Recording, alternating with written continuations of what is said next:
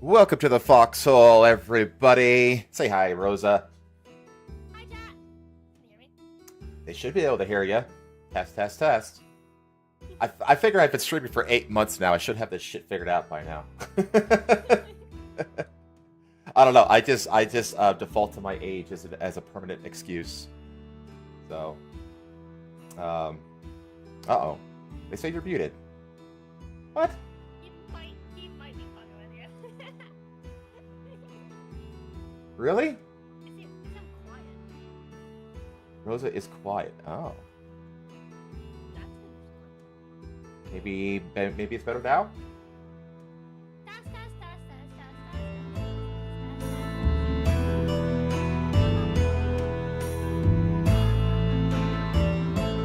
Is it better now?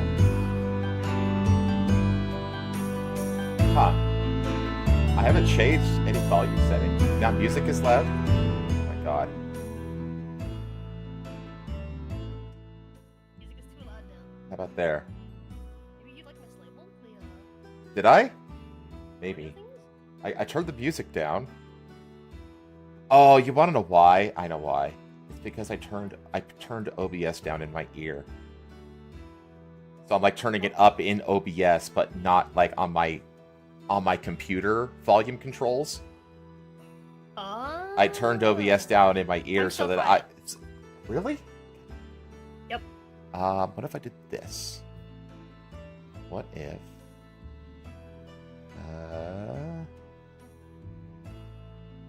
Is there a way to Rose is increase? back. Rose is good now. They say. Rose is good now. Hello. Okay, there we go.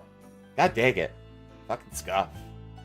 I swear to one of these days, actually, not just one of these days, but like pretty soon. I'm should be by the end of the month, around the end of the month, the Foxhole is going to be an actual like tavern, like it's supposed to be, instead of like this study in the sky that you see before you. I'm getting there, Chad. I'm getting there. Which means you're gonna probably be redoing the entire what do you call it? Like the entire scene. Yeah, to clean up everything. Yeah. Yeah, the scene's gonna get reworked, reorganized. It depends on what the art ultimately looks like. I have not gotten. I'm about to get a draft set up from the artist. Okay. And she works pretty fast. So, and everything is done in 3ds Max and like Maya and that kind of stuff. So it's all like 3-dimensional assets. So if I wanted to be like, hey, can we like zoom in? She can just like take the camera and literally just like zoom into the scene because it's rendered in the 3D environment, which is freaking amazing. That's really cool. Yeah, it's really cool.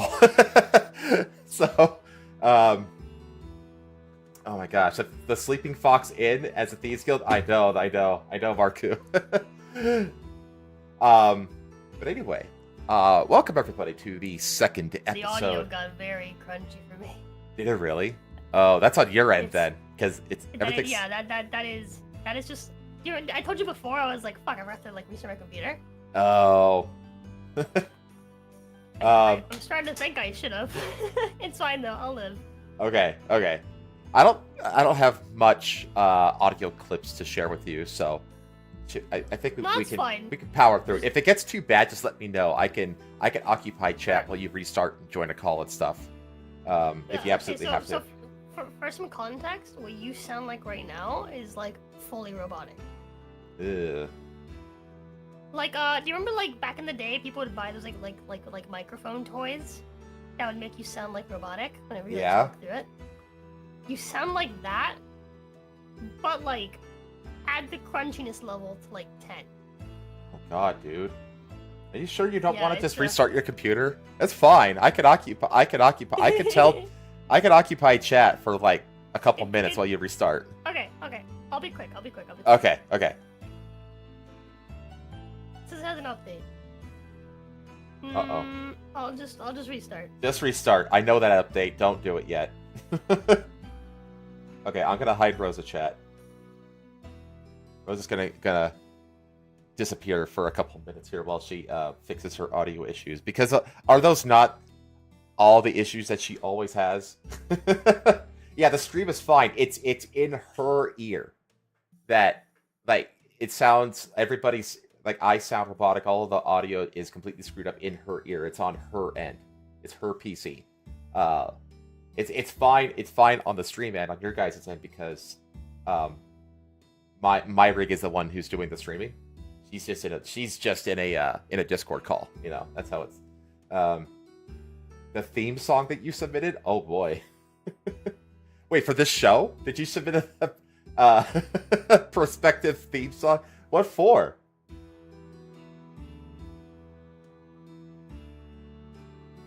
Yeah. Thank you, Tuxedo. Thank you for the confirmation. But anyway, yeah, we are in the second episode of this show. Got a lot of good stuff. I fixed the dono link. So if you go into the description, there is now a Streamlabs donation link that is attached to notifications, I think. I hope. It should all be working.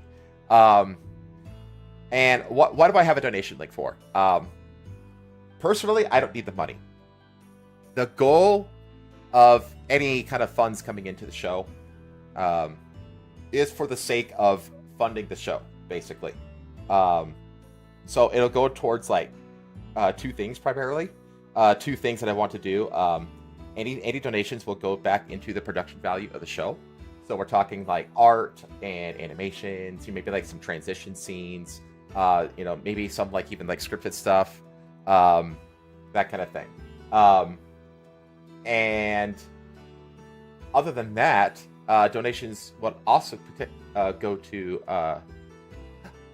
Lazy Viking. Holy shit! Thank you for the $5. It works. Nice. Holy crap! I can't believe it. It actually worked. It took me 8 months to figure out how to make a dono link. Thank you so much. You're the official. You have popped the Foxhole's cherry. Why it did it twice just now, I have no idea. Anyway, oh, okay, Siggy, welcome to the Foxhole, a nice place to slow your roll with the furry and the footbra in tow. I got to really figure out what the actual tune to go with these lyrics are. Let's let this what the last week has given us. Pause to burn our souls. Welcome to the Foxhole. Yeah. I have I'll have to figure out a tune. I'll have to figure out a tune for it. What I'll do is I will feed that into an AI music generator NDA, and I will let the AI turn it into music for us. Got another interview Monday. Still working on Blender stuff. Ooh, I thought I'll get a job or start freelancing 3D models. All right. You got to get onto that Fiverr grind or what? Honestly, I hope you get a job because man, the freelancer grind is rough, man. It's rough. So I hope you could find work, man. I really do. That's cool. That's freaking cool. Hell, I'll probably fucking commission you for something at some point. Let's see. Sounds good. But yeah, the other kind of ambition I have for the show. That funds will help is expanding the show to be more than one time a week. And more time a week means rotation of co-hosts. Full transparency, I pay Roza as I would pay any and all co-hosts on this show. So any kind of donations would also go towards potentially expanding the show to happen more than one time a week. And also getting guests. A lot of people have guest fees. You know what I mean? And I would like to compensate them fairly for their time and their commentary. So that's another thing that donations could go towards. The idea is that the show expands to like a couple times a week, maybe 3 times a week, although that's kind of pushing it considering I have a full-time gig and I'm doing other stuff and I'd like to have like at least 1 hour of free time a week, to do stuff.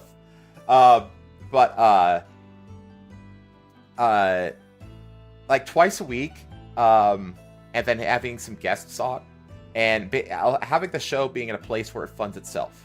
I'd also like to be able to hire an editor that I can take the the time sync from editing videos and making thumbnails and being able to post videos more than twice a week, be more regular with that. Just things like that. Just production, expansion of the show, that kind of thing. That's what the donations were primarily go towards. Like I said, I got a full-time gig that pays more than enough. I don't need the money personally. And outside of that, I would actually kind of throw some ideas at the collective and see if any funds can help out anything going on at the collective as a whole, which is a tertiary goal. So that's what the funding is for. It's that's what I'm trying to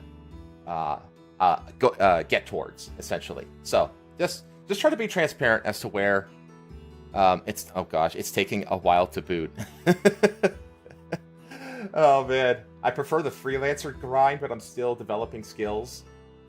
I mean, you kind of have to do everything all at once, right? You kind of have to do the freelance gig. You kind of have to continue developing your skills, which freelancing is really good for. Like freelancing really does kind of force you to have a really versatile skill set. You know what I mean? And at the same time, looking for reliable full-time work. You know what I mean? I mean, that's the unfortunate reality of and being any kind of a creative, as a career. You know what I mean? And getting Andrew Tate on the show, we throw digital tomatoes too. I doubt I have the money to be able to pay whatever his fees are. Oh man. What else? What have I got? Do I have any other announcements? I don't really have any other announcements. It's loaded just a sec. Okay. I want to say the things that I could say things, but I want to save it for the "What did you do this week" segment at the beginning. I don't want to blow my load too early. You get the Emperor of Japan on the show and make him write a haiku. I mean, that'd be fucking awesome. They don't wait. Do they don't have an emperor anymore though, right? Or do they just have the prime minister system, right? It's not like Britain where they have honorary royalty. They don't have that anymore in Japan, right? They got rid of the emperor and stuff, right? They have an emperor, or they have gotten rid of the emperor. Yes, they do have an emperor. Okay. Who the hell is the Emperor of Japan? They have the imperial family. So it does sound it sounds similar to what Britain has done, where they the royal family is mostly a symbolic honorary thing, and not. I mean, technically they have powers to dissolve parliament and all this stuff, but they don't do it. They don't exercise it. They're mostly just PR people for the kingdom. I figured that's what the Emperor of Japan is, which I guess he's doing a bad job at PR because I don't know who the fuck he is. No, the Japanese still have it. I just think it's just a symbolic role now. I think, yeah, that makes sense. Okay. Yeah, there's plenty. I mean, the thing is, I don't have a ton of connections, honestly. There's other people in the collective that do, though. But yeah, that's one of the. Once I get the initial production set up fully, with the new artwork and all that kind of stuff, and all the features that I want to implement, then I'll start okay. Next step is to look at guests. That's the next step after that. So process. I'm a one fox / red-headed middle-aged man operation. I do believe they can take direct command if they have to. I don't know. Yeah, again, that sounds a lot like Britain's situation. It's the longest ruling dynasty in the world since around 600 AD. Wow. I didn't know that. I would have thought that China would have had a longer dynasty, but I guess China has had many, many, many dynasties overthrown over and over again across their history. So, like, what dynasty are they in now in China?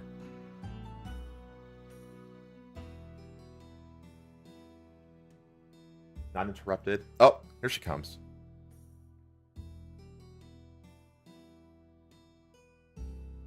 Hang on. I think I need What? to... do I need a new Ninja Link, Genie? Yeah, I dropped a new one, yeah. Okay. Actually, I thought it was like the same one. It is? Okay. Looks like. Interesting. I have to refresh it. Let me, Oh, yeah, there you are. Look at that. There you go. Share your screen again. Somehow we got onto the dynasties of Asia. I don't know how we got here, but here we are. The what? We started talking about the dynasties of China. That somehow we got there. No dynasty in China. I went to Emperor Akihito's birthday celebration in 2015 with a friend. It was very cool. Two guys shouting, Longest ruling dynasty in the Tanohei world. Kabanzai. What? Communist dynasty? Pretty sure the UK's royalty also doesn't use their powers at this point because in the modern world people would take it as seriously as the Mace Usurper Clause. Is it? Okay, I don't know what the Mace. The Imperial House of Japan is the world's oldest continuous royal dynasty, dating back to at least 539 CE. What the hell does CE stand for? No. Anyway. Okay, we need to get... we're down a rabbit hole. We need to get out before we get sucked in. Does everything sound good now? Everything good? Common era. So. Oh. Yeah, that makes sense. Yeah, it's Aide, and then. Okay. Yeah, that's it. It's the equivalent to Aide, but obviously not religious. Okay. Right on. Okay. Okay. Anyway. Rosa's volume's a bit low. My volume's low again. What? Hey! I didn't change anything. You said it was okay when she left. Make it make sense. Oh my god. Hang on. What if I did this? How about now? Say something now. That better, chat? I turned up her volume in Discord. Maybe that helps. Anyway.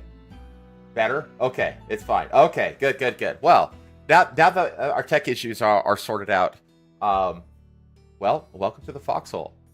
Clang. You gotta pretend that we're knocking. What are you drinking tonight, Rosa? You drinking anything? No, but I could. You want me to? No, you don't have to. Like, I figured just water. I'm drinking water. I am drinking Diet Dr. Pepper. Because as it turns out, chat, we are actually an 85-year-old couple. And all we drink are diet sodas and water these days. And Metamucil. I see. Yeah. Oh, man. You need to share your screen. Oh, yeah. Let me share my screen with you. There you go. All right. You should be good. But before we get to the news, how's your week been? It's been good. It's been really good. It was a little slow. I saw you met your point goal. where I was like, yeah, chat dude, rally. I'm genuinely surprised that we did because we were like pretty fucking far behind. I got really fucked over on Tuesday. Tuesday? No, it was Wednesday. It was fucking Wednesday. Wednesday fucked me over bad, chat. Cause I had 2 streams planned, and I fucking got sick. I had some cheese. Tuesday we ended early because like I could tell that Jazz was really tired, you know.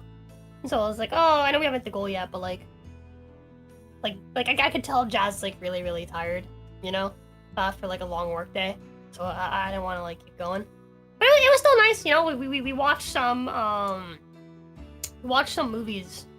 We watched The Expendables. The Expendables trilogy. I don't remember what happens in the 3rd movie because I was very eepy. To be honest, the 3rd one is fucking boring. Yeah, there's a lot of the whole thing with like, oh, like, you know, we have like the new Expendables and like the blah blah blah. Right? That was the 3rd one, right?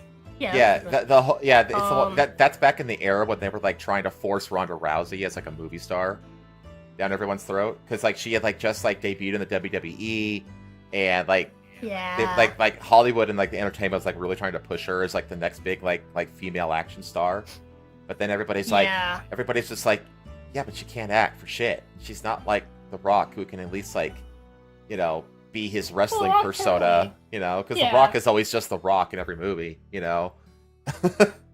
Yeah. I'm glad they stopped pushing her. But yeah, like I remember I was falling asleep at some point near the end. But they got the bad guy, I think. Yeah. Our homegirl took her belt.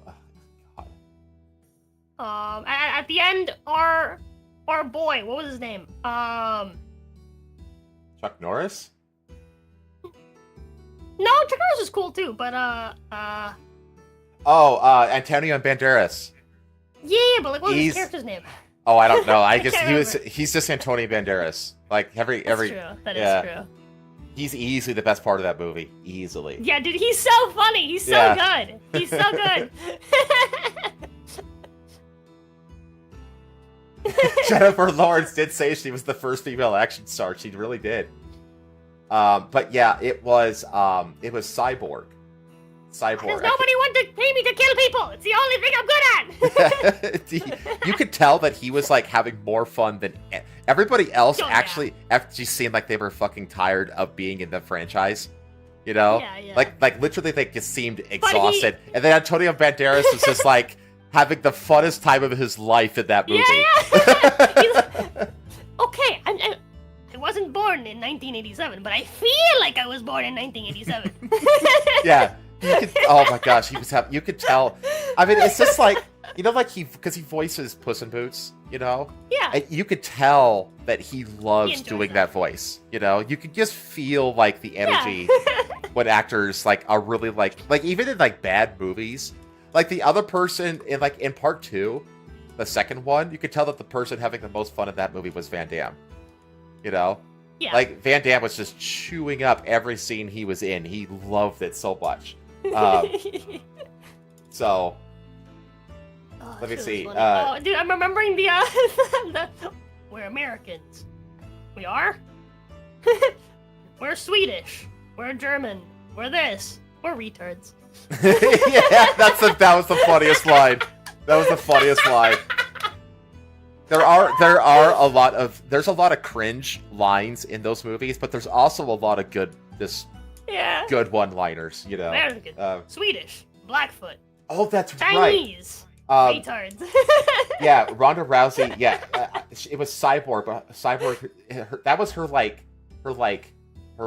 made-up middle name. It's like Holly Cyborg Holmes. You know, they do that where they make up some cringe name and then stick it as their middle name. She's the one who beat, because Ronda Rousey was like on top of like the women's division in UFC. And she seemed like unbeatable, and then Cyborg comes along, kicks her ass, and then her career spirals out of the UFC because she doesn't know how to lose. She gets into the WWE, beats the shit out of Triple H in her debut, and is on top there. But then like the fans kind of reject her there too, and then she tried Hollywood, and that's when she got into the Expendables, stuff like that. Like she just kept jumping from one entertainment sector to another. And her problem is that she just doesn't know how to fucking lose. She can't lose with grace. I see. Anyway. Antonio Banderas is awesome since Zorro. My favorite Banderas movie is 13th Warrior. Oh man, 13th Warrior is fucking amazing. Dude, fucking Zorro's just really fucking good. Mm-hmm. I think that's what I know him from. That and like a few like obscure like novellas.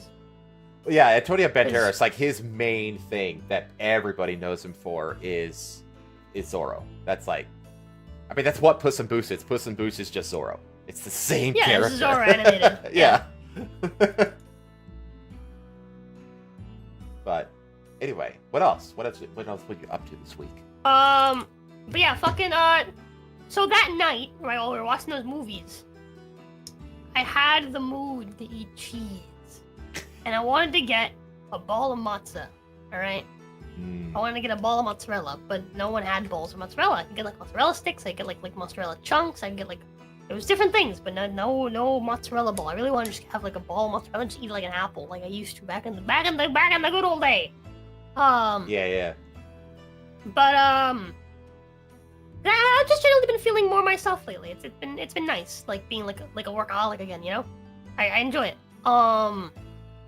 But didn't find any, and then Cryo suggested I get some Baby Bell, and I was like, yeah, fuck it, I'll get Baby Bell.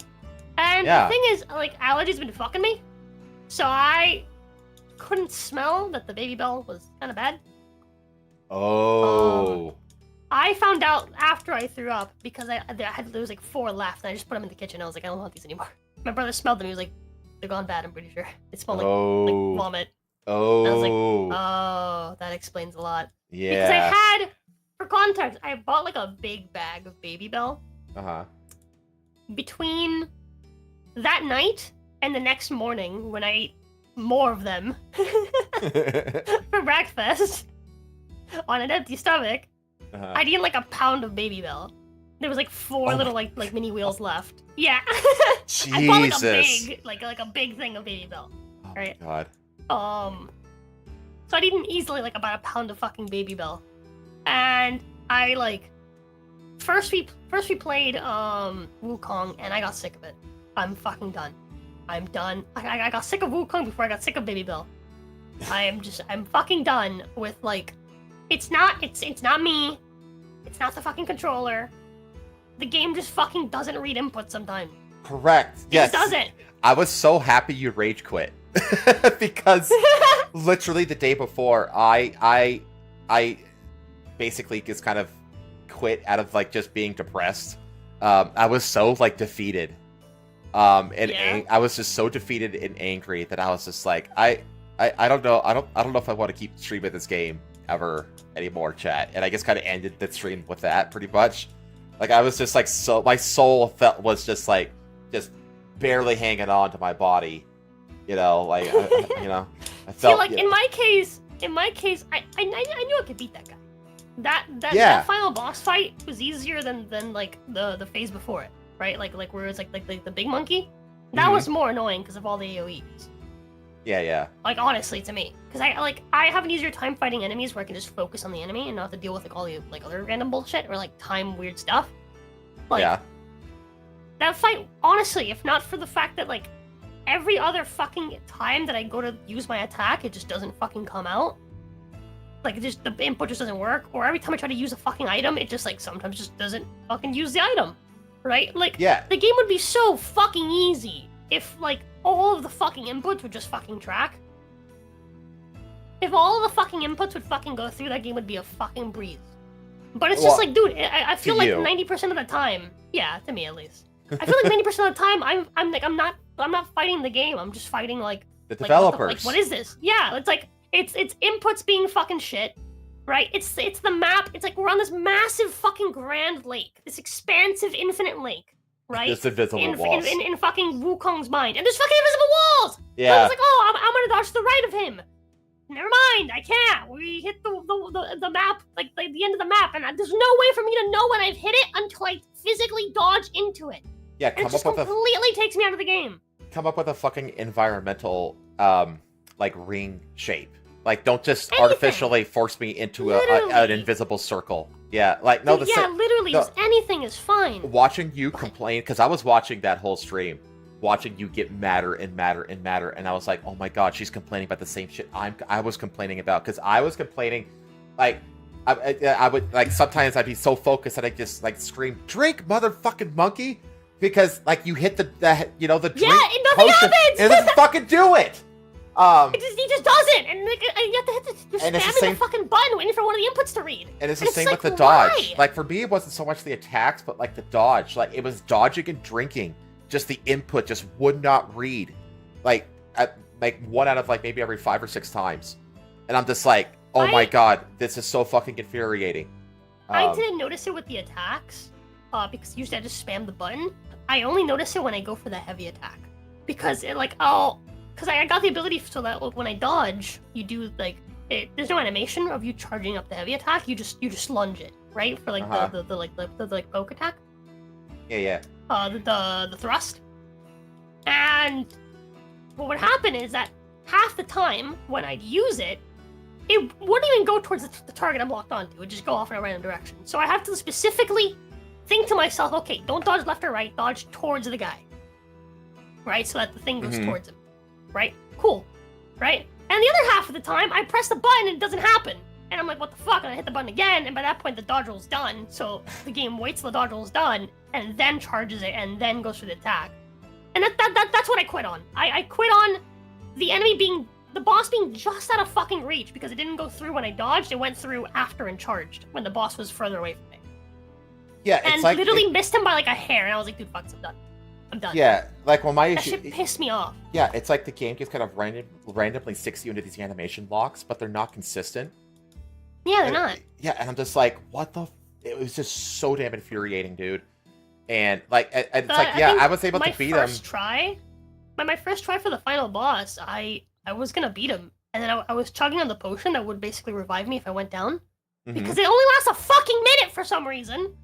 Right? So I'm, like, saving it for, like, when I know I'm gonna die. And it's like, okay, I know I'm about to die. Let me use the potion. And it's like, I press it and nothing happens, and then I died. I'm like, well, fuck. Fuck me, I guess.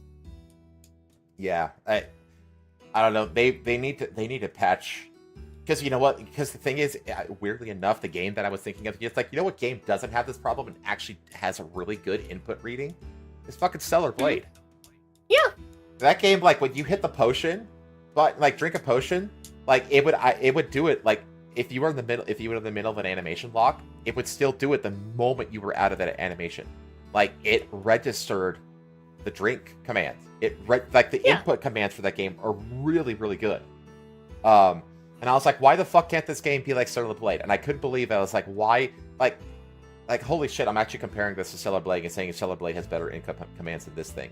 It does. Like, it does. It does. Like, it absolutely does. I love Wukong. I really do love the game. It's a lot of things that they did really, really well. There's a lot of reasons why I personally like it more than Stellar Blade and find it more enjoyable to play than Stellar Blade. But responsiveness as well is not one of those things.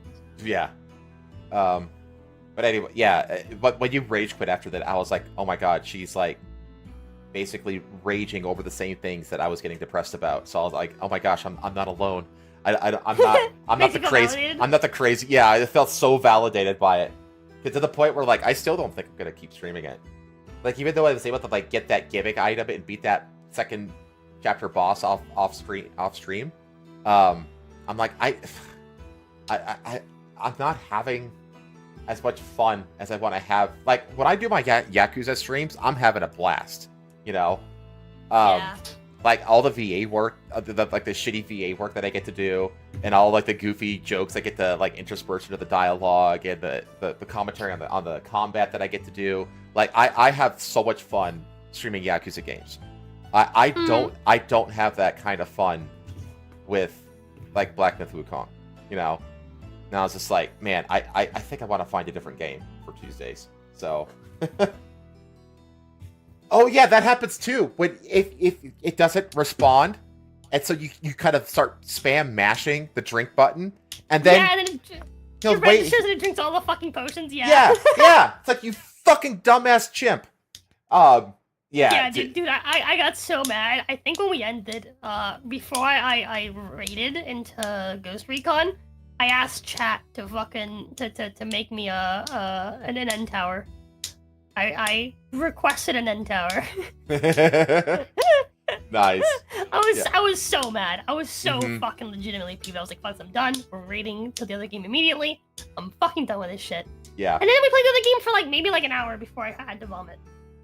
Then the blue bell kept in, and you're like, fuck. Oh man. Dude, yeah, the fucking baby bell was like, you know what annoys me? I was going to the fucking bathroom and like finger blasting my fucking throat, right? Trying to like throw up. Nothing was happening because I just don't have a gag reflex, right? Unless my body decides it's time, it's not gonna come out. So I'm like miserable. I'm fucking like dry heaving. Nothing's happening, right? The second I'm like, okay, I'm ending stream, right? I feel like shit. I get up and my stomach's like, brr, and I'm like, uh-oh. And I run to the bathroom and immediately start fucking coughing up like balls of like just mounds. Not even balls. It's just mounds of like cheese chunks. Like, I'm talking like, it's not thick enough cheese chunks to be like a full thing of cheese, right? But like, it's definitely thicker. It's definitely thicker curds than what I chewed.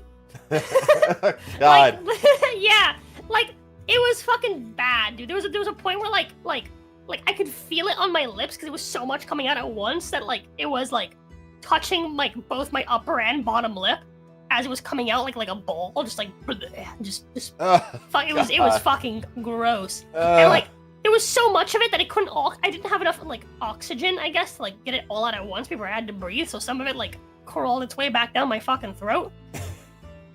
It was not a great time. It was not a great time. I sat there, I vomited for like a solid like I think I vomited like 3 or 4 times before I was finally like everything was out, and it was just like a mound. It was like easily like a pound worth of fucking cheese curds just sitting like in the fucking sink. And I was like, TMI Rosa, but, Jesus. But yeah, oh my gosh. Fucking, I just went to bed until it was time for the podcast. Yeah. And yeah, just not a great day. Very, very slow day. Which kind of like really like it forced us to be really, really behind for the week. So it really, really didn't seem like we were gonna do it. I don't remember what happened Thursday. What did we do Thursday? I don't know. All your streams kind of blur together to me. Thursday we didn't do Dark Souls. We just did Nier all day. We did Nier all day. Needed. That's what it was. I worked on D&D, which was really, really helpful because, I mean, none of the things I worked on ended up happening during yesterday's session, because we had 2 D&D sessions this week. We had the normal one on Monday, and then we had the members only one. And the one on Monday was pretty brutal from what I remember. Oh yeah. So I had been sneaking assassins into the party throughout the location they've been in. They were right to suspect the people, right, that I snuck into their party recently. What they didn't expect was that one of the weapons I gave them was secretly an assassin. Oh. That can shapeshift it. Yeah, it's an assassin that can shapeshift into items. It's a good thing that they killed him immediately. Like Jacob's character, the paladin, smited that fucker immediately because he definitely would have come back in another form. And the party would have very likely fallen for it again. Oof. Well, maybe not, because maybe they'll actually listen to their magic sword that can detect evil. Yeah, you're making them paranoid. Yeah. So like, they're doing the whole DMing, making everything a mimic that makes the party paranoid about everything around them at all times. Kind of. So I'm kind of doing that with the sword, where the sword is constantly like, yes, kill this thing. Like he reacts negatively to anything that is of an evil race or like an evil species, right? The Wizards of the Coast. The Wizards of the Coast would not approve of that. Fuck. I know. But, not evil species, right? But like he reacts to devils and undead, right? He reacts to fiends and undead the same way, regardless of whether they are secretly good or not, regardless of how they act, regardless of their actions, right? He's like, yes, you should kill the devils. Yes, you should kill the undead, right? So he's very, very righteous in that sense, right? Anything that is the like of an evil race, right, or an evil creature type, that's better. He will be like, yes, kill it, murder it, and he'll use the same terminology. He won't be like, no, for real this time. That one's actually bad. Like he's exactly the same way for everything. So because they're used to him doing that, they did that for Kieran, who turned out to be a good guy, right, and helped Patho, Patho's character become like a cleric again, right? He did that for Jazz, who we all know is like probably the goodest guy in the party, right? Just because he's a devil now, right? He did that for Evelyn. He did that for Stella, right? So the party's used to like this guy, just like, yeah, he's just mean to anything that's like undead or a fiend, right? That's just how he is, right? So they take every time that he's kind of an asshole, like a pinch of salt. He called out. He was like, yeah, that weapon is evil. I can't tell you what's wrong with it, but it is evil. I'm certain of that, right? And they were like, yeah, whatever, shut up, right? They ignored him, right? He called out he called out that the assassins that joined the party were evil. They're like, no, like they just got turned into demons and stuff. Like they were tricked, right? The party never did any sort of insight checks to find out if they were lying or not. No. So they just assume that the sword is being its sword, like usual. So as a result of this, eventually comes the moment where not only are they being backstabbed by the assassins that have entered their party, but one of them has the ability to mind read and was able to learn Jazz's character's true name and take over him. God. And use him to fight the party. So now the party was basically fighting for the majority of the fight. They were not only fighting a fuck ton of assassins that are like, you know, they're actually not much higher level in the party. They're actually lower level in the party, but obviously they're specialized to what they do. Yeah. And so they deal a fuck ton of damage even if they don't attack very much.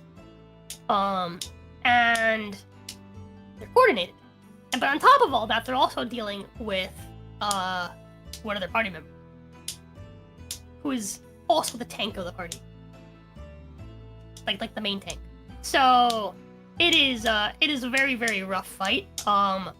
One of the players has died. One of the NPCs has died. The other two NPCs are both unconscious. And of the remaining 3 players, 2 of them have less than 10 HP. And one of them, which is the Aide, the cleric, has like 5 spells. Things are not looking good for our party, chat. Oof. What is that clicking sound? That's me. I'm stimming. I'm slapping my bottle opener against my knee, and the wooden handle is like not completely stiff to like the bolts, and so it clicks when I slap it against my knee. Oh, okay. It's a Roza to make a blade of racism. Not exactly. but yeah, I think racism plus 2. It's them, right? So they've managed to kill. They killed an assassin really early on, when they entered the area, like the domain. And they managed to kill 3 more during the fight, but that still leaves them with 5 assassins. 2 of which are at full HP. One of those that is willing to be an ally of theirs if it looks like they're winning, which it is not. I don't know. 2 of them that are bloodied, but obviously they're, you know, vampires. They'll keep healing as long as they're not taking radiant damage. And one of them that has escaped, along with the souls of the other player and another NPC that the assassins killed. That's killed another NPC beforehand as well. God. So, yeah, things are not looking good. I think in total they have 4 dead. 2 of the assassins, ironically, the same 2 assassins that killed one of their NPCs, the wolf woman, the werewolf woman that was like hauling their cart, and Jazz's puppy. I had the assassins kill this puppy. Asta made a meme that's just like it's Jazz's character like, you wouldn't kill a puppy, would you? And then it's me, it's Roza, like stabbing like a puppy. It's like, yeah, to your face, why? Yeah, I see that meme. Yeah. But and those same 2 assassins are the ones that also happen to have killed Asta and the other NPC during this fight. So yeah, things are not looking good for them because that guy managed to escape, right? But currently there is a daylight effect. That's one of the cleric spells because she's a light cleric. And for all they know, he could be just outside the effect, looking in on them. Because they can't see out past the, like, you know, like when you're in like a bright area and you try to look into like a dark corner, you can't really see anything because your eyes are adjusted to the light. Yeah. Basically that. They can't see beyond the light, right? But creatures outside the light can look in. So there's every possibility that he's just kind of flying up there beyond the light, just healing and just waiting for his chance to come back. So there's every chance that it's just the 3 of them versus 4 assassins, maybe 5 if they can't convince the other one to take their side. Not looking good. And this is why the next one is being titled Party Wipe ? Yeah. It could be the end. It could be the end of, how long has this campaign been going? Like 2 years now? It's gonna be 2 years in October. October Okay. 2nd. We'll make 2 years, so close to 2 years. Wow. Crazy. Fucking episode 63 might be it, chat. But anyways, and yesterday we did the one-on-one campaign with the J, who's a member of the same party who has gone off on his own on a side quest, which we're doing the members only quest, or the members only story. Side story. He's gone back to the desolate desert of Harakir, only to find it's actually been completely terraformed by its new dreadlord into a bustling jungle. So where once Harakir stood for the lack of life, Harakir is now stands for the abundance of life, the overabundance, as a matter of fact, because the dreadlord has basically destroyed the balance of life and death, so that he can basically overgrow the place into a hunting grounds for himself. And Cal has been trying to hunt, trying to first off power up his goddess ally that he has, but he was about to start hunting, and he ended up encountering a giant fucking crocodile that just does not give a fuck. Of all the things. Yeah, it was a giant. Basically, I created for this side story. I created 5 bosses. Sorry, 15 bosses. My bad. 15 bosses aside from the big bad. For him to hunt down. They're all just they're all animal themed. They're all like great beasts, right? And this one is basically imagine if a crocodile was massive, right? Huge, gargantuan actually, to be specific, right? So think I guess the big crocs from history, like Jurassic area, those fuckers, right? Okay. But it's effectively a tank, literally. Its scales are iron-like. Yeah, so it's big and blocky, and it's basically a literal fucking tank. And that's basically what he's fighting. For some context, so they managed to just kind of stun this thing, just kind of have it on the spot, where and I, the Afridi, the really really sexy Afridi that I had a really nice heart made of, had summoned a firewall around it, right? Lee's another NPC used heat metal on its scales because its scales are metallic. So this fucker is on fire, sitting inside of effectively a fire tornado, while being whacked at by 4 different people. One person's throwing fireballs at him, another person's hitting him over and over again with a dagger and a sword. Another guy's hitting him with a pike, stabbing it. Elise is fucking just shooting fucking fireballs at it, explosive fireballs at it. And he just chilling. He just chilling. He just yeah, this doesn't hurt. It took fucking forever, and then it almost escaped. But one of the other great beasts from last session that basically went and destroyed a massive part of the city, came in and actually finished the job for them. Oh, that's convenient. Yeah, the kill isn't gonna count towards his completion because he can't take the full corpse of the creature to where he needs to for it to not be able to basically be revived. Okay. Because the whole thing is Egyptian theme, and so basically the concept is that the Dark Lord is abusing Osiris and forcing him to bring back the great beasts from the dead, so that he can eat them again. So you can hunt them and eat them again. And that's why they've become so massive and powerful, because they keep coming back to life and continuing to gorge. Oh, okay. And they become mutated basically, right? And what's his name? Anubis, who's the one that judges the dead, whether or not they are worthy, has been limited to his shadow, so he basically can't cast his judgment on the creatures that die and prevent his father Osiris from bringing them back to life. Okay. And so Cal's job is that he has to kill these great beasts and then drag their corpses into the shadow so that they may be judged by Anubis as unworthy, and so that they can no longer come back. Got it. Okay. So because of the fact that it wasn't finished off by him, and also he kind of went unconscious as the fight ended, He's gonna have to eventually. He's gonna encounter that thing again. He's gonna have to encounter that thing again and fight it again. It'll probably be a little bit bigger. Luckily, maybe. But luckily, he was able to use its tide to have Elise, the Master Craftsman, make him a cool new shield, which is gonna boost his AC by a big chunk and make him a lot tankier. So yeah, he still has a benefit from beating it. It's just he does have to fight it again. He might be the only one left of this campaign. He might be at the end. That's true. Never split the party, chat. Never split the party. Never split the party, chat. This is like rule number 1 of D&D is never split the party. There is, for better or worse, there is actually Aida has come up with a way to basically prevent the entire mishap from ever occurring. Okay. The entire assassin fight. Well, maybe not the entire assassin from occurring at all, but like from being as difficult as it is. And that is that she holds the Fates card. Okay. She tried to use it once in the past to undo the death of Gilgamesh, the golden scaled goblin. Okay. Hobgoblin? Goblin.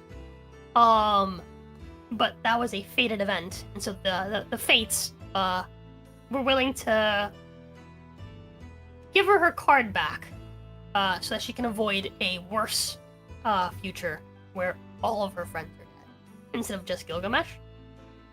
Okay. On the condition that she accepts Gilgamesh's death. And so she took that deal, and so she got her card back, so she still has the Fates card on hand. And this might be an opportunity to use it.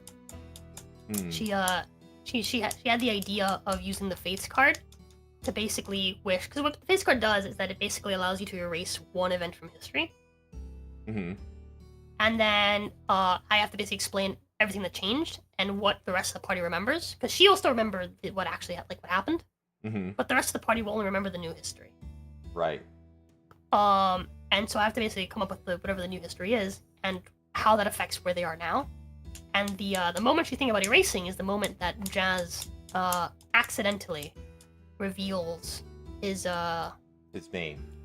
Yeah, his devil's true name to the assassins. Because having Jazz to actually help with the combat is a pretty major thing. Yeah, it's a huge thing. Yeah. Okay. But yeah, It will be interesting to see how that affects things if she does end up going for it. Right on. Anywho, that was fucking load of fun, right? Just the double D&D sessions this week, just because we were gonna do the J's last week, but we ended up pushing it back because we had to do Warhammer on Friday last week instead of Tuesday. And so we had to do this this week, and then we'll also do it again next week. So next week we're back to the J. Okay. So that's gonna be fun. And then today we played King of the Castle. And dude, I fucking love. I know. I wish I could be more a part of it, but like Saturday, like before. Yeah, like, I get you. From between when I wake up and when I have to start prepping for this show is like one of the few times that I have during the week to just have to myself. So. Yeah, I get you. I take advantage of that. That's super valid.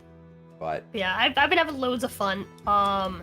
So today we continued on the reign of Ragna, who last week took the throne after being, well, basically the Northmen assisted the coast in revolting and taking the crown from the south. Mm-hmm. And because the North had a stronger military, they put their heir right on the throne. And so that was Ragna, right? Ragna's rule was difficult, but eventually she pulled through at the end and was able to stabilize the kingdom and make the trade good enough that she could get a bunch of spies into all the nobles' houses and take over. She clearly taught her son, Ragnar II, the same, because Ragnar II led an age of peace. Like, quite literally, nothing went wrong. Wow. Like, down to the end, the stability in the kingdom was a 10 out of 10. the entire fucking time, pretty much. Oh my god. And yeah, and then at the end, he's given the choice of basically like either doing the same thing that his mother did, or trying to basically become more of like a man of the people, right? Basically like help like the farming and stuff like that. But the farming wasn't as high as the trade because the trade was already still really high from the previous reign. He was like, fuck it, just do what works. And so just same thing as his mother, just filled basically all the noble courts, all the noble houses with spies, and led an age of peace. It was so prosperous that the nobles themselves voted to fucking pay to carve his face onto the side of a mountain. Wow, fucking Mount Rushmore his ass. Yeah. Like, because he didn't want to pay for it. He was like, if you guys want to, you guys can. And then everyone, I think half of everyone voted for it. And I was like, well, fuck it at that point. So they did it. It spent it was like huge amount of money. It wasn't done in his lifetime, but his son, Ragnar III, who was a little shit because by that point, there has been no war or no difficulty, right? In the kingdom since the time of his grandma. He's a little fucking schnob, a little fucking cunt. And so it was constant, just nonsense after nonsense, right? He tried to after he agreed to marry a woman, he tried to seduce a fish folk that was gonna be marrying the king of another kingdom. And then when that didn't work out, he basically objected to the wedding at their wedding, which led to a lot of shit. He hired pirates to fight the pirates from that other kingdom. Just lots of dumb nonsense. Honestly, he got further than I ever thought he would. It's kind of wild. He actually got kind of really far. Yeah, he kind of got by on that RNG. Yeah, he had an heir and everything. He actually ended up adopting an heir because he's just not really interested in his wife. His wife fucking divorced him. I'd never had a divorce before happen. Oh, but wow. His wife fucking divorced him. Yeah, shit was fucking wild. On the upside, the face carving of his father was finished, within his lifetime. So there you go. While the family was still in power, they did finish that carving, so everyone can remember good old fucking Ragnar II, King of Peace, who actually, before he actually finished his reign, discovered the truth of the gods, which is kind of interesting. Interesting. We found out some really cool lore, and that is that apparently the ninth god, right, which is the god that everyone believes in except for the Northerners who still believe in the old gods. But the ninth god actually took over by tricking and assassinating two of the other gods. Ooh. So we found out some really really cool lore that way, because the old gods basically spoke to they were having plays basically every night, and so then after the play happens, it asks you do you know who I was portraying in this play, right? And I'd piece it together just from what they were saying. They weren't mentioning being gods or anything like that, but it was pretty obvious what was going on. And I was like, damn, you're playing the ninth god. And it's yes, the ninth god betrayed killed this other god and then assassinated this other god, but after they took his side, they betrayed him, and then they drowned my lord, this god, right? Because the ninth god had basically killed the other 8 is what happened. Okay. And taken over divinity for himself. That sounds like fucking Sauron with the rings. Yeah, it was pretty cool lore to just kind of have just out of nowhere. The whole thing was basically that people were going to see this theater would die in 6 days, right? And so I had the option I can close down the theater. I could this. I can just pretend it's nothing. And I was like, no, fuck it. I'll go to the theater myself. So I went to the fucking theater. Fucking Giga Chad, Ragnar II. He really was the Giga Chad meme too. He bro, it was blonde hair, beard, green eyes, the son of mustache, right? Yeah. Fucking Chad, only for his son to cock everything up. And now we have a new northern woman, because the north is just simply just the strongest. Yeah, Because that's the faction the I was military in. tends to be high. Yeah, the military tends to be really, really high. But their faith is low, or their farming is low. So ironically, so you know how like the coast is typically like the trade, Yeah. right? Like trade capital, right? And then the south is typically where all like the religion is. Mm-hmm. So we started Ragnar II's reign with 1 in trade for the coast. I think it was like a 9 and like a 7 for the other 2 places. So coast, which normally is like the trade place because they have all the ships, Had and no stuff, trade. the ones that like go and trade, had no trade, right? We started with a 1 for religion in the south, which is for context, the north had 3. The north had more faith than the 2. south. That's not Yeah. right.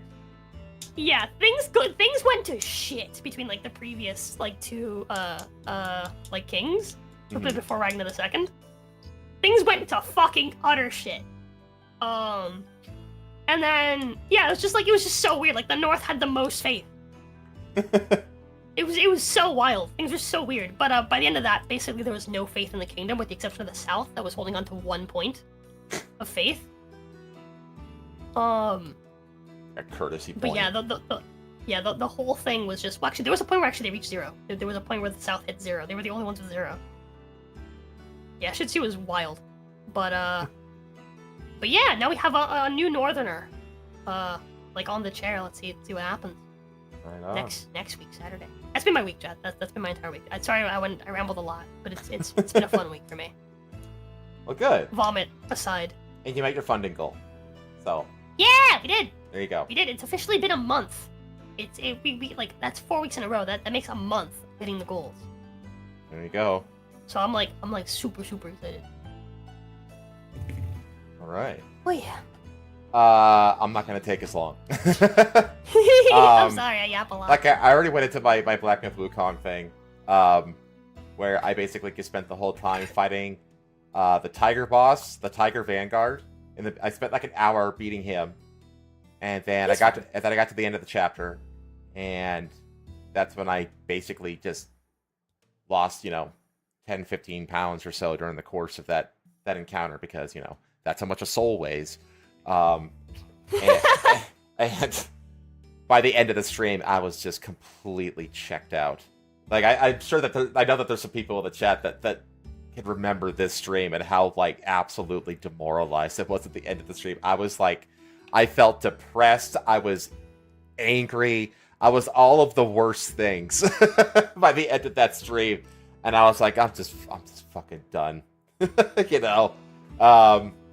then we bounced back with Yakuza on Wednesday, which is always fun. We actually finished Yakuza 4. So this week we start Yakuza 5. That'll be fun.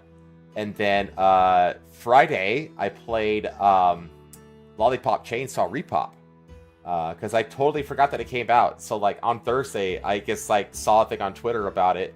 Somebody was saying like, hey, like they didn't censor it, or or whatever. And I was like, oh my god, I forgot that was coming out. I want to play that. So I made a quick little lazy as fuck thumbnail, and then just played that. And I got about a little more than halfway through, because it's not like a super long game. Like you could beat the whole game in like 5, maybe 6 hours. It's not like this super long involved game. It's just a short little thing, but So I got up through the second of the 4. So I'm gonna finish it on next Friday. Epic Yakuza finale. Yeah, dude. Like I don't, man, dude. Yakuza really is like one of my absolute go-to comfort like series, and I've never played it like the series like back to back before. And now that I'm like all the way, I finished up Yakuza 4, which was like, it was really like epic. Like Yakuza games do a really, really good job of like, you could end the franchise on like literally any game and it would work. Like they do a really good job of like letting the games like finish and not like have all these little like teasers for like, oh, this guy, he got loose. I wonder what's going to happen. You're going to have to find out in the next game. They don't do that. They let the games just end, with like, no loose ends and stuff like that. So they do a really good job of like of closing out games and also allowing, because like the world, there's so many characters and the world is so vast. There's so many characters with so much depth and intrigue that they can pick it up, for the next game. There's enough in the world to just keep going with it without having to like leave all these loose ends and teasers for potential plots in the future. Like they don't have to do that. So yeah, that's been fun. So I get to start Yakuza 5 this week now. And then in real life, aside from when they managed to not disarm the villain in every rooftop scene, yeah, this is like I think the third, because there's Yakuza 0, 1, 2, 3, 4. So I've played 5 Yakuza games now, and I think 3 of them have ended on the top of the Millennium Tower. Is that just like a common thing? Yeah, it's just like a really common thing. Like it's because the Millennium Tower is like this giant tower that sits like right smack in the middle of Kamurocho. It's like this massive skyscraper. It's like it really sticks out, and so like they always find an excuse to like end every single Yakuza game or most Yakuza games somehow on the rooftop of that skyscraper in the middle of the city. But the thing is that like the thing about Yakuza is that it's very much a it's very much like a Godfather-esque like crime melodrama. But it also has like when it comes to the main story is written very, very seriously and very, very like character-driven, emotional, very, very serious writing. And then all the camp and goofy shit is all off to the side of that. To the point where like really like the only serious part of the game is the main story. Everything else is just goofy nonsense for the most part. That's fun though. Yeah, that's what makes Yakuza though. Is that it knows how to balance the goofy with the serious. It just does and like I said, like I really love streaming those games because of like I get to do voice acting. I VA the entire game because it's all in Japanese, so I just VA over the Japanese dialogue, and it's like really, really fun to do that. And then so I get to start Yakuza 5, and then in real life, the big news for me is I finally signed all the closing papers for the sale of my house. So I am going to be officially homeless on the 21st. Oh man! Yippee! Yeah, it's like I've been living with my parents in their spare bedroom since June. And I will probably be here through the end of the year, to be honest, because the housing market is kind of slumping right now. It's going down. Like what happened with the place you were getting in Florida? Well, I haven't like looked for a place in Florida yet, because I had to. I'm focusing on selling the place first, I see. So now, like in the beginning, like in late September, early October, I can actually finally begin actively house hunting in Florida. I first when they had a place like lined up already. I feel like you told me about that. I wish they would stop dragging Kiryu back. The poor guy deserves a happy ever after and some rest time to find a new character to be the focus. Well, that's what the whole Like a Dragon games are. The Like a Dragon games are basically allowing Kiryu to sunset. Like he is one of the characters in the second one, like one of the main party members in the second one. I actually haven't finished it, which is I guess technically Yakuza 8 or Like a Dragon 2, however you want to title it. But he, I guess it's been months now, but he has cancer in the last one, so he's like dying. But like the whole thing about the Like a Dragon stuff is that they're shifting to a new main protagonist that's not Kiryu. They're shifting over to Ichiban, which is Kasuga? Yeah, Kasuga is his name. And he is the thing that they did. They actually do a really good job because they don't try to make Kasuga just like the next Kiryu. Kiryu 2, yeah. Yeah, he's not Kiryu 2. His personality is completely different. He's not a stoic. He very much wears his emotions on his sleeve.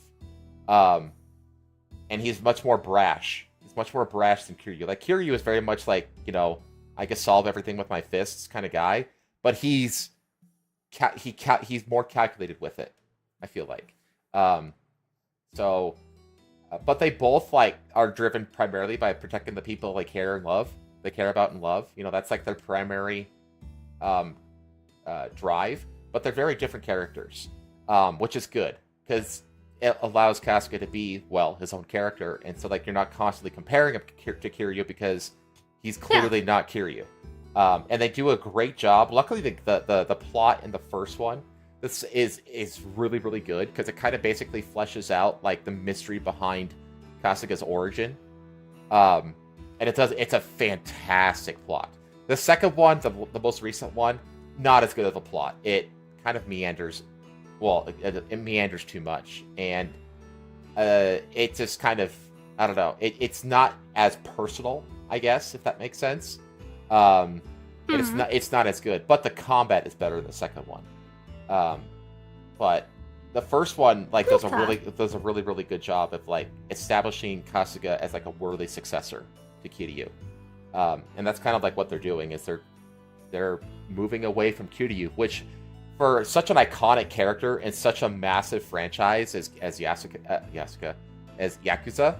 Yes, Yasuke. He's the new leader of the Yakuza. He's the new Yakuza man. Don't you know? Actually, Yasuke invented the Yakuza. Did you know that? He invented the Japanese. He was the first Japanese man.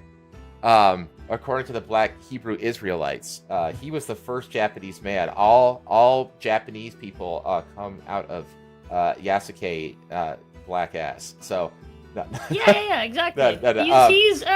He's the Yakuza tradition of tattoos. That is because the black men get tattoos in prison, and that is why the Yakuza get tattoos. Yeah, exactly.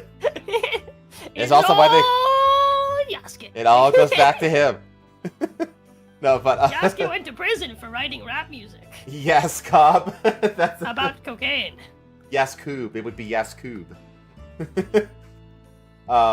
Yakub created and praised be upon him and his giant skull. Yes.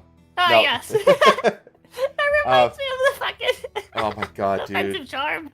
Dude, the whole Yakub thing. Dude, Count Dankula dropped a video recently that's like almost an hour long, and it's just nothing but like who Yakub is. The whole like. Oh, dude, I need to watch that. Dude, it's literally the whole theology behind like the Black Hebrew Israelite like religion. Like black supremacist alien religion, and it is the most bonk. It is like it makes Scientology look normal by comparison. That's how insane it is.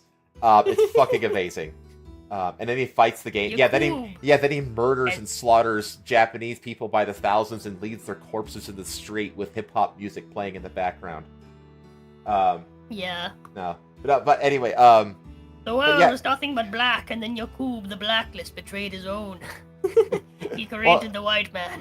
Yeah, so that's the whole thing. It's like Yakub was like this scientist or whatever. He was like this mad scientist that like invented white people. That's so deranged. It's so fucking hilarious, dude. But anyway, so anyway. I like it. I want to believe this lore. I know, right? I want my reparations.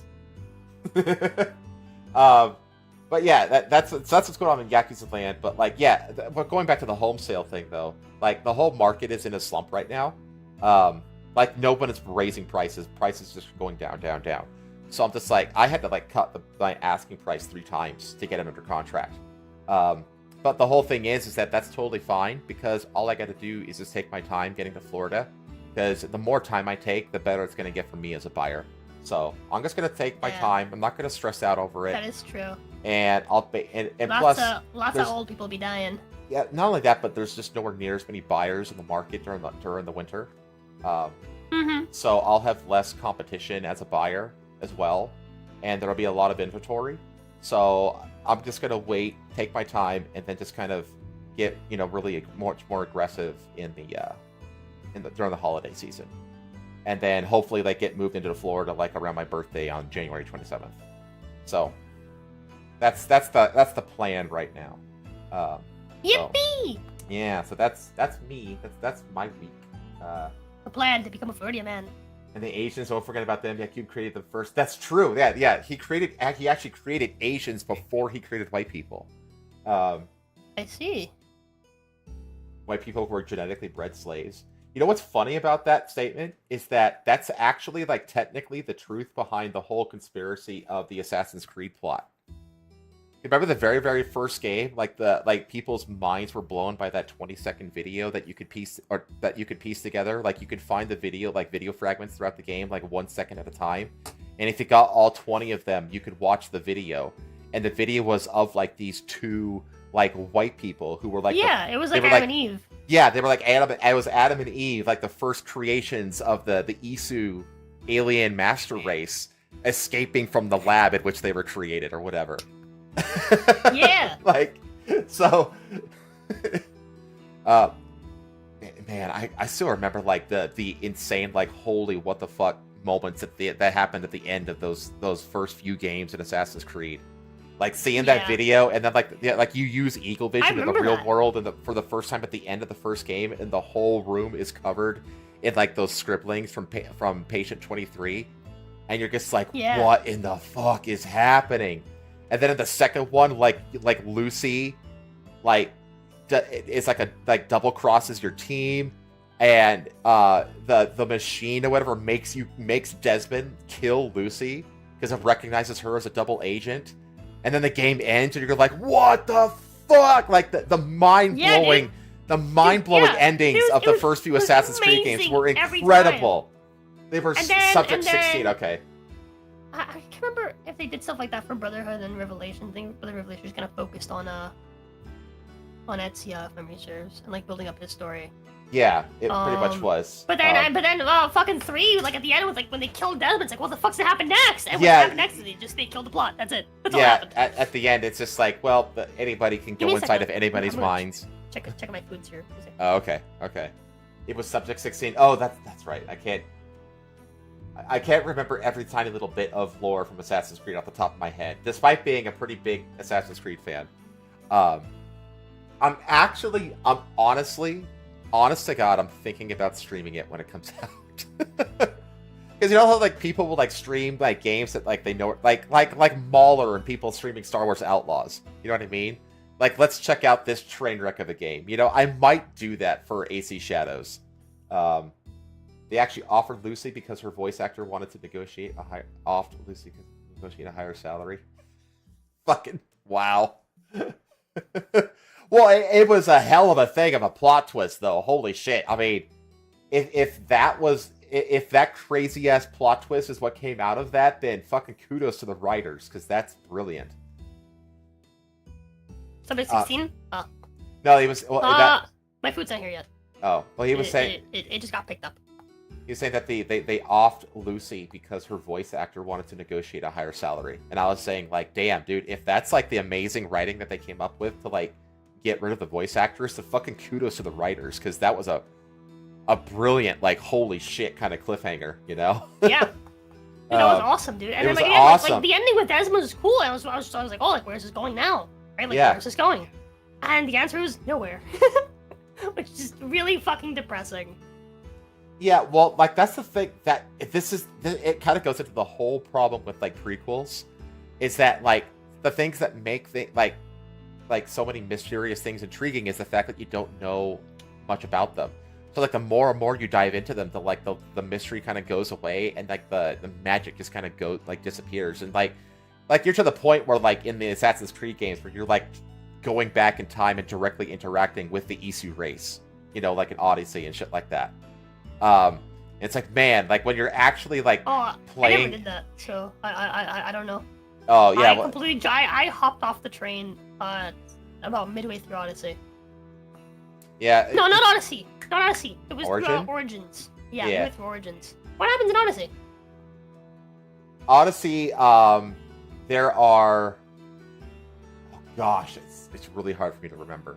I know that the artifact is like the it's like the spear that I think it's the spear that pierced Jesus's side when he was up on the cross or something like that, and because like the spear has like the blood of Jesus on it or something like that, it grants like eternal life to whoever wields it or something like that, and that's like the artifact. And so like what happens in Odyssey is you basically acquire that spear, and then you like kind of you're like stuck in stasis or something like that, because I know in Valhalla you end up in like the chamber, in this chamber that you unlock, and then inside of it is a living, breathing, whatever the main character you had for Odyssey was, because she's been staying alive in like this stasis like this whole time, and then she gives the spear to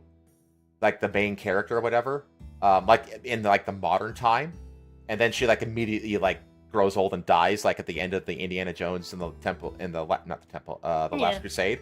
And then the main character like goes into like this like realm with one of like the Isu people, like basically like doing like programming or some weird nonsense to like figure out like one of like infinite like multiverse pathways like to like prevent the end of the world. I can't remember. It's fucking retarded. It's all retarded now. Because so it's too complicated. It's too they overcomplicated it. And the games suck. So for the no. Well, the games aren't Assassin's Creed games. They're just RPGs. And even if they're good RPGs, which arguably my food is here now. Oh, okay.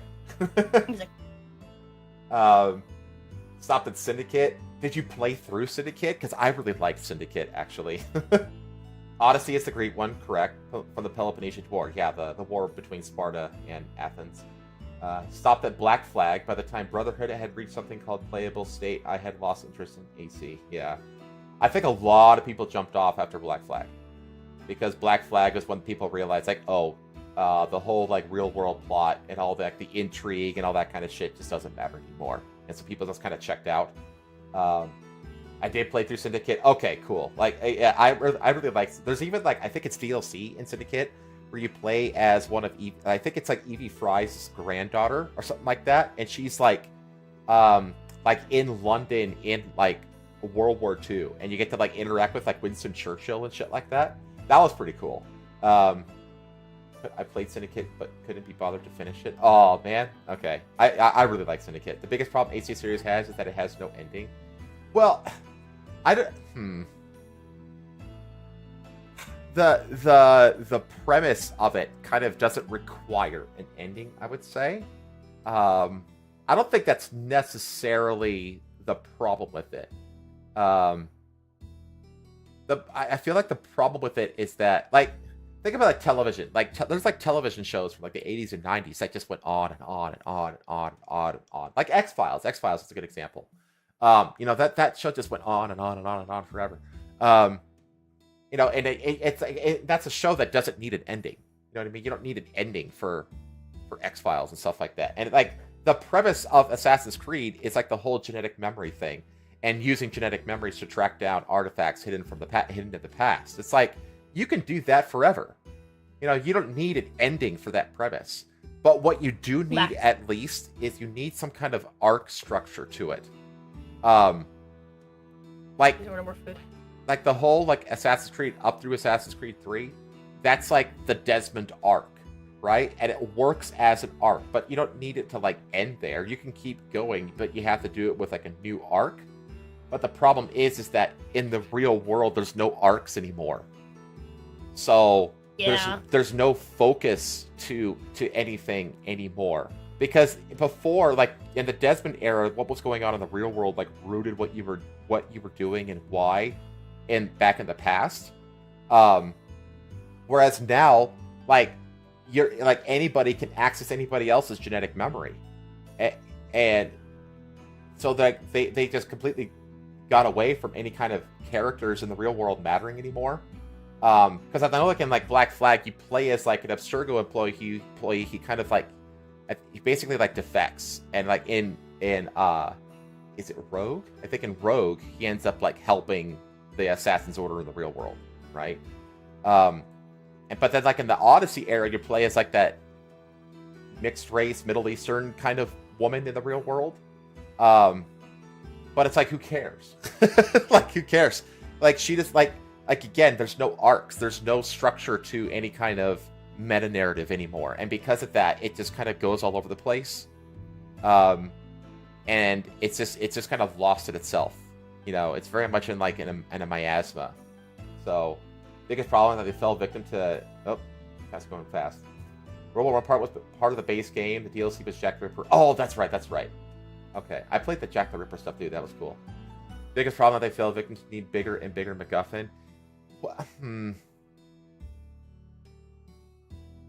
Yeah, I mean, well, the thing is that one of the things I do like about the later games is that the MacGuffins... Wait, the Jack the Ripper section? Yeah, in Syndicate, there's DLC where you hunt down Jack the Ripper. I never finished Syndicate. I kind of go back and play it. Yeah, I've been like since I've been like playing like older games, from using like my PS3 emulator. I've been thinking about going back and playing like a bunch of like games that like I liked but like didn't like finish because like other games I liked more came out and stuff like that. Okay, yeah, I consider and Syndicate's one of those. Yeah, Syndicate and Rogue are in my opinion, the two most underrated and underappreciated Assassin's Creed games. So,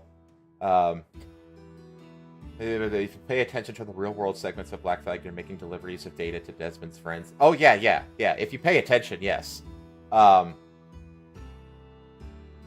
Like, you're kind of like an inside agent, basically. Yeah.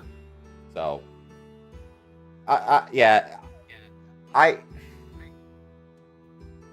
don't know. Assassin's Creed game really does feel like it lost its identity. It's really lost. I feel like Mirage was like a worthy attempt to get back to its roots, but it wasn't enough. I'm sorry, it just wasn't enough. And the game just played like fucking... It was so bugged. It was so fucked. Oh yeah, it was buggy as hell. I do appreciate the fact that that game, even like when you're maxed out on your like stats and abilities and stuff like that, if you get surrounded by like 3 or 4 guys, you're like in trouble. Like, that game like kind of went back to like emphasizing stealth, which I really appreciated. But outside of that, it was really forgettable. So, yeah, and like even to the point, it's lost its identity to the point where like in the newest trailer for Shadows, like if it didn't have the AC logo at the beginning of the trailer, you would never have guessed that it was an AC game, because there's nothing. They don't have the Assassin's Creed like hoods. They don't have like the little beaked hoods. There's there's like no stealth showcased in the trailer. There's no eagles, or there's no like bird companions of any kind. There's no jumping into haystacks. There's none of the DNA of Assassin's Creed is in the trailer. You know, because it's like it just doesn't have the identity of Assassin's Creed anymore.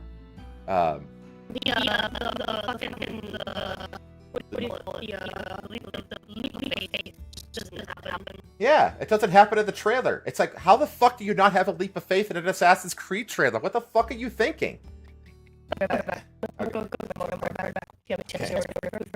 Oh, okay.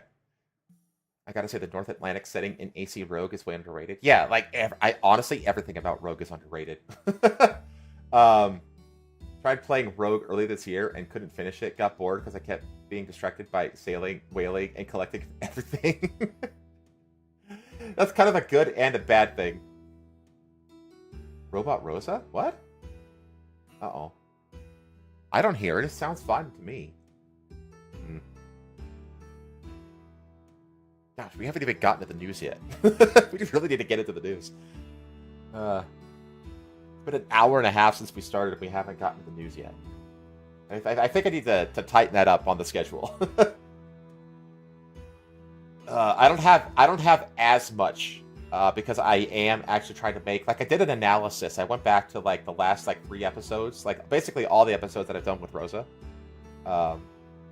and I did like an analysis on like how many articles were covered and how long it takes to do an article on average.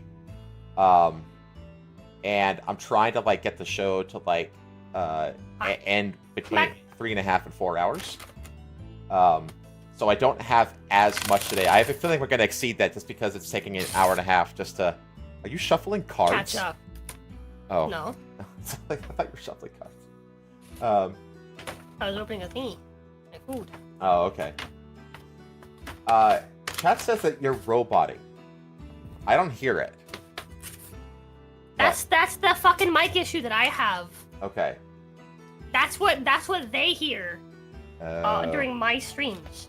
You have to like reset my audio. Oh, okay. Let me do that. You officially also have the problem. Hang on, shut up for a sec.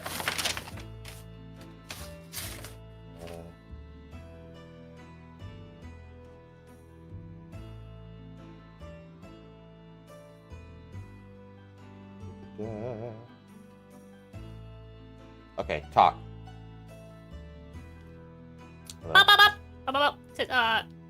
Ultra said it's fine now. Okay. Oh, I was, so it was actually fine by the time you fixed it. You're sleeping with Roza. Yeah, you should have it expected goes away on its own. Yeah, but the thing is that somebody asked me this in like a private chat last night. Actually, like, what's the difference? Like, what makes a podcast and not just another stream? And the answer to that is structure.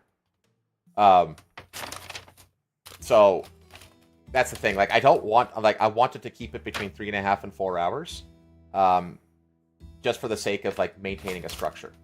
But anyway, I think we've spoken at length about what's been going on. We need to get into the news. We're an hour and a half into the stream and we haven't gotten to the news yet. Yeah. So, let me see here. Let me minimize this and this. Okay, we're gonna start off with something simple and silly. There's a new fitness fad, chat. Cardio drumming. Cardio drumming is the hot new exercise trend to purge your daily anger and frustration. We don't need audio for this, mainly because they're playing like copyrighted music. Okay. It's kind of like Richard Simmons like sweating to the oldies, kind of tapes where they would just like play copyrighted music, you know, and then just like do aerobic shit. But this is what it looks like in action. And if you'll notice, I noticed two things immediately. One, there's not a man anywhere in there. And two, there's not a thin person anywhere in there. Oh, it went to this. I don't know why. Tried to beat this workout. Cardio drumming is all the rage. You place an exercise ball in a bucket and whack it with drumsticks to the beat of a song to burn calories, release stress, strengthen bones, and foster community. It's a hit on TikTok, where one recent clip of a group of women cardio drumming to 7 Rings by Ariana Grande smashed 19.3 million views and garnered nearly 30,000 comments. Some TikTok users seemed stunned that this was a workout. I mean, to be honest, I've seen worse gimmicks than this. I have. Yeah. Just go to the gym and make friends. What? The thing is, they say it's a bucket. Yeah, these are trash cans. They're not buckets. Now, here's the thing. Here's the thing about this, though. Like, they always said, like, these retarded fitness fads and all that kind of stuff. It really depends on what your goals are. I know... I mean, this isn't much worse than the shake weight. No, it's not. And honestly, this is much more of a full body workout than the shake weight is. Yeah. Because you're actually getting full like muscle movement into it. Yeah, that's the thing. The only thing is like the feedback of hitting a bouncy ball means that you don't get a whole lot of contraction on the way back. Right. It's here's the thing. It really just depends on what your goals are. I know more than one person who goes to the gym multiple times a week and does martial arts and stuff like that. And they're both very, very fat, and they're not going to change. And they said, like, yeah, the goal isn't really to lose weight. They just do it because they want to socialize. Like, that's Fair literally enough. The only doing that they're doing it. Is that they get out and socialize, and have a reason to get out of the house because they're both like me and they work remotely. So it's just... And the thing is, like, hitting it with a drumstick and stuff like that, honestly, they should just be. You know what the better thing to do than this though is to just put on some MMA gloves or some boxing gloves and hit a heavy bag. You're gonna get more because the thing is, a heavy bag isn't gonna bounce you back, and it actually encourages a lot more plyometric work on your body, which is like explosive movement, which is how you train your body to maximize its efficiency in the way it uses the muscles available to it to accomplish a task. Like that's why like plyometrics, they always do like box jumping and stuff like that. It's like these big like really fast single event, explosive movements. It's actually a really good way to train your muscles, not necessarily to get bigger, but to be more efficient in how they're used. And punching heavy bags, or like in this case to a beat, like you can like absolutely combine like cardio kickboxing with an Ariana Grande song, and you're going to get more out of that than this. But again, I've seen much worse than this. This class isn't just about fitness. Dr. Tommy Martin, a Boston-based physician who specializes in internal medicine and pediatrics, said in response to that viral video, "You could tell that they have created an incredible community where all these women are having an incredible time moving together, and I am sure that this is going to lead to better self-esteem, more motivation, and probably impact multiple other areas in their life." That's the thing. That's why, I can tell you right now, that's why these women are going. They're like, notice, this is going to lead to better self-esteem, more motivation, and probably impact multiple other areas of their life. You notice how like fitness and losing weight isn't in this list? Yeah. But they're not there for that. They're there for better self-esteem. That's the thing. Hitting things absolutely does wonders to your mental state. Because it, like... Yep. Like you might want to hit things. Dude, it releases serotonin like nothing else, man. Like, just being violent towards things absolutely is a massive serotonin flood into your brain. It feels amazing. And that's what this kind of taps into, honestly. Like, there's the whole, what are they called? Destruction rooms, where they just, like, they go to, like, garage sales and shit, and they just fill up rooms with just random, like, shit, like TVs and glasses and plates and kitchenware and all kinds of shit. And then they just have, you pay them, like, $30, $20 to $30. They give you some safety glasses, a safety helmet, and a bat. And then you have like 10 minutes to just destroy shit inside the room. And they are they are massive like serotonin releases. It feels amazing. So should do it to a Sabaton song. Honestly, feel like an epic hero while doing it. I mean, why not? Do it to a fucking dream. Do it to a Dream Theater song. It's like 40 minutes long of like intense drumming. I mean, you could work up a sweat doing that, absolutely. Or like a what is it? What's that? Dragon? Is it Dragon Force? Is that the name of the band? It's like speed. Yeah. It's the speed metal band. Like you do you do that shit, you're gonna start sweating your nuts off. Well, your vagina off, whatever. Your lady balls. When the instructor says 2, 4, bonus hole. Oh my god, your front hole. The instructor says 2, 4, 2, 2, 4 for the amount of times they hit the ball in that spot, or front side, back front, top side, quickly and in seemingly random order. You really have to concentrate and pay attention. Let's be honest. Yeah, it's the same thing with kickboxing too. Like, I've led cardio kickboxing classes before, and you have to learn how to like call out various like combinations, like jab, cross hook, body hook, that kind of stuff. You have to be able to like lead people into like doing combos and stuff like that, and it takes brain power, so which is also good. Let's be honest, it's fun to drum and swing your arms, and having fun is an important part of well-being too. I mean, you know what this reminds me of? It's kind of like a real-world version of Beat Saber. Yeah. That's what it kind of reminds me of. Like when Beat Saber will have you breaking a sweat. Yeah, absolutely.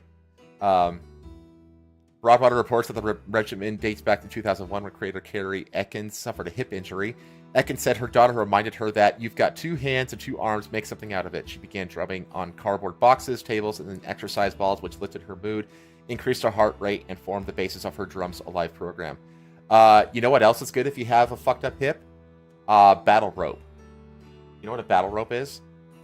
Mm-hmm. Battle rope is a giant fucking rope. It's like 50 feet long. And it's like as thick as your arm, right? And it's just got these little tape, they tape the ends of it so you can kind of hold onto them. And all you do is you take this rope, you wrap it around a pole, and then you grab the handles, and then you just start moving them up and down like you're drumming, or side to side. Yeah.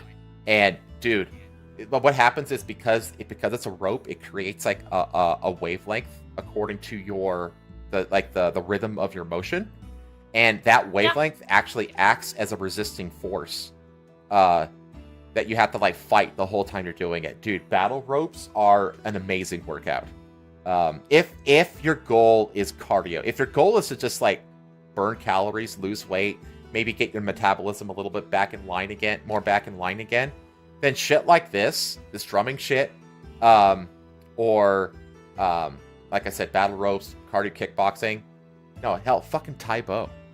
You can make fun of Tai Bo all you want, but that shit will have you losing weight if you take it seriously enough. So, again, you're not going to build muscle doing this. And you're not going to lose a ton of weight either at like a super rapid pace. Like, the best way to lose weight, honestly, is to just lift weights. Literally, because lifting weights activates what's called an endothermic burn on your body. Whereas this is an exothermic burn. Endothermic burns are much more efficient in burning calories and maintaining a balanced metabolism across the day than an exothermic burn is. And the way you trigger endothermic burns is literally just lifting up heavy shit and putting it back down again. Like, just progressive weightlifting is still the end-all, be-all best way to both build muscle and lose weight. It's, like, simple as. A bunch of Karens training their slapping for when they meet a manager. Someone gets hands down, the best way to burn calories. If you can't swim, grab a water weight and run laps in the shallow end. Oh, yeah, because the water acts as a natural resistance to you. Yeah, absolutely. It's a great way to burn calories. And because you're in, like, cold water, you feel like you can go on much longer than normal because you don't, like, have that heat and sweat, like, getting in the way. I know that back when I played baseball, the way that we used to train bat speed, like when you're swinging a bat, is by literally going into the shallow end of a pool and, like, swinging, like, doing bat swings, like, into the water, basically. Because, like, you would swing the bat into the water and it would immediately give you that resistance, and you had to, like, basically, we were trained to just, like, power through the water as best we could. And then you do that, you train, and then you do that a bunch of times, and you come out of it. Which if you're, like, boxing, right? Like, you're supposed to train to, like, not just hit the target, but hit past the target, because you want to follow through. It's the same thing with baseball, I imagine, where, like, you want to follow through on the hit to actually launch the fucking ball. Yeah, not just tap it. Yeah, like, whenever I've done, like, focus mitts for some people before. I did cardio kickboxing, and I know how to be like a focus mitt holder. I'm not that good at it, but I have like the basics of it down. But I used to tell people, like, when you're aiming, if you're hitting them in the left ear, you aim for their right ear. Yeah. That's basically what it is. The full body workout draws participants for different reasons. One stay-at-home mom of 3 says cardio drumming helps her mental health. Another woman says she lost over 20 pounds in 16 weeks thanks to the routine. Yeah, that's your water weight, though, sweetie. They're drumming to Bob Seger's Old Time Rock and Roll and Beyonce's Single Ladies at the Foundry Christian Community Center in Bowling Green, Kentucky, where enthusiasts range in age from 3 to 83. Physical activity like cardio drumming helps people naturally improve their blood pressure, manage weight, and strengthen their heart. Trying to win achieve. Yeah, this is all true. Again, it depends on what your goals are. Most people's goals aren't to just get, like, super jacked bodybuilder, I'm going to be an IFBB pro kind of shit. Most people just want to keep their joints in good health. They want to keep their heart healthy, and they want to keep their blood pressure and they, in good shape, and they want to socialize. That's the vast majority of the goals for people. And if that's your goal, then shit like this, yeah, it's fine. So just don't expect to become like a model just by doing this, Like you gotta manage your expectations. Which position did I play in baseball? I was a pitcher. We had this one fat guy at work who wanted to lose weight, and everybody else just took him running. During my week, I did nothing but pool, and he lost 2 times the weight that way in. Yeah, my parents, they swim. They swim. My dads, they both lost weight, but like they haven't become like thin or anything. But they've gotten a lot more healthy. Like my dad, his shoulders used to be like, he used to be able to like, not raise his arms above his shoulders. Now he can do that just fine. Because he just swims every day, basically, at the local gym. So, anyway, that was we don't need to keep going. Well, I have a call from fucking DoorDash. Okay.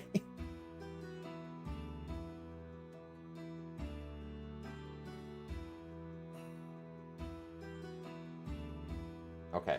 Well, but yeah, I like, and my whole thing is that, like, honestly, if you want to like get in shape, like actually get in shape, for men and women, just enroll for 6 months into like either like an Olympic lifting program or like a HIIT cardio program. One of those, one or both of those two. And if you do that for 6 months, you'd be surprised how much you can change your body in just 6 months. So. Okay, no one should bother me again. Should be okay. Good. Oh my gosh. Ask here where the bodies are buried. Fucking in Roza's backyard. Paul?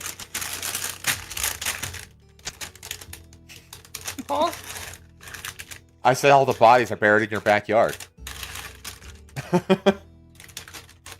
Yeah. They okay. definitely are. Okay. Let's move on. I don't have any plane crashes for you, chat. But I do have a train running into a tank. What? I have a train running into a tank for y'all. The fuck? Let me reload this, actually. So this happened in South Carolina. This is a shocking moment. A freight train smashed into a stranded vehicle carrying a military Howitzer tank in South Carolina. The crash happened at a railroad crossing near Highway 52 in Goose Creek yesterday afternoon. Debris can be seen flying into the air as the train collides with the 18-wheel tractor trailer as it tries to cross the tracks. The crossing was also destroyed in the crash, and the road was closed by police. Cops from Goose County Police Department said they received a call about the collision around 12:30 p.m. on Thursday. Okay, so let me fix my browser audio so y'all can hear this.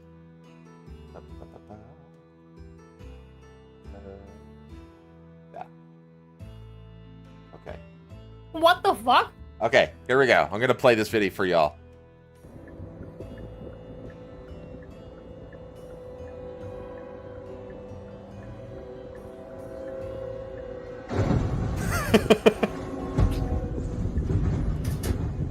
I mean, it was like, what the fuck? There's a better, yeah, look, there's a perfect dash cam view of it right here. Look at this. No. Damn. Dude, trains really be like in GTA, how like literally nothing can stop them. Yep. It's really true. Like when it comes to trains, like you have like what is it? Like hundreds, if not thousands of tons, just with all that momentum on, and it's like steel on steel, the wheels and stuff like that. It's like, yeah, nothing is gonna stop this fucking thing. Not even a fucking tank. Like in GTA, you park a tank on the tracks of a train. The moment the train hits that tank, it explodes, and nothing happens to the train. That's happened here. That's real life. Yep. Yeah, it's real life. Those things do not stop. They don't. It takes a mile for a train to stop. Oh yeah. Like conductors have to like start the stopping process like over a mile before it's actually supposed to stop. Like it's a process. So. Those howitzers weigh 30 tons. Yeah, I know. It just knocked it off the track like it was nothing. It's incredible. How much does the train weigh? Oh God, I have no idea. It depends on how many cars it has on it, but like the locomotive, I don't know.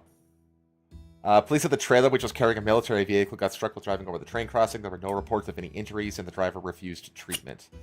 The military vehicle on the trailer had been described as an M109 Paladin Howitzer.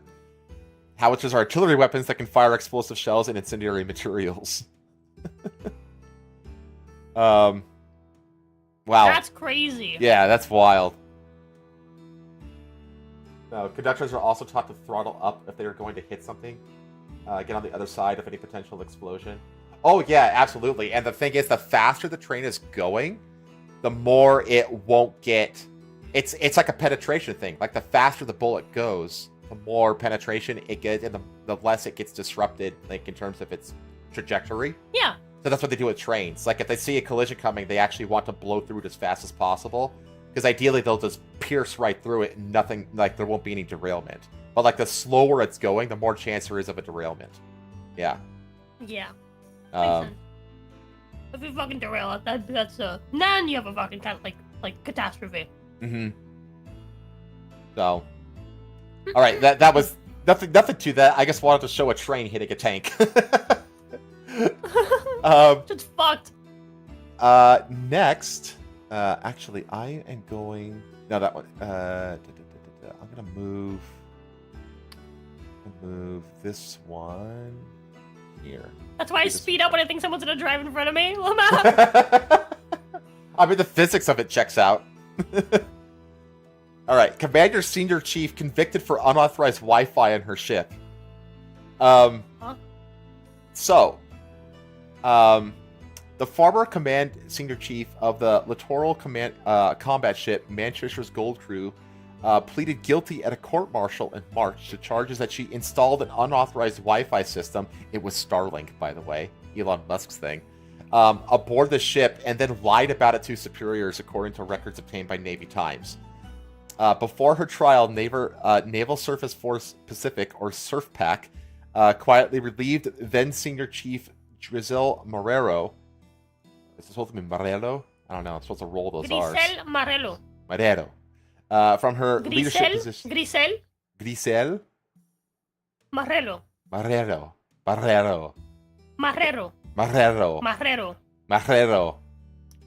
Maybe just Marrero, actually. Marrero. Because, so double R's, you're supposed to roll them, but... Yeah, that's what I thought.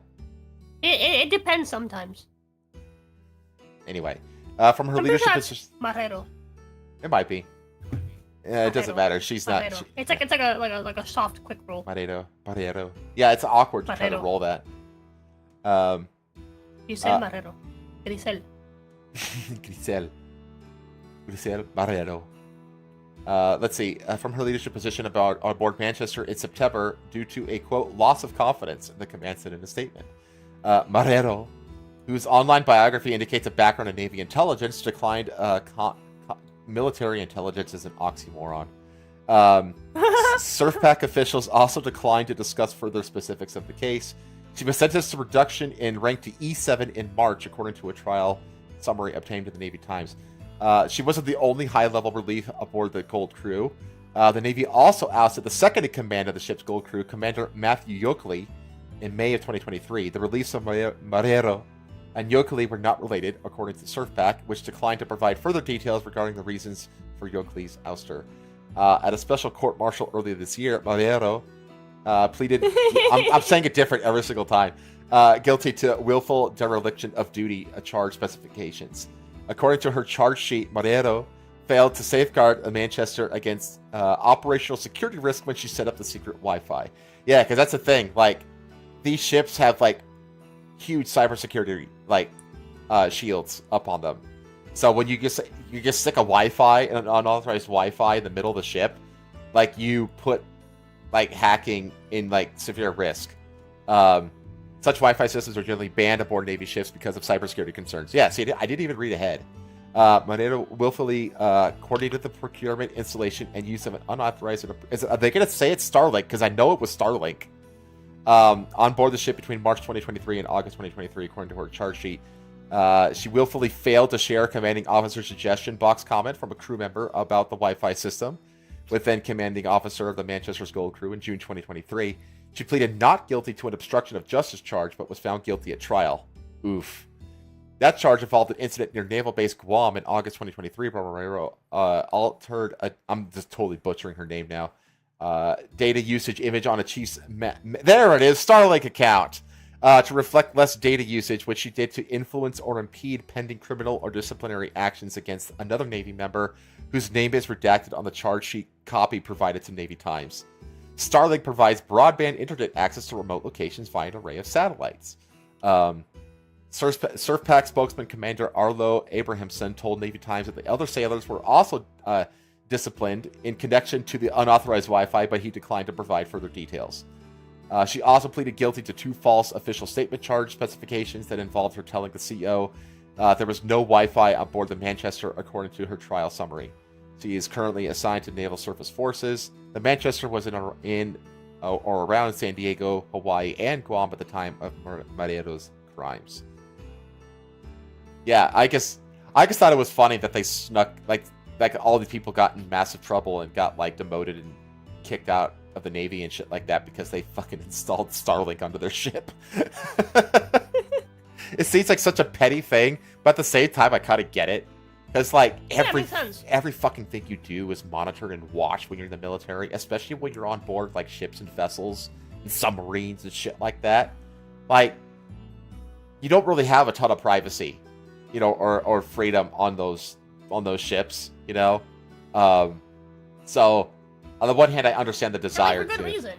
You know? Yeah, exactly. I mean, it's a military. You've literally signed your agency away to the government. You know, like, you signed up for this, and so I don't care, you know, it's like, oh yeah, it would be really nice if to have this and this. It's like, it doesn't matter what you like or don't like or don't want. Like, it just doesn't matter. The DEI Army strikes again, well, the Navy in this case. Most sailors run a tight ship. They're jogging a leaky dinghy. She wanted a private connection for her gooning session. Yeah, she just wants to flick that bean left and right, didn't she? Did he use Tor? What's Tor? I don't know what Tor is. Is that like? I don't know. Yeah, I don't know. You also can't be blatantly lying about stuff when you're in a position of trust. Yeah, honestly, the lying and stuff like that is actually more of a problem, I feel like, than just, you know, goofing up and putting unauthorized Wi-Fi in the ship. Yeah. So, but like, yeah, lying about it and stuff like that actually causes more problems. So, and not only that, but it's like, that's what I heard of Tor before. That makes sense. Browser for the dark web. Oh, yeah, okay. But that's the thing, though. It's like you're gonna get caught. Like, how do you, like, you know that you know when you do this, that you're eventually gonna get found out. You know what I mean? Like, you are eventually gonna get caught doing this shit. So it's like think ahead, think, you know, ahead of like the tip of your nose, and just don't do it, man. Resist the urge. Like, you know, you can goon without the internet, believe it or not. Like, it is possible. It's true. So you gotta use your imagination. Well, like, they still, like, if you go into airports, I don't know if it's at airports, but like, you could still find like Hustler and stuff like that. You know, like, it's like, you don't know what Hustler magazine is? No. It's like Playboy. Huh. You can still find print porn magazines. They do still exist. You know what I mean? So yeah, it's just funny to do this, like, knowing you're gonna get caught eventually, and then lying about it when you do get caught, and that's what costs you more in the end. You know, it isn't gay how to see in the. It's only gay if the balls. She's a woman. That's true. It's only gay if the labias touch. I don't know. I assure you, if you wanted a goon partner, you probably had one. Or right? two waiting. they'll work with you if you're retarded because most of them are, but not if you know better. Do so anyway and then lie about it. Yeah, that makes sense. Like, there's a lot of dumb shit that happens in the armed forces. I know. I went to military school for a year, and you'd be amazed at how much dumb shit happens. You know, and then just like you do a dumb thing, they make you do PT at 5 a.m. for a week, and you're done. You know, like yeah, basic discipline. Yeah, exactly. Like, it's not complicated. But like, yeah, to like knowingly, you know, like it's the second, it's the repeat offense that they really hammer down on. Like you did something stupid, you made a mistake, you made like a bad call judgment. Okay, that's fine. But the second that you acknowledge that you did that mistake and then you lie about it, now you didn't just make a mistake. Now you're like doubling down. Now you're not being dumb. You've now entered malicious territory. Like, so. Exactly. So yeah, I don't know. I just thought that this thing was like, it's so stupid, but also funny. So, okay. Next, we're gonna. She looks like she's from. She is from Nicaragua. Really? How could you tell? She just has Nicaragua features. She looks Nicaraguense. Okay. They all look the same to me. You all look the same to me. She looks Nika. She looks very Nika. I'm just saying. Ka chat. Ka YouTube. Ka with a K. No, it's with a C. Or C, whatever. It's a C. Chat. You agree with me, right? Someone look her up. I bet money. What was her name again? Actually, don't bet money. Don't be comparing the rest of us to the Nikas, Hellsman.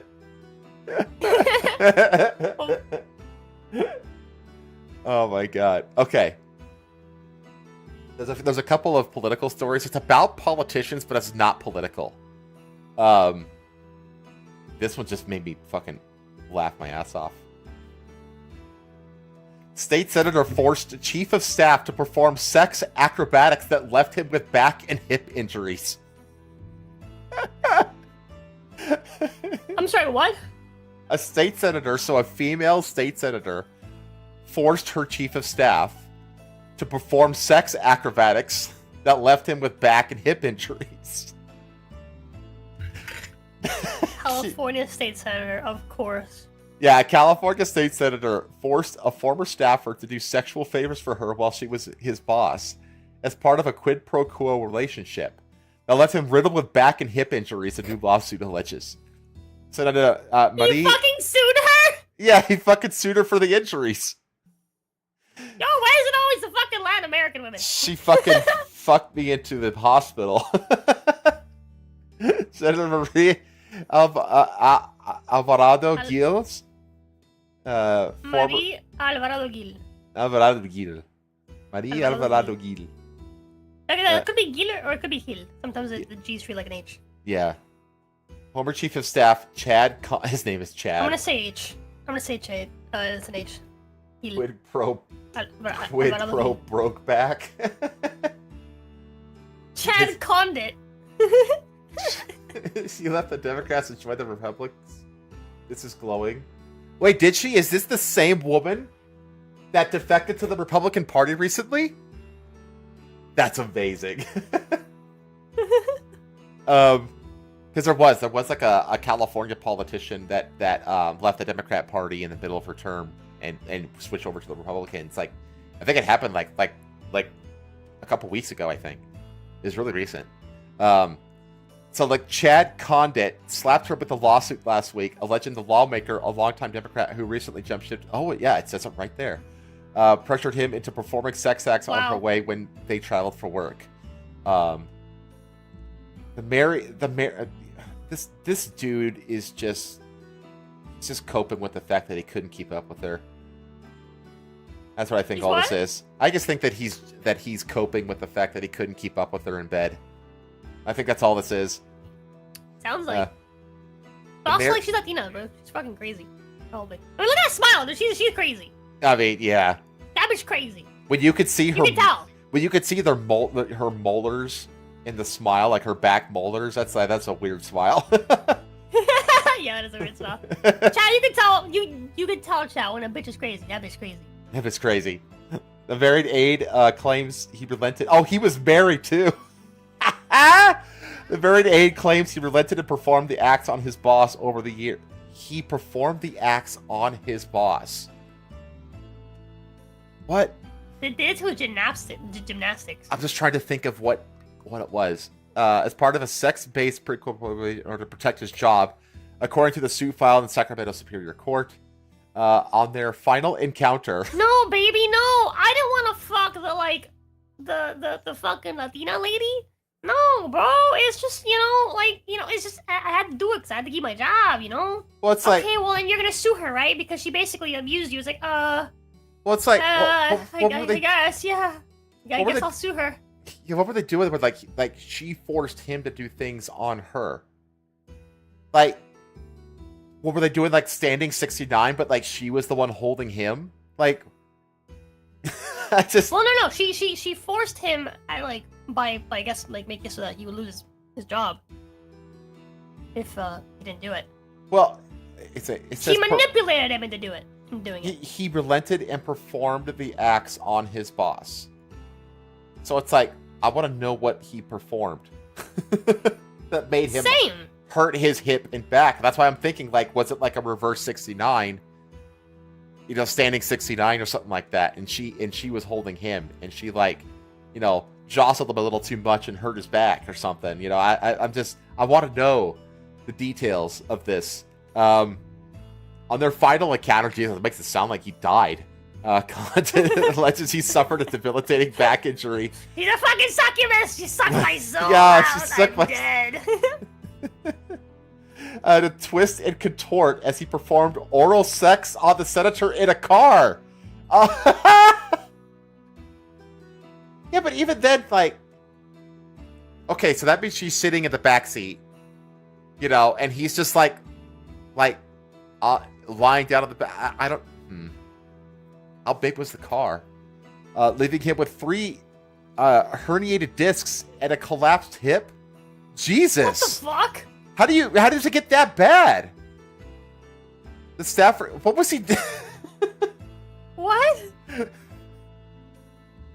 The staffer claims he started using his back injury as an excuse to reject Alvarado Hila's advances in August last year, but she allegedly retaliated and handed him a disciplinary letter with accusations of inappropriate behavior leveled against him. This is the whole thing about sex in the workplace, chat. This is the whole thing about it. Is the moment you succumb to it, she now has control over your job. Yep. She has control over whether... It doesn't matter if she's your boss or if she's or if you're her boss. It doesn't matter. The second that you perform like sexual misconduct at work, it doesn't matter who wanted it. It doesn't matter. What matters is that she's a woman and you're a man. Get absolutely fucked. Yep, and because of that simple dynamic, she has full control. She has full control over your employment at that point. Full control. And now this, and she not only had that over him, but he also suffered a back injury for it. Condit alleges he was then fired in December after repeatedly making clear that the sexual advances were no longer welcome and that he was undergoing back surgery, according to the suit. This was a sex-based quid pro quo relationship of unwelcome advances and sexual behaviors coupled with punishment and flexing of power. Alvarado Gil is portrayed in the suit as an erratic and controlling boss who allegedly inflicted a sexually dominating abuse of authority and power over the Aide.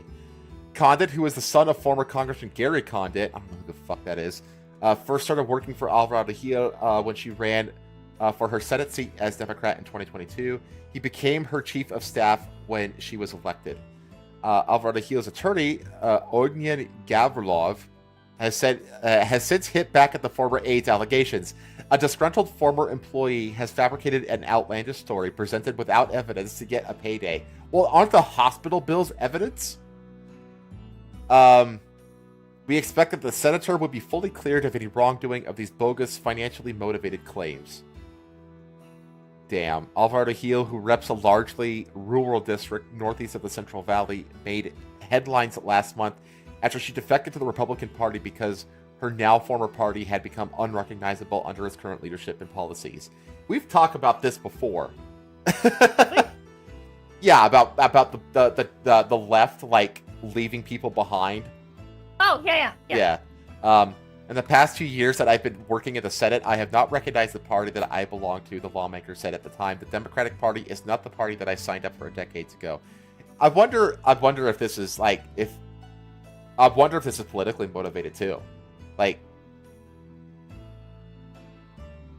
Oh, I wonder if she turned coat and went to the Republicans, and as a result, her former chief of staff feels backstabbed, and so he's now bringing all this up into the light to try to ruin her political career. You know, I wonder if that's the case. Also, I will say, like, the herniated disc and stuff, like, here's the thing. Okay. If there's no proof that they actually had a relationship, like, he could just, like, had, like, a regular injury and just been like, ah, yes, it was because of this ex. She's crazy. I tried to perform oral sex on her in the car, and, for whatever reason, I did it while upside down and hanging my legs in the ceiling over the back seat into the trunk. Yeah, that's what I'm wondering, like, what? Like, yeah, it's honestly, like, here's the thing. I'm honestly kind of... Because, again, there's no proof of either, right? Yeah. It's, like, it really is just hearsay on both sides. And it's just, his story just sounds fucking ridiculous. Yeah, it does. Like, I'm trying to imagine how it could happen, and I can't see it. I just can't see it in my head. I can't imagine how the fuck you would end up with 3 herniated discs and a fucking... Like, I think that, I don't doubt that they were having, like, a sexual relationship, but I don't think that the injuries are related. I think that she turned coat, and he's trying to do this to her for political reasons. Yeah. That's Haven't what heard I of think any is evidence, happening. no emails, no texts, says Yeah. Lazy Viking. Yeah. Oh, hi, Look up PayPal. Gary Condit, paints this story in a whole different light. No, so Hi, my Tailton says that Gary Condit was a congressman who had to resign when an intern he was fucking on the side turned up dead. Oh, damn. So it kind of runs to the family then. Although he was what? But in this case, it was the reverse, right? In this case, Condit was the one who was being taken advantage of or whatever. Seriously, they'll look at Gary Condit. That paints his story in a whole different... Okay, let me... Hang on. Okay, I'm gonna look up his... He's got to have a Wikipedia or something. Hang on. Okay, we got to get this figured out. Gary Condit. Wikipedia. Okay. Let's see here. Gary Condit is an American former politician who represented... hang on. Look at early life, blah, blah, blah, blah, blah. Political career. There's got to be a whole Levy scandal. Is that what this is? Yes. In 2001, Condit became the subject of a national news coverage after the disappearance of Chandra Levy, a young woman working as a Washington, D.C. intern. Originally from Condit's district, police questioned Condit twice, and both times he denied having an extramarital affair with her. However, Levy's aunt eventually went public with conversations she had with her about their relationship. Police questioned Condit a third time, and he confessed to the affair. When the affair began, Condit was 53 and Levy was 23. While Condit was not named as an official suspect in the disappearance, Levy's family suspected that he was withholding important information. His reputation suffered from the contrast between his pro-family politics, his adultery with a woman younger than his daughter, and his attempts to mislead the police regarding his affair. In July, 2 months after Levy vanished, Condit agreed to let investigators search his apartment. Hours before the search, police said he was spotted throwing a gift box he had received from another woman into a dumpster in a Washington suburb. This followed news reports that Condit had had an affair with a flight attendant. Levy's remains were not found during the extensive search that followed her disappearance, but were discovered accidentally on May 22, 2002, in a scheduled area of Rock Creek Park in Washington, D.C. The death was secluded. What did I say? I said scheduled. You said scheduled. Sorry. The death was declared a homicide. In late 2002, Condit sued writer Dominic Dunn of Vanity Fair for $11 million, claiming that Dunn defamed him by suggesting he ordered Levy killed in 2001. Condit's attorney said that the libel lawsuit was based on comments Dunn repeated on national radio and television programs in December 2001, where he suggested Condit frequented Middle Eastern embassies for sexual activity with prostitutes, and I expect nothing less from the Middle East, and that during those times he made it clear that he wanted someone to get rid of Levy. Condit's attorney said that Dunn's comments conveyed that Gary Condit was involved in her kidnapping and in her murder, that friends of Gary Condit had her kidnapped, put in an airplane, and dropped in the Atlantic Ocean. Damn, Dunn paid an undisclosed amount to settle that lawsuit in March 2005. Dunn said he had been completely hoodwinked by an unreliable informant. Subsequently, Condit sued Dunn again, charging him with revivifying the slander in an appearance on CNN's Larry King Live in November 2005. In July 2008, a federal judge dismissed the second lawsuit filed against Dunn. In July 2006, Condit sued the Sorona News, a free weekly newspaper, for defamation of character after the publication wrote that Condit was the main focus in the Chandra Levy case in 2001 after lying to investigators about his affair with Levy. The case was dismissed in July 2007 when the judge ruled that Condit had not proved the statement was false, and that the paper had published it with malice. Years later, Condit publicly denied ever having an affair with Chandra Levy. Oh, so he eventually he already admitted to that. Yeah. So he reneged on having an affair with her entirely. Police continued the murder investigation, and in March 2009, a warrant was issued for the arrest of Ingmar Guandique, an undocumented immigrant from El Salvador who had already been convicted and imprisoned for 2 other attacks on women in Rock Creek Park. He was subsequently indicted for Levy's murder. On November 22nd, 2010, Guandique was found guilty of first-degree murder and was sentenced in February 2011 to 60 years in prison. Condit's lawyer, Bert Field, said it's a complete vindication, but that comes a little late. Who gives him his career back? However, on June 4th, 2015, D.C. Superior Court Judge Gerald Fisher granted a motion for the retrial of Guandique after it was revealed that the sole witness against him, a jailhouse informant named Armando Morales, had lied about prior jailhouse testimony.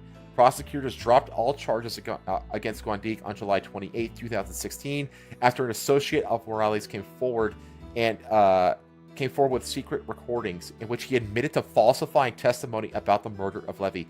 Levy's death therefore remains unsolved. Wow. I think he did it. I mean, I think he did it, and I think his son is trying to pull some shit. I could totally, I totally believe. I don't think he did it himself. I think he hired a hitman. Yeah, same. Yeah, I think that's totally what he did. That's fucking wild, dude. Yeah, because the whole yes, this guy was like, I mean, there was no proof, but there was a single witness, and also he had been in prison for several attacks on other women. Some random fucking immigrant, right? Yeah. That already had a bit of a record. Sounds like the perfect fall guy. And he's right? yeah, I was gonna say it's a perfect scapegoat. I was reading it. I was like, dude, that sounds like too perfect of a fall guy. Yeah, it's too on the nose. Attacked women in the same place where they found her her corpse. Mm-hmm. It's too on the nose for a fall guy. But it was affirmed that he did attack women in that area. So it's like that's what I'm saying. It's like he's the perfect fall guy. Yeah, exactly. That's what you do. It's like you take this guy because how old was he? Does it say? Hang on. There's Chandra Levy. The guy himself doesn't have his own page. He just it just goes there. Okay, well, what does this go to? Oh, never mind. Okay. Same page. Yeah. Okay.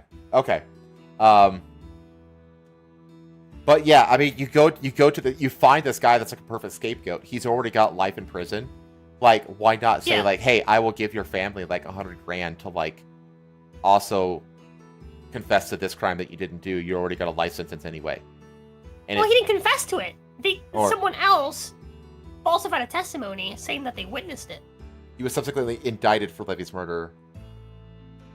It says so.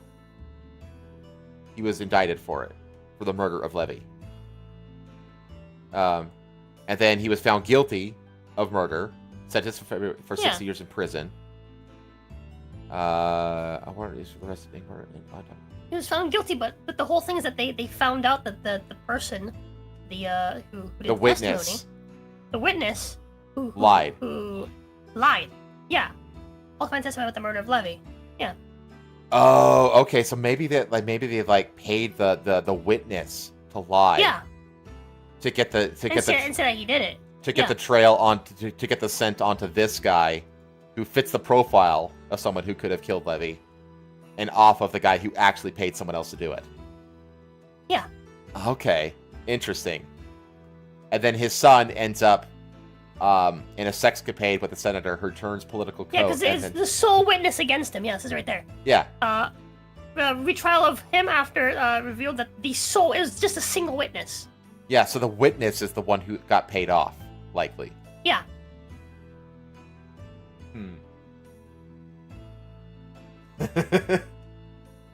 Well, I guess at this point all we can do is speculate, but it makes sense to me.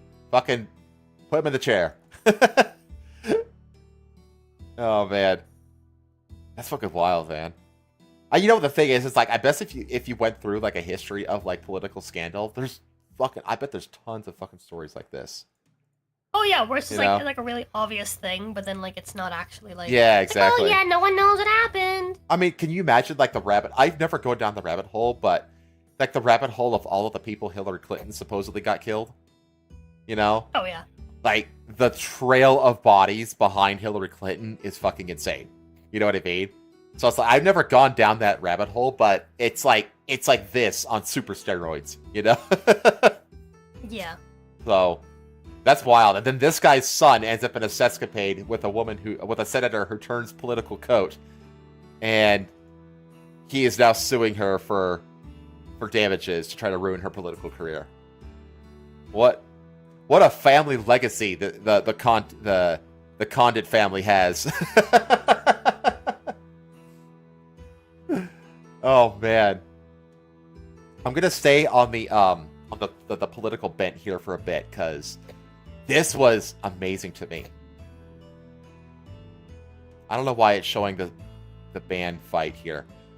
Chinese Chinese Communist Party tried to steal a New York Assembly seat. Queens politician Ron Kim claims just days after a Hex Hochul, so Kathy Hochul is the governor of New York, ex-Hochul aide's arrest as a foreign agent. So before we get into this, I want to prime you with this, basically. Before we get into this, I want to go. Yeah, over this is a lot of words. I need this like broken down. Okay, so let's start at the beginning.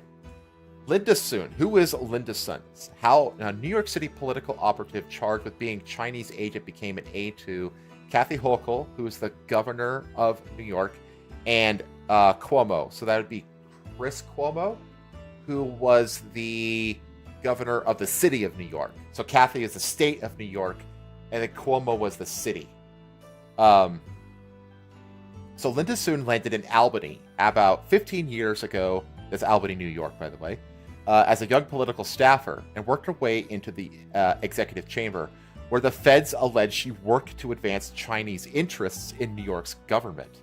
Political insiders were shocked by the arrest Tuesday. So this was beginning of the month, back on September 3rd. And you can see they're showing here this video of like cams of them like raiding the house and making the arrest, basically. So they arrested Sun and her husband, Christopher Hugh, on charges of violating and conspiring to violate the Foreign Agents Registration Act, visa fraud, alien smuggling, and money laundering conspiracy, to which they have pleaded not guilty. They were smuggling aliens? Dude. Trying to get Yakub into the land? Did they like E.T. touch her? I want to know. There's nobody who worked in or around politics in the Asian American community who knew Linda Sun, who isn't absolutely floored by this, one source familiar with Sun told Post. So it's like, apparently she's like one of the most high profile like Asian American people in the political sphere in the country, apparently, or was. And basically she's being arrested on charges of being a Chinese spy.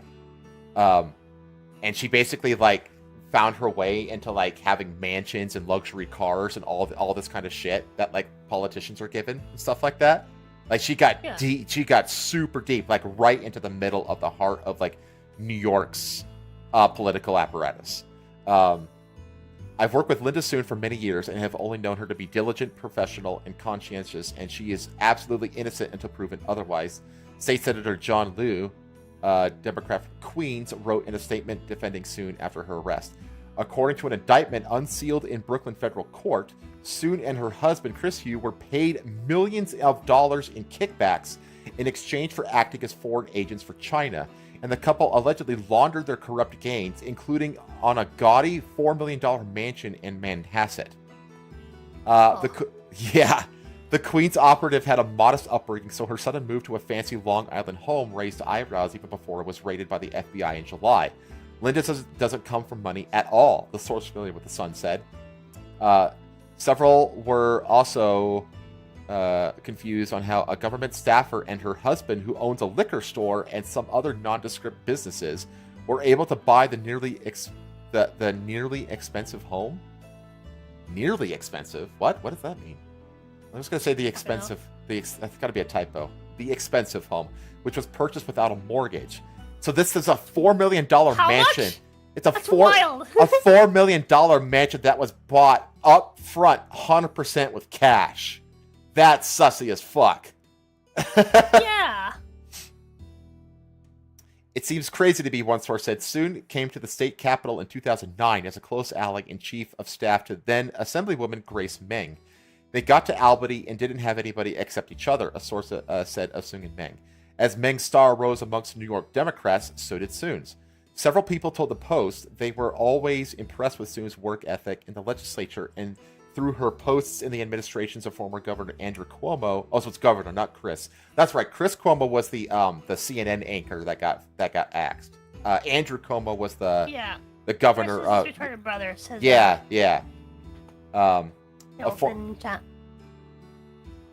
China. Funny how all the Chinese spies kept getting found in close proximity to Democrats. Yeah. Yeah. Let's see. One source said Meng, who is now a U.S. Congresswoman, recommended Soon for her job in the Cuomo admin as a rep handling Asian American affairs in Queens. A rep from Meng said in a statement Tuesday, "We don't know anything about the charges other than what is being reported." After joining the administration, Soon continued working in Asian American affairs, but eventually came to wear other hats as well, shifting from the Empire State Development Office, where she handled trade missions, with a portfolio focusing on Asian countries, including China. She also worked for the Department of Financial Services in Intergovernmental Affairs. According to the indictment, Soon sat for a voluntary interview with the FBI in July 2020. It's unclear what the exact purpose of that interview was, but the indictment notes that the agents told her about the requirements of the Foreign Agents Registration Act and discussed the think tank's report on Chinese influence operations. Soon was brought on as a deputy chief of staff to the executive chamber in 2021, following Cuomo's resignation over a year after that FBI interview. So here's her at several ceremonies and sessions for Asian American affairs stuff. She was ultimately fired in March 2023 after the Hochul administration said it uncovered evidence of misconduct which it reported to law enforcement. After being canned from the Department of Labor, Soon managed a campaign by Austin Cheng to try and unseat then Representative George Santos. Cheng dropped out after Representative Tom Suozzi announced his bid to retake his old seat. We terminated her employment in March 2023 after discovering evidence of misconduct, immediately reported her actions to law enforcement, and have assisted law enforcement throughout this process. Cuomo's spokesperson Rich Azzopardi, meanwhile, pointed fingers at Hochul. While Ms. Soon was promoted to Deputy Chief of Staff in the subsequent administration, during our time she worked in a handful of agencies and was one of many community liaisons who had little to no interaction with the governor. So basically she's just this high-profile person who's kind of been in close Democrat circles in the New York political apparatus for more than 2 decades now, basically. And then the FBI has been doing some sleuthing and found that she's got some ties to some foreign governments, and he brought up on and then fired for misconduct charges. And now in a follow-up to all these events, we find out that the Chinese Communist Party tried to steal a New York Assembly seat. Queens politician Ron Kim claims just days after the ex-Hoko aide, that would be soon, arrested as a foreign agent. So this is basically things getting spicier, is what's happening here. Queens State Assemblyman Ron Kim says groups tied to the Chinese Communist Party tried to topple him and steal his predominantly Asian-populated seat in the June Democratic primary. There were clear patterns of foreign influence trying to dictate the outcome of the election. Groups with ties to mainland China and the CCP, they were trying to steal the Flushing seat. Flushing being like the district or whatever. It's a very layered operation. We're entering dangerous territory. I don't know how we can stop it, he said. Kim, a Korean American, is speaking out after the stunning arrest of Linda Soon, a former top aide to Governor Kathy Hochul and Andrew Cuomo. Soon, along with her husband, Christopher Hugh, is charged with being an unregistered agent for the CCP in exchange for millions of dollars in kickbacks and laundering the illicit money to buy a $4.1 million mansion in Manhasset, Lee a $2 million posh Honolulu condo, and a fleet of luxury cars, including a 2024 Ferrari Roma. Damn. I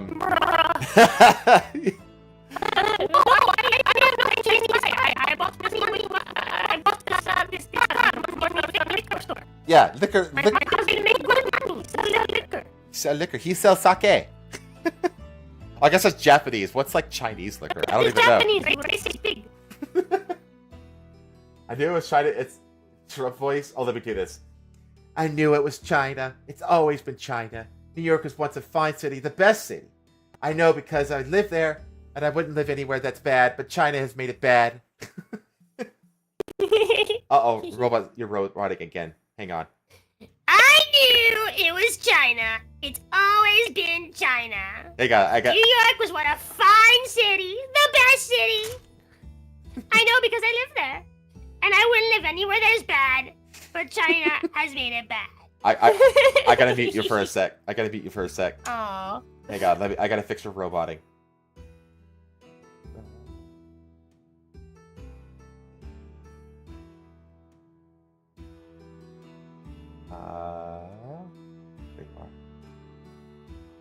Okay, you should be good. Say hi. Yippee! Okay. Hi. It stopped? Oh, I think it might be stopping on its own.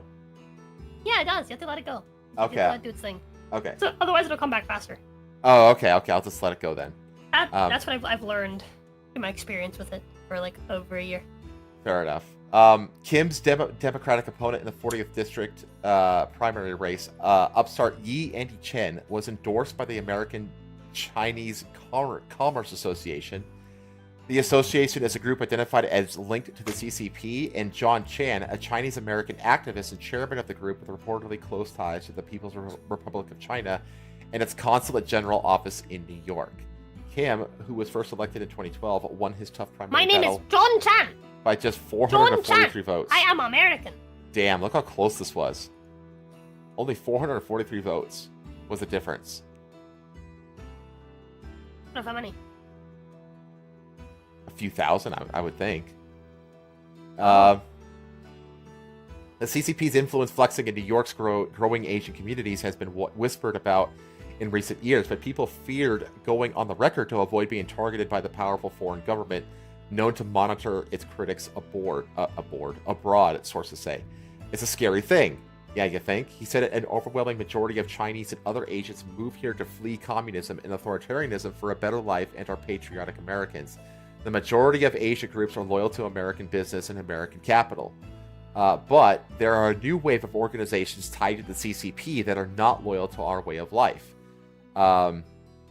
The state politicians recalled one unsettling related incident a few years ago. He said that over the years, he would pass a resolution commemorating the United States' relationship with Taiwan.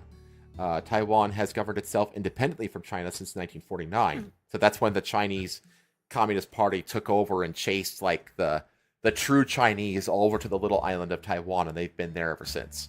But China still views the island as part of its territory and wants to unify it with the mainland.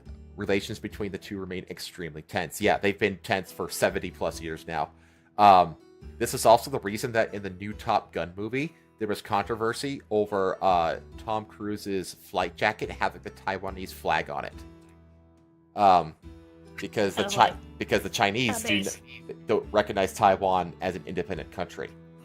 But he was like, nah, fuck it, we're gonna put it on there because it was on there in the original. That's kind of based. It's totally based. Let's see. But Kim said that when Cuomo was governor, the assemblyman was contacted by someone in the gubernatorial office who told him the Chinese consul general was upset with his resolution. Kim said he did not know if the message was being conveyed by Linda Soon, but either way, I was stunned. Kim said he knew Linda Soon well, but declined to publicly discuss her criminal case. Soon previously worked for Congresswoman Grace Meng. We went over that. In November, John Chan, who chairs the American Chinese Commerce Association, led an effort to drown out the cries of protesters in San Francisco who were awaiting the arrival of Chinese President Xi Jinping and claimed their relatives had been harmed by the Chinese government, according to the Washington Post and San Francisco Standard. This is the same visit where Gavin Newsom just like miraculously was able to clean up San Francisco like seemingly overnight. Like suddenly all the shit was off the sidewalks and all the trash was taken out and there were no more homeless. Like that they basically cleaned everything up specifically for Xi Jinping's visit to the city. And then it just went to shit again after he left. It's like, wow. We're really showing off like who you actually care about, you know. Yeah. Video shows that anti-Xi protesters attacked with flagpoles and chemical spray and pummeled by pro-Xi CCP supporters, the Washington Post reported. A month, yeah, there was a lot of conflict at that visit with protesters and stuff like that. A month later, Chan sponsored a small group of New York Assembly Republicans to take a trip to China to meet CCP leaders, a jaunt organized with first-term GOP Brooklyn Assemblyman Lester Chang. The trip raised eyebrows in political circles. Let's see, Chang works closely with I think it's supposed to be Chang with a G. Chang works closely. You just said Lester Chang though. See, it's like, wait, a month later, Chan. Wait, Lester Chang? Chan is John Chan. Lester Okay, Chang yeah, you're right. John Chan. Okay, yeah. John Chan works closely with the Chinese Consulate General, and he is listed under a section of China's Ministry of Foreign Affairs website touting his contributions of state-linked and Chinese-funded overseas institutions.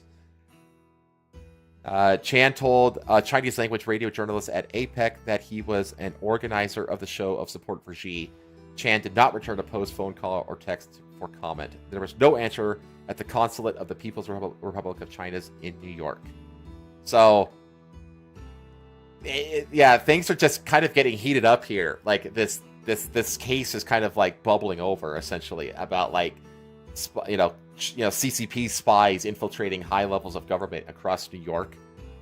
I don't know. I kind of fell into this rabbit hole, and I thought it was really interesting, just kind of watching it unravel in real time. Sadly, that POS is probably going to be the president in 2028. Gavin Newsom. I don't know. I don't know. I wouldn't say probably. He's definitely going to run, though. He is definitely going to run in 2028. China's so bent over time. Like, you could tell that he's going to run because he's been kind of, like backhandedly throwing Kamala in the current Democrat campaign under the bus. So, yeah, we'll see. What Gavin Newsom does. I don't know. I don't think Gavin again? Gavin Newsom is the governor of California. Oh. China's so bent over Taiwan, they've been funding armed/violent Hawaiian liberation groups. It's true, actually.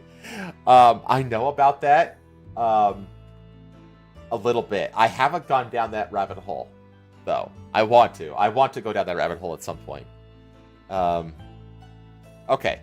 I don't know. I didn't think you would have much commentary on this. I just thought it's an interesting developing story that's happening.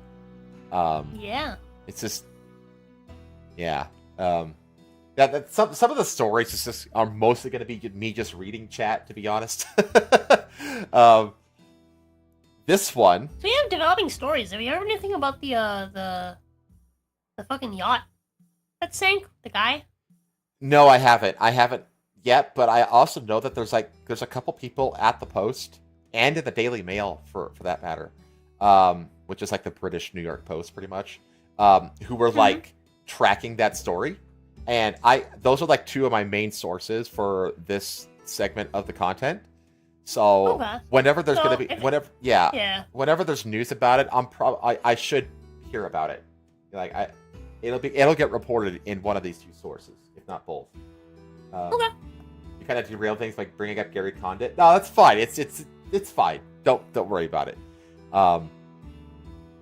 Okay, let's get out of the United States and check out some crazy things around the world. In India. Oh boy, we are now in India. We are now in India.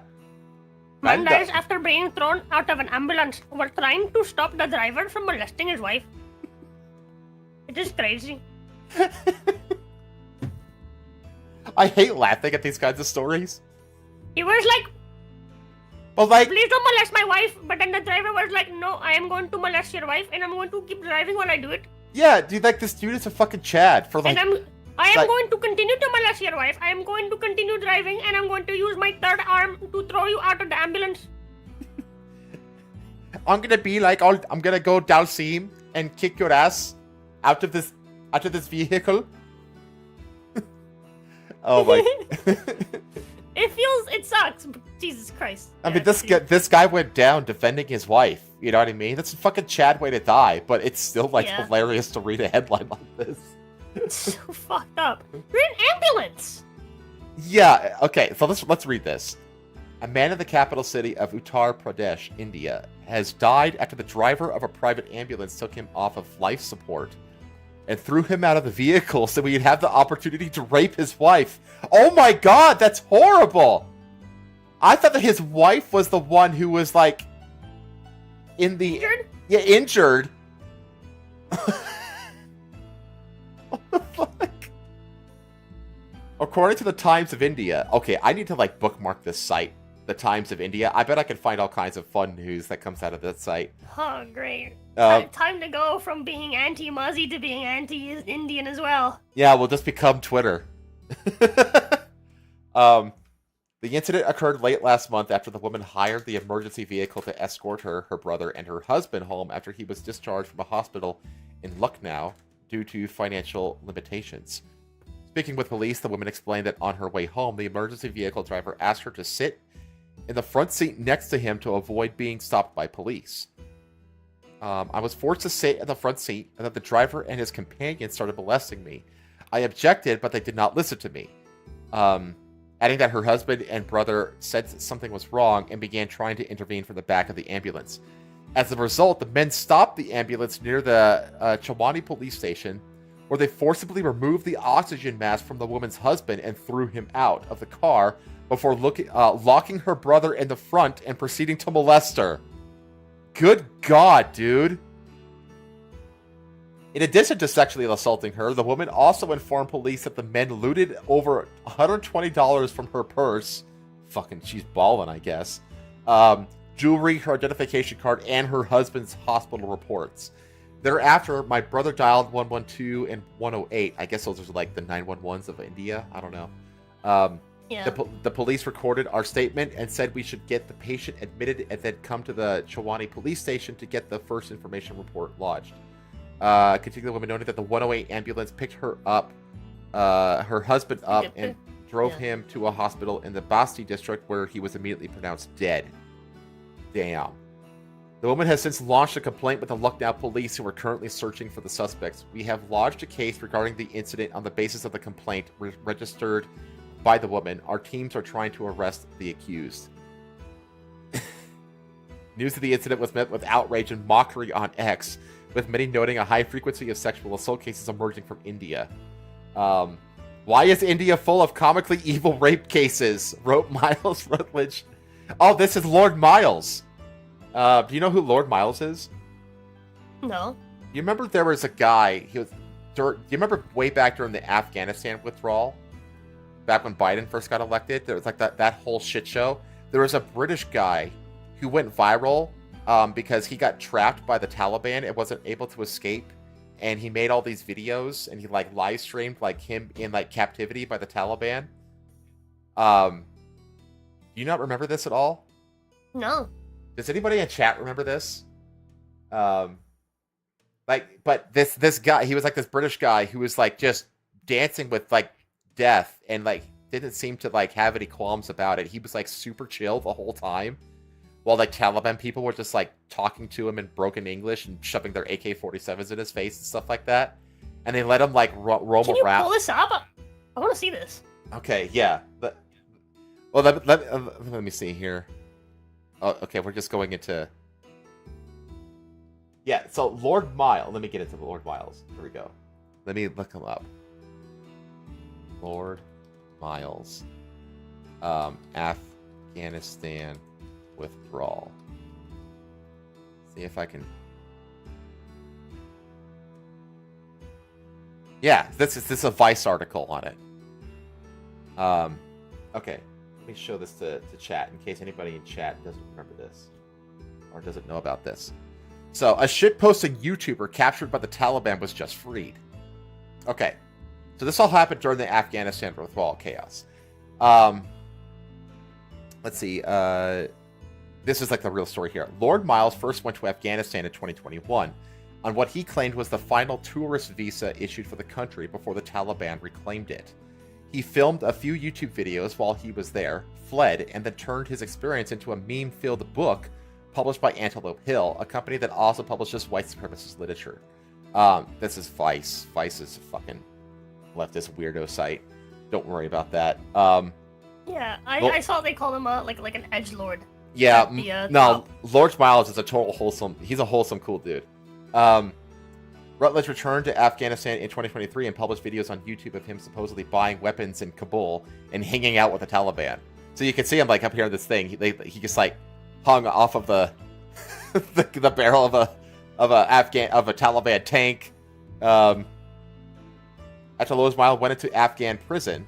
Yeah, so basically he got there on the very last visa. Then the withdrawal happened, and the Taliban captured him, and they put him in an Afghanistan prison. And he kind of went missing for a bit, basically. So it started thinking that he was killed. Like, speculation about his condition spread on the internet. His Twitter account, @RealLordMiles, fueled the speculation with increasingly bizarre claims about Rutledge's life being behind bars, including that he lives in luxury. The account claimed that the Taliban loved Miles, thought he was goofy, and enjoyed his book. Actually, the boys over at the Lotus Eaters back then actually covered this pretty well. Like, what's the guy who just left? Callum, who runs a really interesting YouTube channel called Britannia, where he basically does like dark tourism, and he'll go to like a weird place that's not really known for tourism, and he'll just kind of like explore that country's current situation, and they'll talk to people and get an idea of their history and stuff like that, and then he'll make these like little miniature documentaries on YouTube about his trip. Like the most recent one he did was to Zimbabwe. It's like a little more than an hour long, and it's like really, really fascinating. But he and Lord Miles actually work together on that channel now. So that's kind of like how he's that's kind of like where I know his arc from. The Taliban are happy with the international business in their country, so Miles has had regular picnics and dinners with higher-ups during discussing business plans in the gold mine. As he got arrested with $1.3 thousand in his pocket, he basically lives in luxury. The account said on September 27th, ordering takeaway, can buy movies at the market to put on his laptop, has all his business docs. He got the new Team Fortress 2 update and is pulling off some stunts. At first, like all of you, I was worried he was struggling in some bad place, but then he described how the Taliban like the Titanic movie and Rambo 3. So, like, he gets caught up by the Taliban during the Afghan withdrawal, sent to prison, but he's, like, allowed to keep, like, a bunch of his belongings and shit, and they eventually just kind of get to talking to him. They think he's cool, and they just kind of start letting him, like, take videos and pictures and showing them movies on his laptop and shit like that. And he kind of, like, befriends the Taliban. And he's like super cool about it the whole time, too, because he's, like, a good Christian boy. And he's like, if it's my time, then it's my time. So he's, like, super cool about it the whole time. And he just ends up just kind of befriending the Taliban. And they eventually, like, think he's cool and they let him go. If he wants eggs, his servants buy him eggs. If he doesn't like a dish, he gets pizza. When we called him, he said, "Lovely holiday." The account said Miles planned to write another book and open a gold mine in Afghanistan. So you could see like what you could see like how this whole thing was like memed into popularity, right? Yeah. It's a wild story, and if you look him up another place, if you like go down the rabbit hole, you can find videos and stuff like that. I mean, I could do like a whole stream on it, really. It's just a wild freaking story. You know, according to real Rutledge was aware of Cornwell's Well, Miles planned to write another book. Who the hell is Cornwell? Oh, he's like another captive. Cornwell didn't fare as well as Rutledge. Cornwell remains seriously ill and has been critically ill, and his condition has not improved. Another British man in custody was also seriously sick. It is extremely likely both men will die in custody. The conditions they are kept in are nothing short of horrific, and their current health and the high likelihood of death should be treated with concern by the international community. Rutledge was aware of Cornwell's plight. They met a few times in a hotel Miles frequented in Kabul. We understand Kevin's kidney problems, and Miles volunteers to give him a transplant whilst in Afghanistan if he is a match. This dude is such a Chad. He like volunteered to let Taliban doctors do a kidney transplant on him and this other dude while he was in prison. Like, that's crazy. It's a fucking crazy story, right? I don't trust. Like, dude, what the hell is the level of like trust and just like, yeah, fuck it. Yeah. So going back to the insane. story, this is Lord Miles. This is the guy going back to the India stuff. Why is India full of comically evil rape cases? Said Lord Miles. India is one fucked up country. Woman calls ambulance for his ill husband. Her ill husband. She was then raped by the ambulance staff, wrote Kenyan user Vitalis Nugota. As her husband tries to prevent the crime, they threw him out of the ambulance. The injuries eventually killed him. The disturbing case comes weeks after a female doctor was gang raped and murdered by a group of men at RG Kar Medical College in the city of Kolkata last month. Yeah, I have to fucking put this on my list. I have to put, what is it, the Times of India? Yeah, I gotta write that down. A post-mortem report. Jesus Christ. Because remember, India is where that woman who was like chained to a tree. Scroll up a little bit. Scroll up a little bit. What else is there? Hold on. The public authority. Yeah, you skipped. Previously reported by the Publica, 31-year-old doc. This is the Publica. Is that the Quarterings outlet? I think this is the Quarterings news site. 31-year-old doctor trainee Momita Debnath's corpse was found on a blood-soaked mattress after she decided to rest during a 36-hour shift. Jesus. Although Debnath's family was so fucked. Yeah, she died by suicide. An autopsy report brought before the Calcutta High Court by the victim's parents revealed that she died by strangulation, and her body showed signs that she had been subjected to a brutal and sustained sexual assault. Yeah, so this is like, yeah, I gotta get. Yeah, that's fucked. So fucked. I'm adding this site to my list. The time. As a Taliban or anti-rape. That's they are that's actually. Valid. Based. Yeah. It's the whole Lord Miles thing is just a wild story. Are the while it was Taliban happening. the good guys? Not really. I mean, you would think that like being anti-rape is like a really low bar for like being a good person, but apparently it's not. Yeah, apparently it's not. Yeah, exactly. It's a real hard bar for some people to hit. It's crazy. I mean, I think I said this on stream, but I'd rather deal with the Taliban than like fucking like woke leftists, because at least the Taliban are like honest and upfront with you, you know. Yeah. So they're just really old school. Yeah, they're very old school. They're very they're very eye for an eye, you know, justice kind of, you know, old school justice over there in the Taliban. Okay, what else do I got here? I got a lot of tabs that I have open that I don't need to be open. Okay, got a couple more here, and then we can move on to pop culture shit. A jogger was left bloodied and dazed and crying after getting mauled by a gang of otters. What? Well, I mean, honestly, like a lot of critters are very cute, but can be very vicious.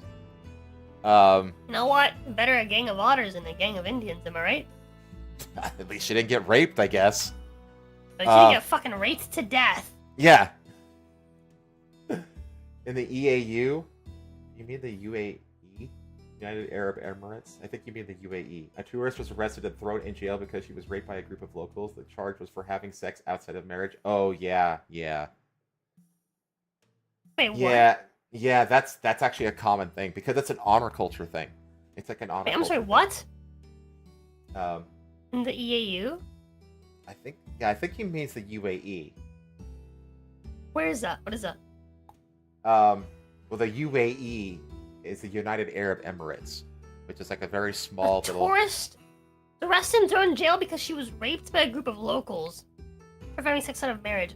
What the fuck? Yeah, that actually that disgusts me. That's not the first time I've heard that. That's actually happened many times.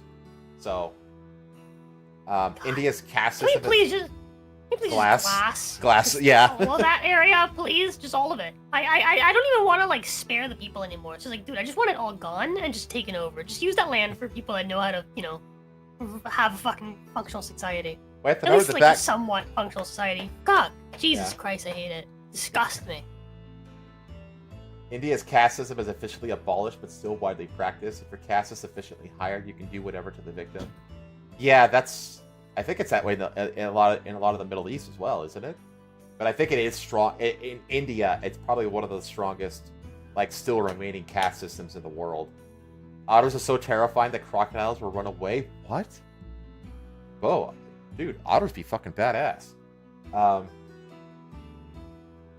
Wouldn't you be talking about this right now? Why?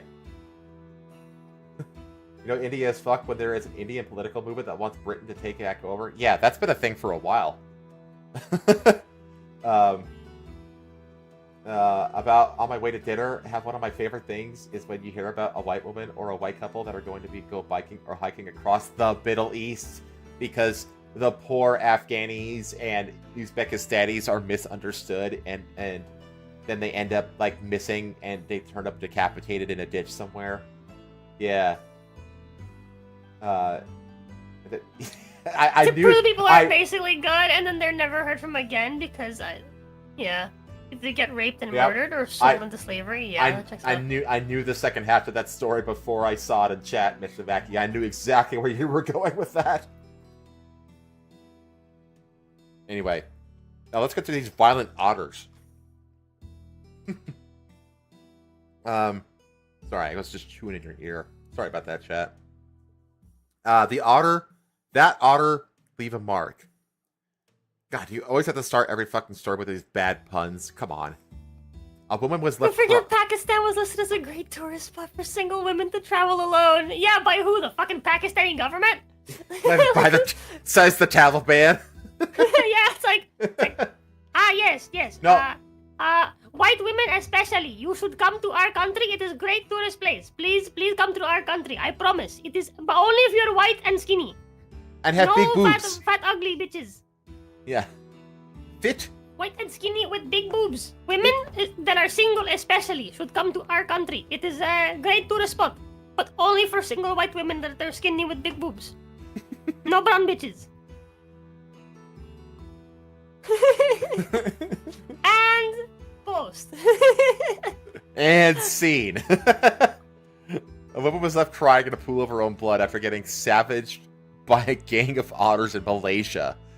The unidentified victim had reportedly been jogging through the Tanjung Adu Recreation Park in Sabah when she was beset by 8 of the beasts, viral press reported. Viral press? That sounds like an amazing news site, actually. Man, I need to write these sites down. I'm literally writing these sites down. Hang on. I gotta get my notepad out. The Times of India and viral press. Okay, got it. The unidentified victim reported... Oh, I just read that. Accompanying footage shows the water weasel octet fleeing at the scene after the attack. Wait, there's video of the otters fleeing the scene? Oh, there they are! Look at that! Fucking gang of otters! That's amazing. Meanwhile, the woman, who was wearing dark pink running tights and a black shirt, is pictured sitting on the curb in tears with blood visible on her arms and head and several gouges in her legs. The victim was transported to a hospital while a wildlife team was dispatched to the park to keep tabs on the otters. Damn. But they're so cute when they, like, swim on their backs and they, like, you know, break open clams and shit like that with their little paws. They're so cute. Investigations... Yeah, that checks out, Viking. That checks out. European women trying to prove how good people are by hiking around the world in a wedding dress. She came as far as Turkey, first Muslim country where she was raped and dumped dead in a ditch. Yeah, that checks out. Investigations found that the beasts, which reportedly lived nearby, had entered the park to forage. Well, they're naive. To forage for food in the pond, according to Savannah Wildlife Department Director Roland Oliver Nguyen. He explained that the otters had visited the park before without incident, and that the attack was likely due to a change in behavior spurred by visitors feeding them. To prevent future attacks, wildlife officials plan to reinforce the fence around the park and monitor the area to ensure none of the critters break in. Dude, otters can climb. Like, they're agile little creatures. We also wounded to them. Easy hunt. Dark pink color. Yeah, that makes sense. Oh, maybe. We also asked the park manager to report if there is an otter sighting after the repairs are done. Meanwhile, the public has been urged to avoid going near the fences or interacting with wildlife to mitigate the possibility of attacks. That might seem overzealous, but this isn't the first time someone in Southeast Asia has been beset by otters, which are in the same family as honey badgers and wolverines. Well, a couple weeks ago, we talked about the incident of toilet snakes. So... That's park otters. Yeah, exactly. Like, Jesus. I mean, technically, Australia is a part of Southeast Asia as well. I mean, like, we all know about the horrific fucking creatures all across Australia. Like those giant fucking spiders or those carnivorous sandworms that they pull out of the beach sand. You seen that shit? You know what I'm talking about? Those giant worms? Yeah. Yeah, those things are... Oh my god, it's fucking nightmare fuel. Can you show Chad a picture? Oh, of the... I could show him video. Yeah. Oh my... Do you know about this, chat? I'm gonna show it to you anyway. Let me just go to YouTube. Bear's like, no, we good. Fuck those worms. No, I want to see them. They're cool.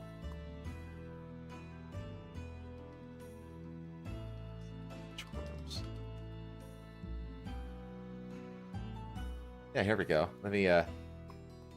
Let me just bring this up real quick. Go to the, music. Yeah, I'm gonna mute it. And I need to get the, browser audio on the right source. I'm getting better at this, chat.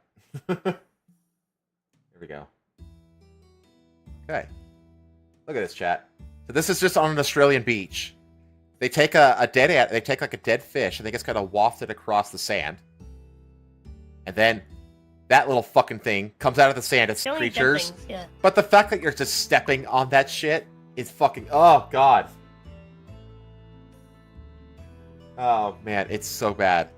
I hate it. I fucking hate it. It's nightmare fuel. They're called bobbit worms. Notorious for clearing out home aquariums because their eggs get smuggled by accident. Ugh. Also, Rosa, you just disappeared from the stream. Huh? I saw that. Just pop back in. Now I'm blurry. Yeah, you're all blurry. I think that OBS fucked up. I think OBS fucked up. Chat, are you still there?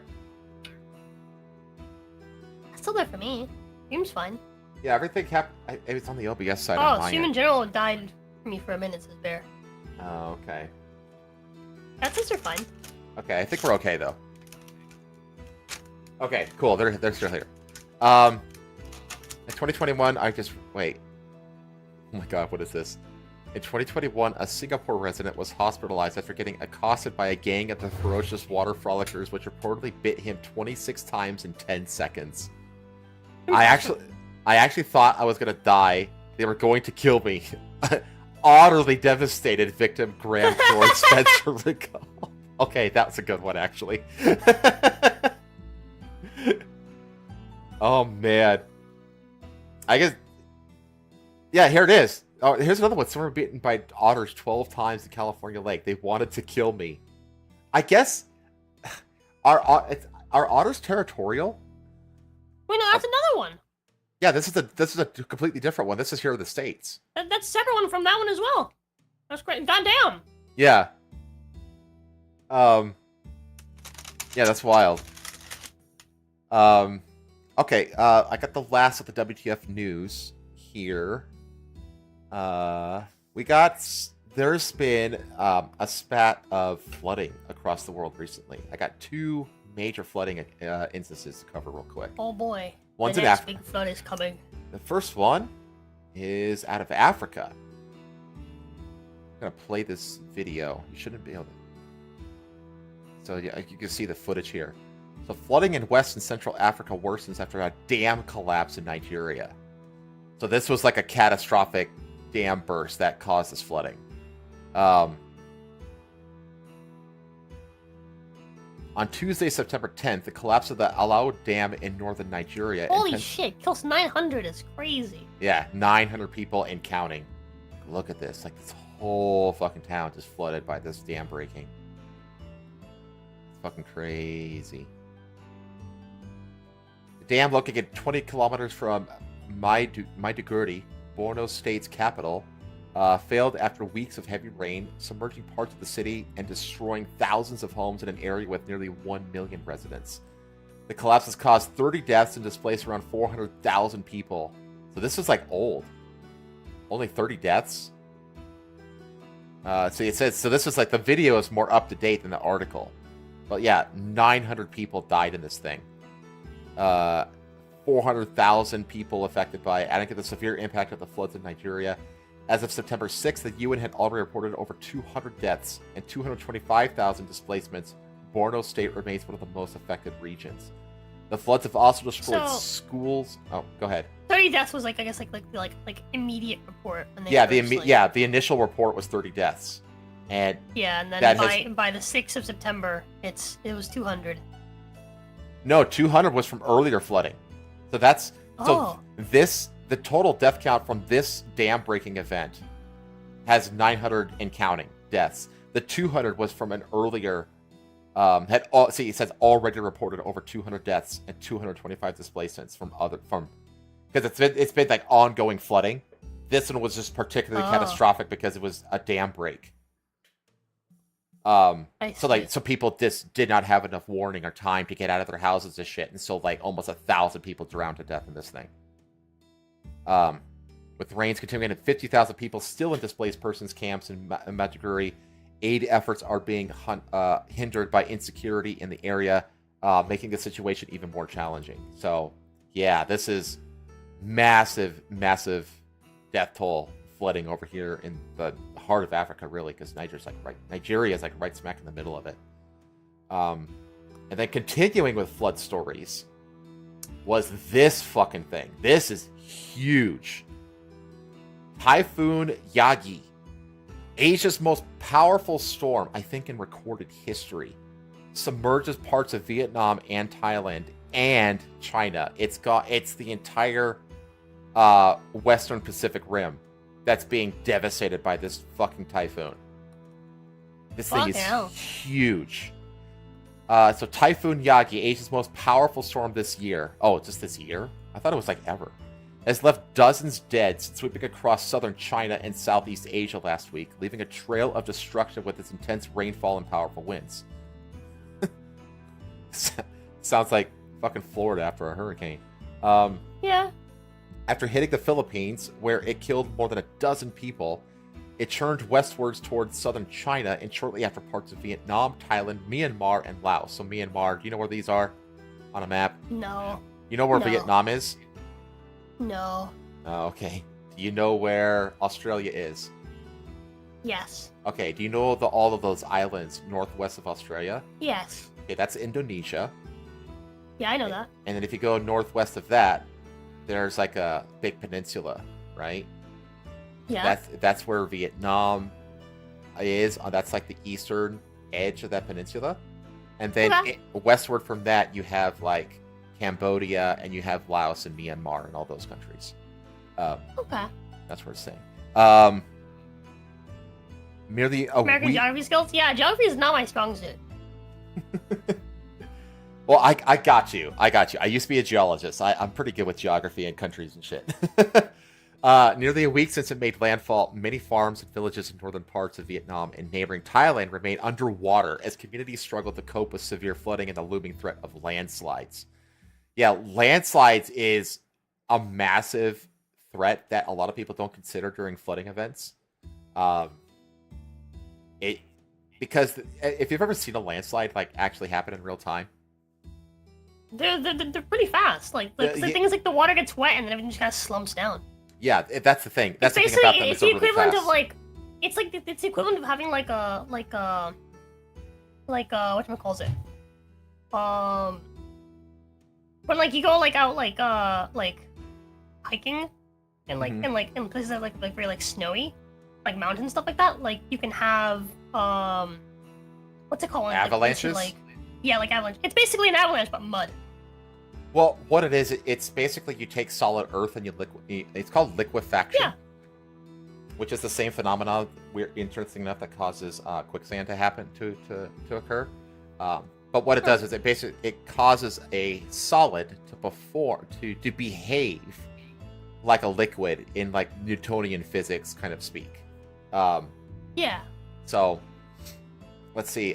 In Vietnam, the death toll has risen to at least 226 as a result of the storm and the landslides and flash floods it triggered. The government's disaster agency said Thursday, according to Reuters, the storm caused widespread damage to infrastructure and factories.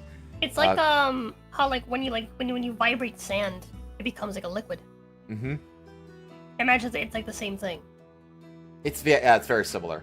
Mm-hmm. Well, like you mentioned avalanche. I can tell you how an avalanche works. So avalanche, like when you make a snowball, there's good snow that makes snowballs, and there's bad snow that makes snowballs. So the good snowballs are it's like that pillowy snow that like crunches in and you can tightly pack it together into like a coherent ball that sticks together, right? Yeah. And that becomes a snowball. Well, that's because if you like look at snow under a microscope, it's made up all the crystals that make it up. They're like what like jacks are, like when like the game of jacks, like you throw the ball against the ground and then when it bounces and you have to pick up as many jacks as you can before the ball hits the ground again. You know that game? Yeah. Mm-hmm. So like imagine a jack. It's like a little crystal with like all these little spicules that stick out, these little spikes, right? Yeah. Well, those interlocked with each other very, very well, which is why that kind of snow packs together really well and makes a coherent snowball, right? Well, if you have snow, but you take all those little spicules, all those little spikes off of the snow, then it doesn't stick together. And they act more like ball bearings, right? That's actually called hoarfrost.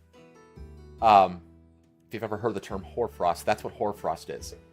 The way an avalanche works is that you basically form a layer of hoarfrost and a heavy layer of normal snow on top of it. And with enough weight and vibration or movement, that hoarfrost can't hold itself together as it compacts, and it turns into a ball-bearing layer. And so all of the snow on top of that layer slushes, just rolling down. Rolls down and slushes down like a giant thick sheet of snow. That's how avalanches work.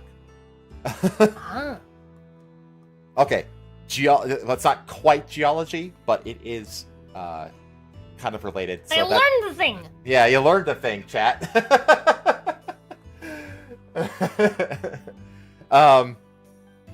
Anyway, so video captured a car's dash cam early this week. Showing his age as the mention of Depression-era game. I'm not that old, although I did have a rocking horse as a little kid, so maybe, I don't know.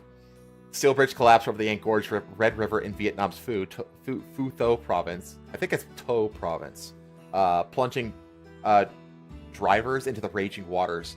The downpours. I've seen these videos, but I'm not going to show them because it's like literally like video of people dying, so I'm not going to show them on stream. Yeah. The downpours also inundated Thailand's northern province of Chiang Rai.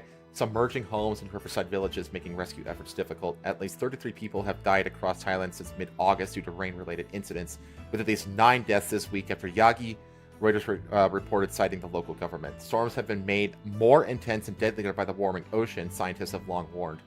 I think it's going to climate crisis bullshit. But you can see, like this is fucking jeez. That's actually, it's not deep, because like even like these little plants are still not submerged. This isn't as bad as it looks. But yeah, you can see like, geez, that's, and you have to remember that these southeastern countries don't have the infrastructure or the funding and stuff like that to like recover, you know, from these kinds of incidents, or to prepare for them as well. It's not like Florida. You know, Florida knows what the fuck they're doing. Yeah. We're like completely fucking prepared for like. Yeah, and Florida has access to those FEMA dollars and all that kind of stuff. You know, these countries very much heavily rely on like international aid and stuff like that. And there's, because of like they don't have as much infrastructure, so there's like a lot of areas that I wouldn't call them remote, but they are kind of like removed, and they're a lot more difficult to access. Which makes them, you know, if they get trapped, you know, in some village out in the middle of bumfuck nowhere, you know, things become a problem. Yeah. So this guy's just like, I wish I had like a ball and jacks. I don't think that what this guy's doing is helping. But related to this, it also hit China. And I wanted to show something that I found that I thought was really, really interesting. There's a Twitter account. I'm going to show you guys. Called Songpin Kang. And this... Yeah, this is a fantastic Twitter account. I encourage everybody to go and follow this Twitter account. If you scroll through this for just 15 minutes, you'll get a pretty damn good picture about how much of a fucking nightmare dystopia living under China's social credit system is. Because that's the primary thing that this account tracks, is people basically getting fucked over by the Chinese social credit system in China. And it's terrifying. It's terrifying. If you want to know how bad it is, just follow this account and just scroll through their feed for like 15 to 20 minutes, and you'll quickly get an idea of how awful living under this system is, and how just brutally authoritarian it is. It's awful. But what I found interesting about this post right here is that this was a Chinese area that was hit by the same typhoon. And what? Wait, they don't have like money like at all? Yeah. They have a cashless society. All of their money is attached to their WeChat accounts on their phones. And the WeChat is attached to the Chinese social credit system. So you can already see like how terrifying this system is.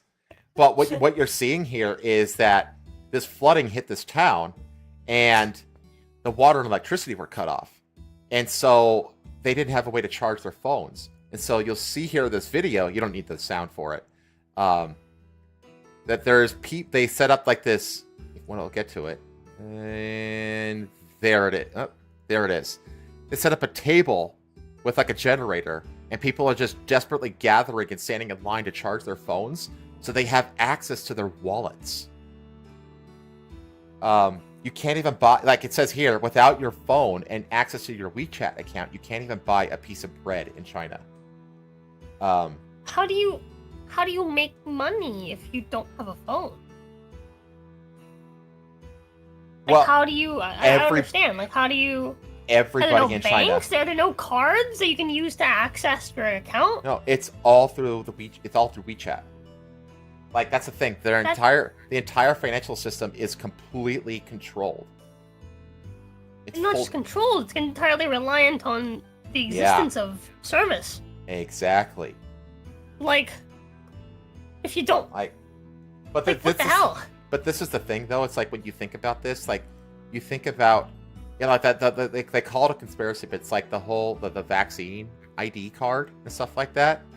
Yeah. Like you could see how quickly it's like, oh, well, let's just go to digital ID. And then we'll tie that into the vaccines. And then that's how you do all your banking in a cashless society. And all of a sudden, oh, you didn't get your COVID vaccine? We're stripping away your access to your bank accounts. Insane. Like it's you don't have to stretch a lot of yarn to get there. You know what I mean? That's why I would say like nobody should be in favor of a cashless society if you want to be a free society. Period. Yeah. So, I just thought that this was like a fascinating thing to like to look at as a result of like what happens when flooding hits in China and how it affects their lives. It's like this is how it affects their lives. It's bad. This is why Chinese rich invest and drive up real estate. Like the can truckers. I'm not familiar with that statement. But anyway, that's all I have for the WTF news. I think we're ready to get into the pop culture segment. Tony Blair was lobbying hard for a digital ID system in England in the last election. Oh yeah, Tony Blair is probably one of the most brilliantly evil politicians to ever walk the face of the earth. Canadian truckers. Yes. Like Justin Trudeau wanted to like shut off the Canadian truckers' bank accounts and stuff like that. He did. I think he actually did successfully do that, didn't he? He like ordered the banks to like not allow them to access their bank accounts and stuff like that. It's fucking bad. But anyway, I think we've now made a trip around the globe. So let's get back into the United States and let's cover some. There's a lot of gaming news. Let me switch gears here. The first is the most obvious one. Let me minimize this tab. I'm going to bring up this tab. Let me switch the screen that I'm sharing with you. Yeah. How are you feeling, Rosa? Are you okay to keep going? Yeah, I'm just a little tired. I didn't sleep much last night. Okay. I didn't either, honestly. Oh, my sister texted me like an hour ago. This is the first and most obvious one. So, let me switch my presentation source.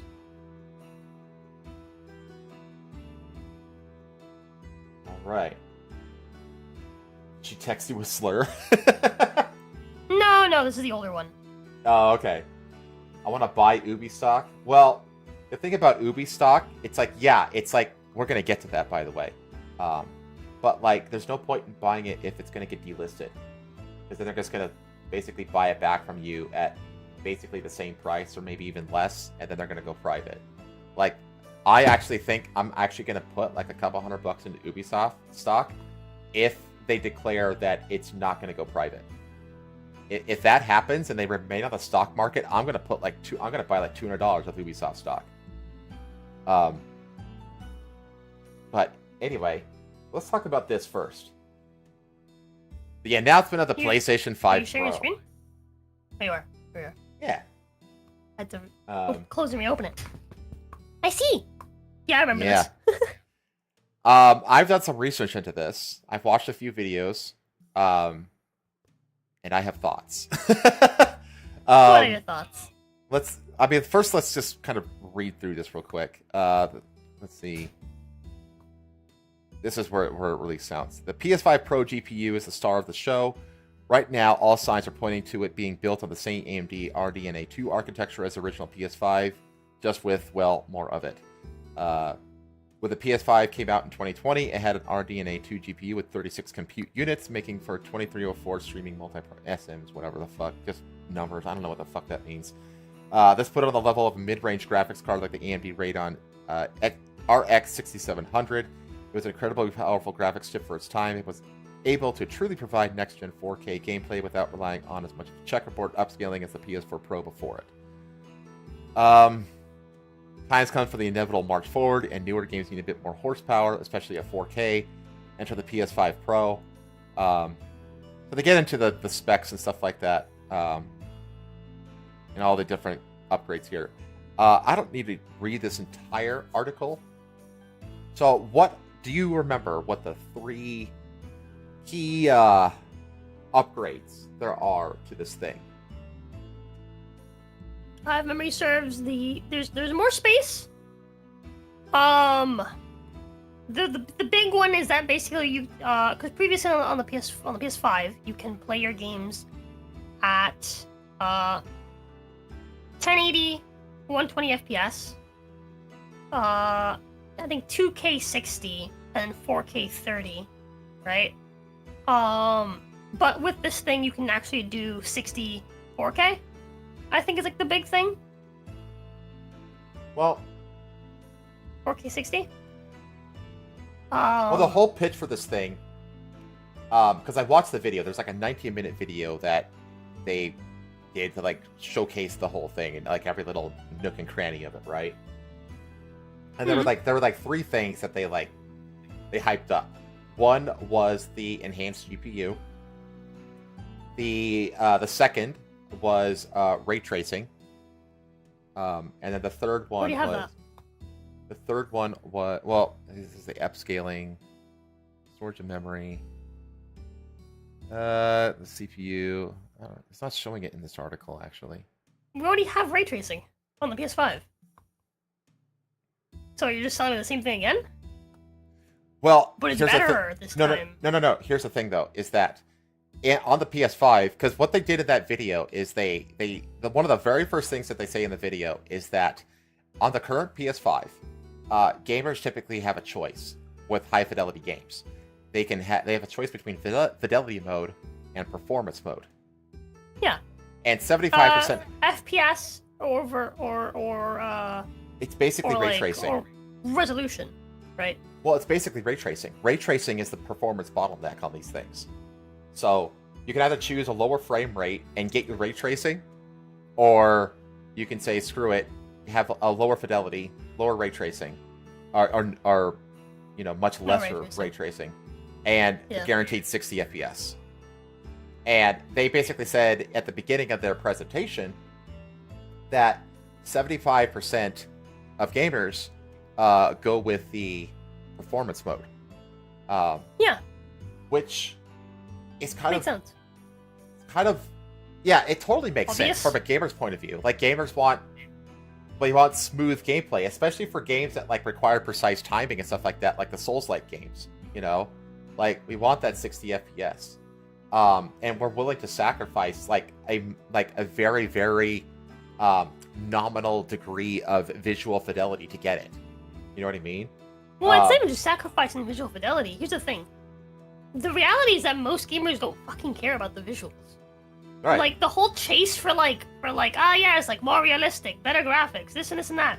Gamers don't care as long as the art's nice and stylized. You don't need to have like ridiculous, like, again, quote unquote high fidelity visuals, right? Yeah. Like as long as it looks decent, no one fucking cares. Gamers, and that poll that they say in the beginning, the 75% of gamers choose performance mode. That's an admission. It's great proof of that. Yeah, that is a perfect admission that players don't really care about maxing out visual fidelity. We care about 60 FPS. That's what we care about.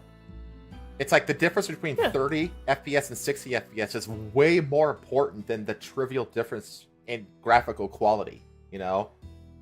And it's like, even if you have like obvious graphic improvements, it's a difference that gamers don't really care about. So it's like, already out of the gate, the sales pitch kind of fumbles because it's like you're advertising it by saying we're going to give selling you the thing that 25% of you care about. Only 25% of you actually care about. So right out of the gate, I was like, okay, that's kind of baffling. That's a tough sell, but let's keep going. And then on the video, at the bottom of the screen, it says three things. It says enhanced GPU, which is basically just a Radeon RX 6800, which you can get on Amazon for like $350. And I was watching some tech videos on it, and apparently the CPU GPU architecture is still like 5 years old. Like original 20. That makes sense because that's that means they were developing the original PS5 in 2019. It's like, yeah, that makes sense. Then like advanced ray tracing, which is interesting because ray tracing and the enhanced GPU are basically the same thing. Because ray tracing is entirely produced by the GPU. The GPU is the one that does all the lifting for ray tracing. So it's like, okay, we want to give them enhanced ray tracing. It's like, well, to do that, we're going to have to just increase the GPU. So it's like the majority of that GPU, like, upgrade is just going towards the ray tracing anyway. So those first two that they list are more or less the same thing, right there. And then the third one is the AI-driven upscaling. I fucking hate the usage of the term AI. I work in an industry that deals with AI, and I'll tell you right now, AI is a marketing term. It is not a technical term. Yeah, I kind of figured. Yeah, it's bullshit. Like, it's a bullshit term. AI doesn't exist yet in a technical sense. It's a marketing thing. Kind of like it kind of reminds me of, like, you're not going to remember this, but back when in the Super Nintendo, like the console wars between the Super Nintendo and the Sega Genesis, Sega Genesis kept on touting that they have this thing called blast processing. And it was like almost like a meme of its time, because it's like this ridiculous marketing gimmick term. Despite the fact that it was technically a real thing, but it was like a ridiculous kind of nothing thing. It's like, yeah, our 16-bit console is better than your 16-bit console because we have blast processing, whatever the fuck that is. Yeah. Because here's the thing, right? The thing with, like, when you look at, like, the AI they slap on the stuff, like, a lot of the stuff, it's like, oh yeah, it's created an algorithm. It's like, that's not the AI being intelligent. It's just it doing what you programmed it to do.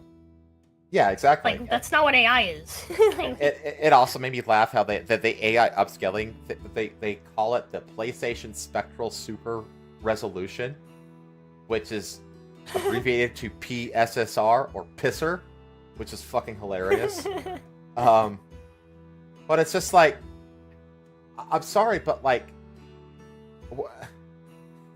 what are we getting here? Like, what is the console doing natively? You know what I mean?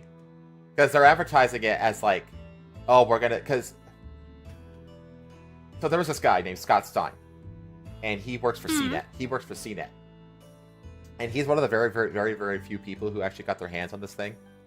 And he says that on launch, there's going to be like 40 to 50 games that are going to have a day one patch available that are targeting 4K, 60 FPS, volumetric lighting, and like new, and like the availability potential of like 120 frames per second for 120 FPS, as well as in some cases 8K, which is like, who the fuck cares about 8K?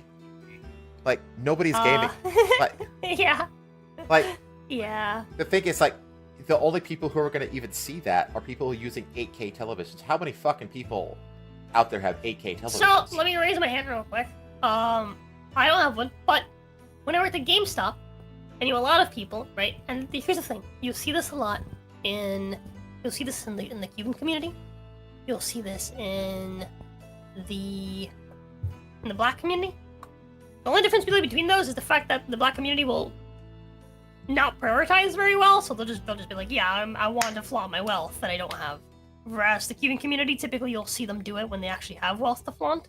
Oh, so it's like a frivolous, like, material flex. But it's like yeah, exactly. It is 100% a material flex. You'll see, like, lots of, like, wealthy, like, business-owning Cubans will, like, be like, oh yeah, I have an 8K TV and a PS5.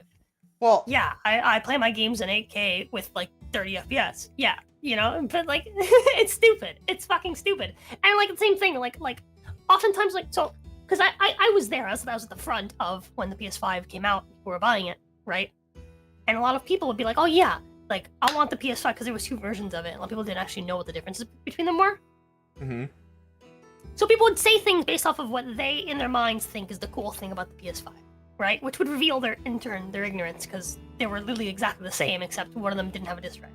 That's the only difference, right? But they see $100 difference, and they think, oh, I want the expensive one, I want the one that has the 8K, I want the one that has, like, bro, they both have everything. The only difference is, do you want discs or not? Right? Well, but that's the thing, like, those people see, like, oh yeah, I bought an 8K TV for this. right? And like they'll flex, they'll say shit like that. So there are people that do it just to flex, but I don't think that constitutes the majority of actual gamers that are gonna actually use the console. These are people that buy it just to have it sitting on their fucking couch so they can watch Netflix on it and be like, yeah, I have a PS5. Yeah, my kid has a PS5 because I have money. The percentage of gamers that have that is negligible, I think. Yeah. And here's the other thing. Developers aren't developing games to 8K. Like, they're not developing that level of fidelity internally. So it's like, because that's the other issue I have. It's like developer buy-in on this shit. Like, I don't care even if you have an 8K TV and you have a console that can upscale to 8K. If developers aren't developing to 8K, then it's gonna look like shit. Oh yeah, that's like a big thing with like a lot of like gimmicks as well. Like a lot of devs like they won't actually pick up like the gimmick. Yeah. Right? For example, like the touchpad. Most devs don't fucking use the touchpad. They just treat them like extra buttons. Like yes, you press the left side of the touchpad to access this part of the menu. You press the right side of the touchpad to access the menu. But you have to actually press it in. You don't have to just tap it. You have to press it in because they're buttons. Right. And they treat them like buttons. They don't actually treat them like a fucking touchpad. How many games have you ever played where it's like, oh yes, and then you run your finger across the touchpad? None. Very few. Like very few use it as an actual touchpad. The vast majority of games use it as a map button to bring up the map. That's what it's used for. Think about how many games use fucking the adaptive triggers. It'd be cool if they just like fucking none. If it was like a fully like integrated map function where like you would hit the button to bring up the map, and then you can like move your thumb around the touchpad to navigate around the map. You know? Yeah. That'd be cool, but they don't even do that. It's just a button. It's just a shortcut button to bring up the map. That's what like 90% of games use it for. Yeah.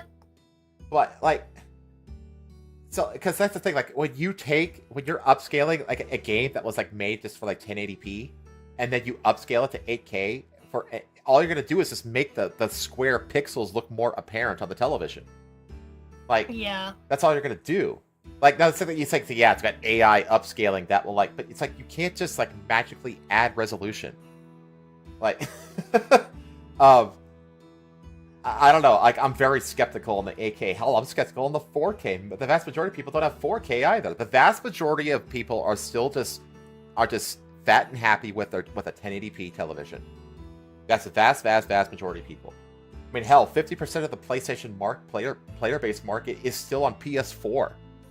You know, like people don't care about this like negligible gap in visual fidelity anymore because the lower level is totally fine for us now. But anyway, getting back to this, talking about the specs, it's like, I mean, we could talk about the price a little bit. Base cost $700, and they're nickel and diming on the vertical stand. Disk drive sold separately for $80, so it's like $810 plus tax. You know what it is? A lot of people have been speculating this, right? And I don't think it's entirely true, but at the same time, here's the thing. Yeah, I can see it. Because here's the thing, right? PlayStation usually sells their consoles at a loss. Reason why? They make all their money off of like first-party games. I was going to bring this point up. I know where you're going with this. And their latest major first-party fucking game was a goddamn flop. It was a really fucking bad flop. Well, I don't think that this console has... No. This console and all of the design around this console and its price point was decided all that's been made way before.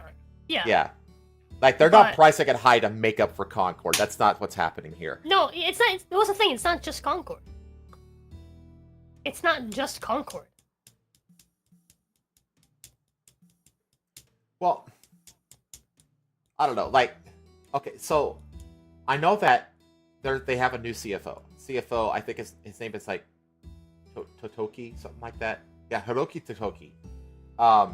And this is the guy who took over for Jim Ryan. And Jim Ryan is the guy who blew through like billions of dollars in acquisitions, like chasing the live service pipe dream. Like, he's the guy that announced like we're gonna do like a dozen live service games, and then that got slashed in half, and then Concord happened. You know, this Yeah. This dude was so fucking out of touch and frivolous with his spending. One of the worst things that ever happened to Sony was this Jim Ryan fuck. So Hiroki Totoki took over for him. And I wonder if he's like looking at the same, like you mentioned, like consoles are sold at a loss. I wonder if the price point is as high as it is because they have, I don't know if they're gonna make a profit on it, but I think they're pricing it to break even. So they at least don't lose money on it, because you have to remember that's what I'm thinking, yeah. In the box, there's a controller that comes with it in the box, but it's not the Edge controller. If you want like the pro version of the controller, because there's like the regular controller, then there's the Edge controller. I have that one. The Edge controller is $200. Yep. You know, so it's like, so you just have to wonder, like, because I don't know. There's so many baffling things about this. I mean, because the other thing is that like they're not dropping the base price or the price for the base PS5 either. They're keeping that at $600. You know, and some that's like, why is it $600? Well, I looked into this a little bit, and apparently Totoki did answer this question directly. He basically said that like they can't change like the way that the hardware is structured inside of the console. They literally can't modify the die size of the console, which is like the literal, like the pieces of plastic that make up the console. They can't shrink it. They can't compact the console, which means they can't reduce the manufacturing costs. So they can't really reduce, if they can't reduce the manufacturing costs, then they can't really reduce the price of it either. No, that's not what I mean. I mean, why is it 600? It wasn't 600 on release. Oh, I don't fucking know. You know? So, no. The console price has gone up instead of down. And I almost... Yeah. So here's the thing. A lot of their first-party software has been getting put on other systems as well. Has been getting put on PC, right? Mm-hmm. And here's the thing, right? What Sony had, and this is why a lot of people are like... Because I would always say, like, no, I don't think Sony should put their games on PC. I don't think they should put these. I would say this all the fucking time, right? Because that is a major part of their business. The reason why they can sell their consoles at the price that they're at is because a lot of the money that they make is from first-party sales.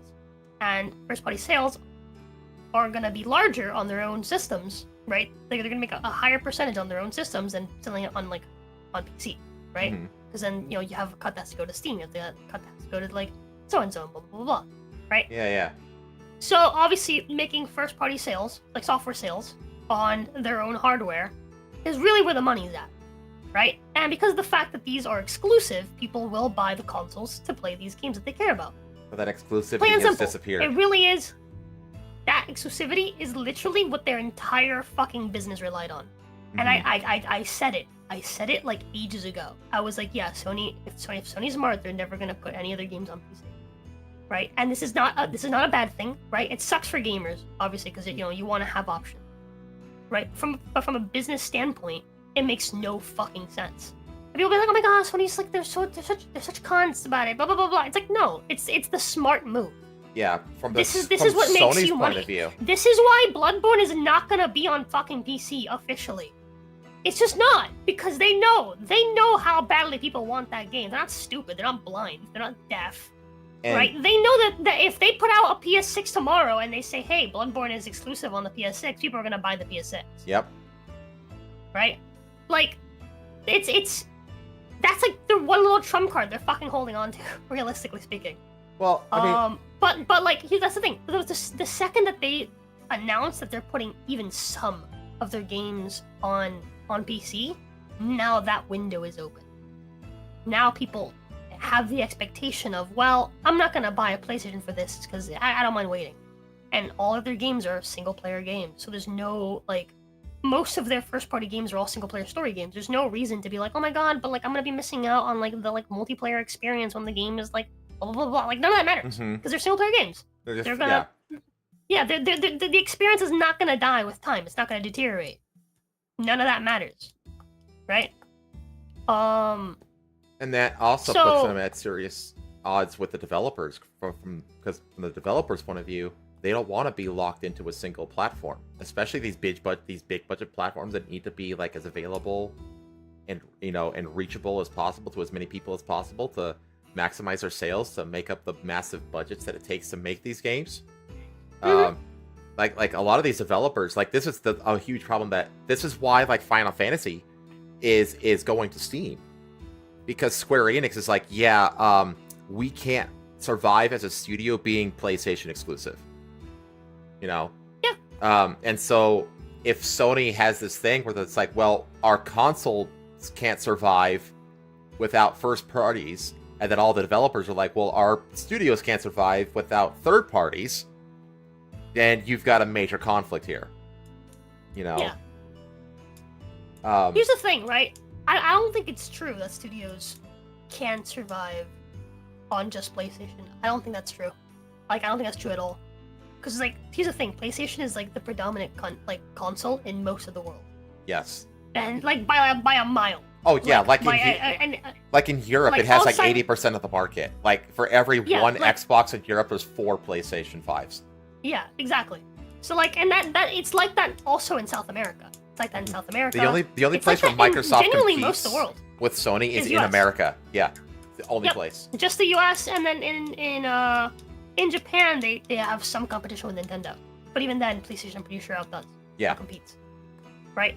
So they have the market cornered as far as the like casual console gamer goes. That market is fucking cornered, and that is a really large portion of the market. Yep. Right?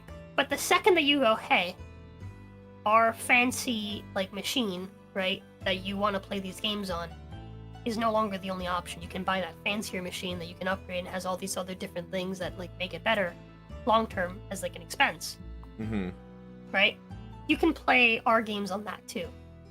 That completely devalues the price of your machine. A big part of why Xbox doesn't sell much is because everything on the Xbox you can play on a fucking PC. You're just buying like a shit PC. Yeah, the Xbox. I mean, you see this like when they had that disastrous like interview with that black lady who's like in charge of Xbox or whatever, and how much of a disaster, how much of a car crash interview that turned out to be, because she's basically like saying like that, yeah, like we're basically gonna be moving away from like physical consoles, and we're just basically gonna roll Xbox just into Microsoft and just do cloud gaming, essentially. Like, I don't think that, like, because there's definitely no Xbox Pro, or like the equivalent of the PS5 Pro that's going to get released for Xbox. That ain't happening. And there's a good chance that the next Xbox is never going to get done either. There's a really good chance that this current generation of the Xbox is literally the last Xbox that's ever going to get made. And I don't know. I'm thinking about it from like a developer point of view too. Like, I'm thinking, because that's someone mentioned GTA 6 in the chat. That is a major talking point here, because like that's the thing. Like, developers have to invest in graphical fidelity in their games that reach into the space between the fidelity of a PS5 and a PS5 Pro, right? Mm-hmm. Right now, the only game that has like super high profile that people are talking about that actually does that is GTA 6. And GTA 6 has actually been rumored to have been delayed to 2026. It hasn't been confirmed, but apparently Jason Schreier has some insider knowledge that game is actually getting delayed back to 2026. Don't know if it's true, though. Yeah. So it's like, so you don't have an Xbox Pro to compete with. And the PC version of GTA 6 won't get released until after the console release, right? PS5 Pro becomes the #1 platform to play GTA 6 all of a sudden. So, yeah. So suddenly GTA 6 becomes the PS Pro console seller. Right? Yeah. Now that's, because what's coming out? When is this thing supposed to drop? Like early November, right?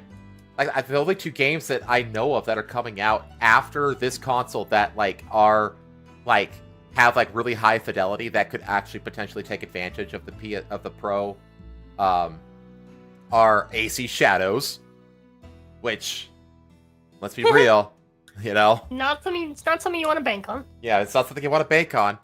And Marvel Rivals, which has an art style that doesn't need super high fidelity for it to look fantastic. Like like PS5 Pro levels of graphical fidelity isn't a selling point for Marvel Rivals. You know what I mean? It's not a selling point for most games. For that, yeah, exactly. It's only a selling point for games that are going for that super realistic style that gamers are honestly getting fucking sick of. Yeah. You know?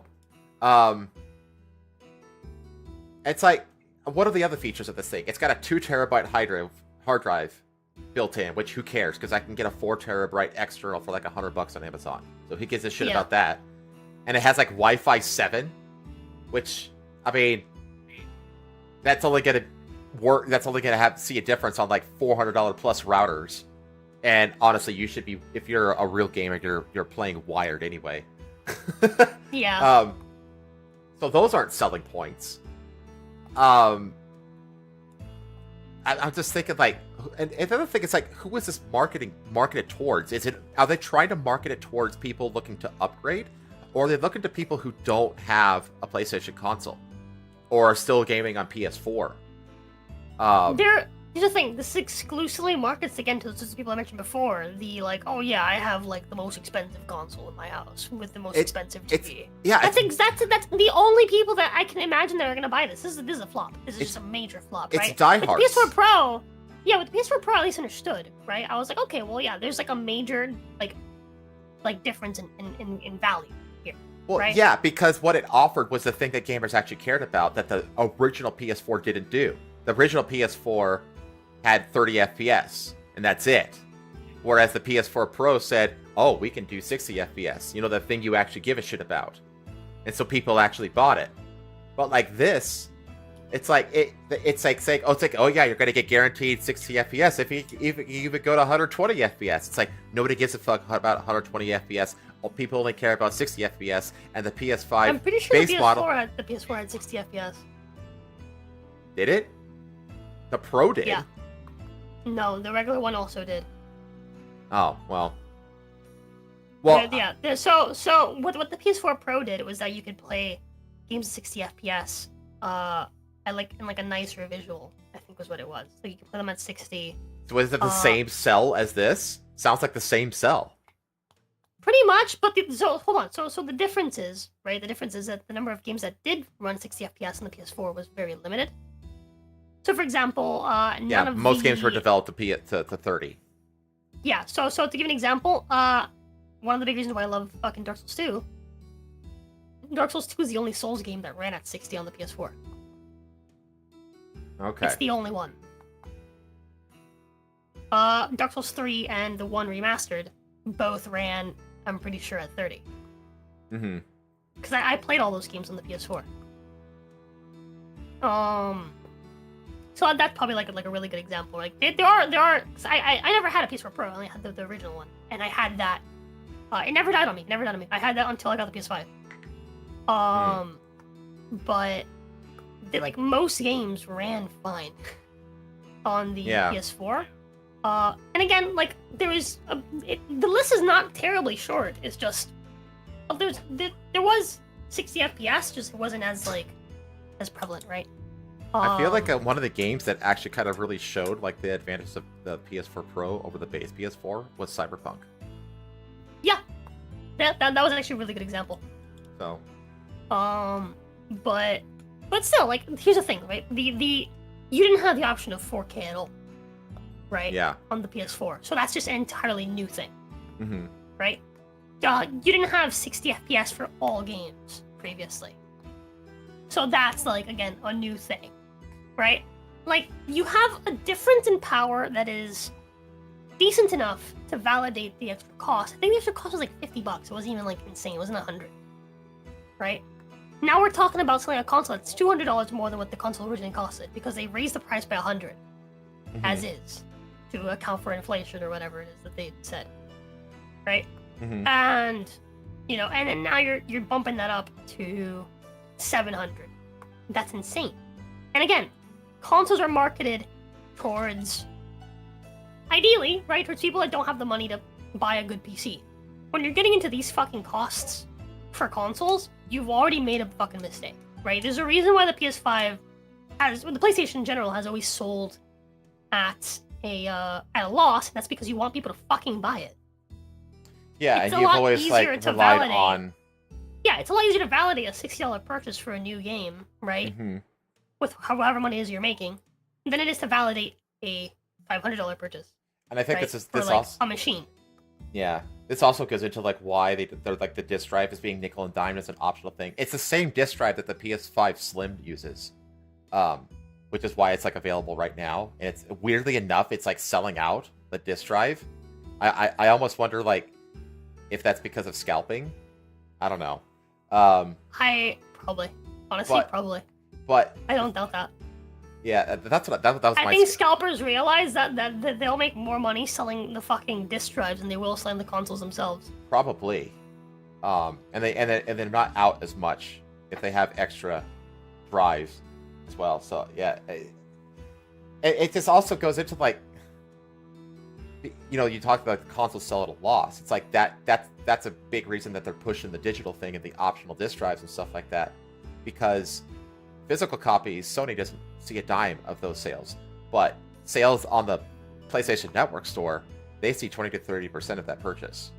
They get a massive chunk, just the same way that Apple gets a chunk of app sales and stuff like that on their marketplace. It's the same deal with the PlayStation Store. So of course they're going to push digital because they get a huge cut of those sales through their store, which is bullshit. But I get it from a business perspective. By physical, I get it. We had that conversation at length last time.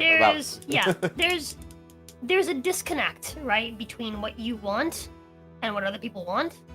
Mm-hmm. Like when you're selling a product, you can't just do what's gonna make you the most money. You gotta do what's gonna make you the most sales. Because long term, that's what's gonna stop you from fucking going bankrupt. Yeah. Like that's just the way it is. This is a shit move. The same way that putting their fucking games on PC was a shit move. They're kind of fucked. Their only real solace is if they just backtrack, go back to basics, and start making cheaper consoles that cost less money to produce, and selling them as entry-level gaming options, rather than trying to compete with PC. Because it's just not going to happen. Yeah, that was the other thing. It's like, they're... Because I know that they actually work with AMD. Like, everything inside this thing is AMD, right? And they work directly with AMD in developing, like, the technology for this thing.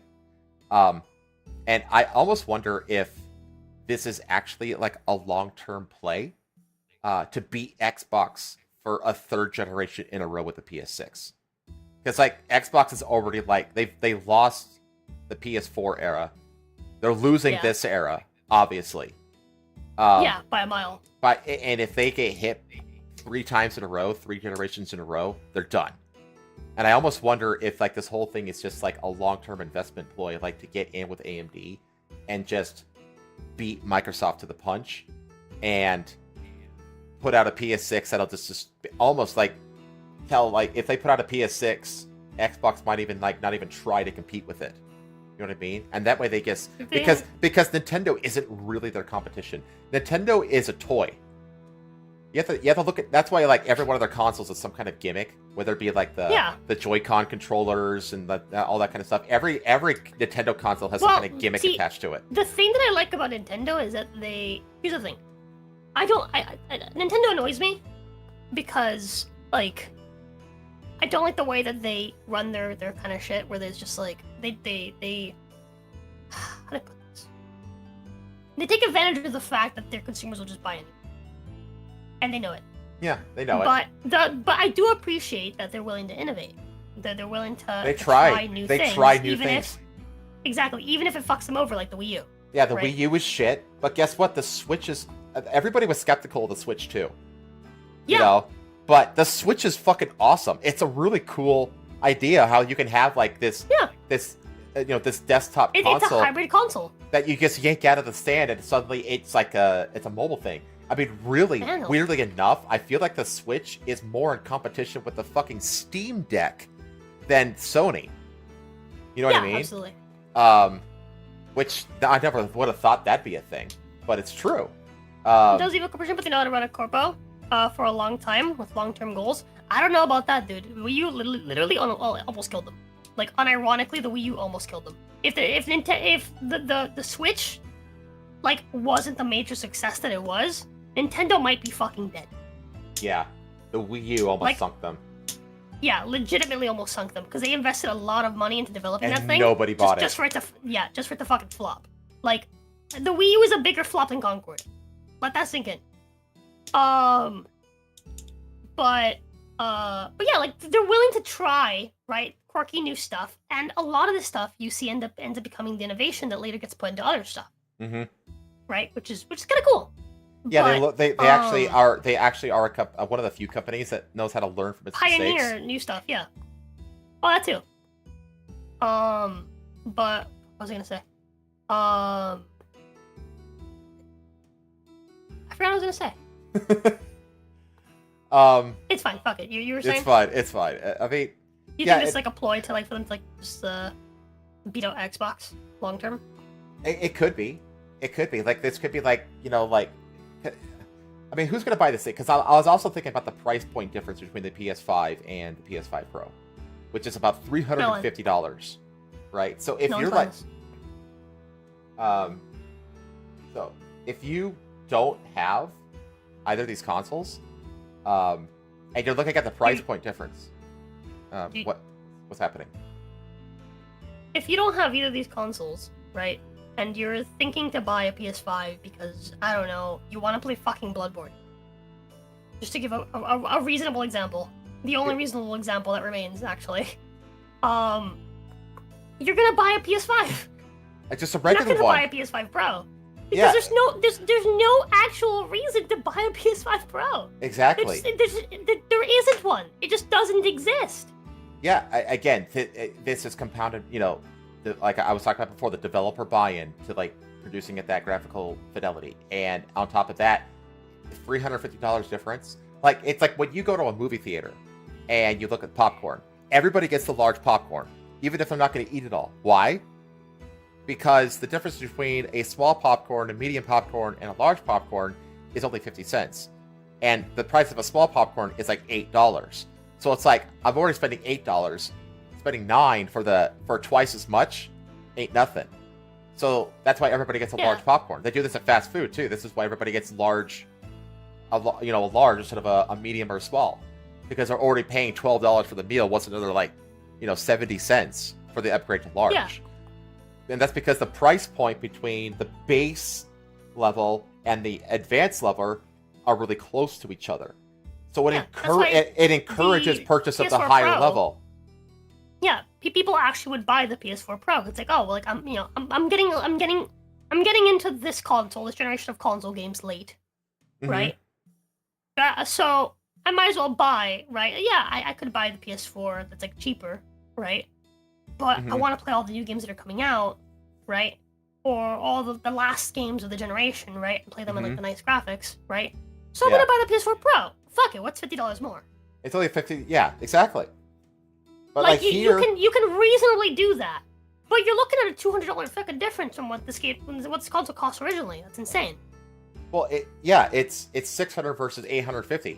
It's $250 difference. It has to be less than $200. Yeah, it has to be less than $200. No, it has to be no more than $100. Simple as. I mean, this is subjective, obviously, but maybe, it's subjective. But I'm saying from my experience, right? Like selling to the average customer, the difference cannot be any more than $100 when you're looking at things that are priced higher than $400. That upsell once you bring is it down, way difficult. Yeah, like once you bring things down and you're comparing like smaller like, I think if you're jumping up from like 200, right, to like 300, that's a more difficult sell than jumping it from 400 to 500, right? Because there's a difference there, right? Your 200 is not an enormous amount of money. The average person is willing to pay that for a piece of technology. That's fine for most people. Most people that are like financially okay will have $200, right? Most people that are financially okay might not have $400 to $500, right? So when you're looking at people that are rationalizing themselves to make a $4 purchase, odds are they're willing to pay an extra $100 for a disc drive. That's fine. But if you're selling something for $200 and you want to charge them an extra $100, like for a disk drive, now you're upping the price not by 20%, you're upping it by 33%. Actually, no, yeah, 50. Yeah, you're right. Fuck, I'm mathing wrong. Like that's insane. Fucking girl moment. That's just not gonna happen. You know? Yeah, exactly. So That's the thing. It's like the upsell isn't priced correctly. Like honestly, I almost wonder I almost wonder if this thing would actually sell better if they increase the price of the base PS5. Well, that's what they did already. Well, they did, but it's not enough. Like, it needs to be closer to the all Pro. All that would do is... Yeah, but the thing is, all that would do is just kill them already. I know. That's why... Again, if the PS5 still had the value... Because that's the thing, the PS5 has no games. I mean... That's the issue. Yeah, that's the major issue. At the end of the day, they can't the make meme up that comes back. loss with first parties anymore. No, it can't. It genuinely can't. And it's not just that it can't make up the loss, it's that no one is going to rationalize buying a fucking a $700 PS5. Basic PS5 when it originally cost $500. And it originally actually had exclusive first party games, and now there's no exclusivity. There's no reason to get this console. Mm-hmm. There's nothing that you're missing out on by not getting it. Except for Bloodborne. Except for Bloodborne. Like, but at that point just buy a PS4! Bloodborne runs the same! But this goes all the way back to the GTA 6 factor. Like, I almost wonder if the success of the thing is entirely dependent on GTA 6. Because that's like the one game I can think of that could actually that will actually push the limits of even the PS5 Pro. You know? So it's like if you if you want to experience GTA 6, which is a console seller kind of game at its best, then PS5 Pro is the way to go. You know? But even then, I feel like people that already have a regular PS5 aren't going to buy into that. They're not. Because guess what? We'll go all the way back to the beginning. They care about 60 FPS, and they're willing to sacrifice a little bit of fidelity to get it. It's simple as that.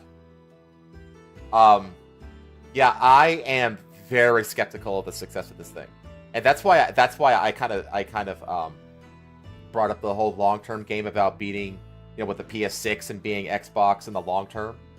Like if this whole thing is just like let's scare Xbox right out of the market, because they're already shrinking. I mean, the next article that we're going to talk about is Microsoft Xbox doing over 600 layoffs. You know what I mean? That's crazy.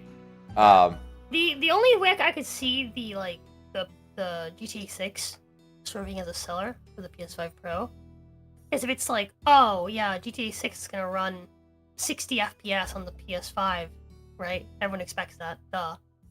But it's gonna run 120 on the PS5 Pro in 1080. And they know that it won't be, and we know that the Xbox isn't going to give you the best experience, and 2K. It's not going to be on PC until probably like a year after. So that makes suddenly PS5 Pro becomes like the de facto console to play this game at its best. Yeah. But man, I don't know. I don't know if that's enough. I still think people are gonna go for the base model. Same. But we'll see. We'll see. I think it's a really big gamble on Sony's part, and I don't think it's gonna pay off. I don't think it is either. I don't. I think this thing is gonna. I think this thing is gonna flounder. Yep. And the thing is, okay. Before I go, Pete, my final words is, if I was still working at GameStop, I would not be able to sell this console. I've sold a lot of really, really, dumb dog shit products, okay? I've sold fucking gum at a GameStop. Alright? I've sold energy powder, bullshit, at a GameStop. Chat, I can sell the dumbest shit to anyone. I have sold memberships to tourists, okay? I cannot see myself selling one of these to anyone other than I want the most expensive thing so I can show it off in my living room guy. That's the only person that I can see buying this. Yeah, that's the thing. There's no pitch for this thing. There's no elevator pitch for this thing that makes sense. None. This isn't one. So, Anyway, Right, all right. I'm gonna go. I'll talk to chat. There might be a PS5 Pro Special Edition. It's pink. Pink paint sold separately. Oh yeah. By the way, chat, did you notice that the console it's ribbed for your pleasure? You notice the stripes of. Oh man. I think in a year or two you'll see a massive price drop as they struggle to move excess product. Yeah, I mean,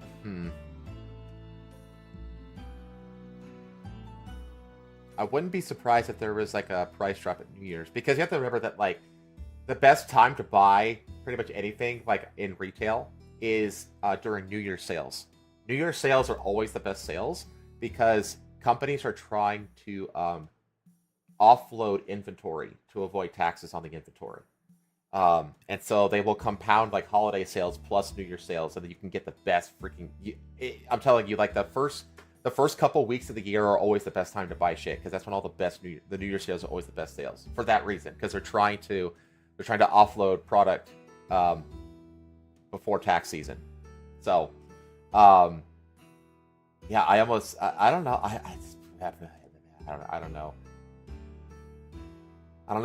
know. I am not. Maybe there is a mark. Maybe they know things that we don't. You know, maybe there's some internal knowledge that we just don't have, and they just have some magic shit that they know is going to make this successful. I don't know.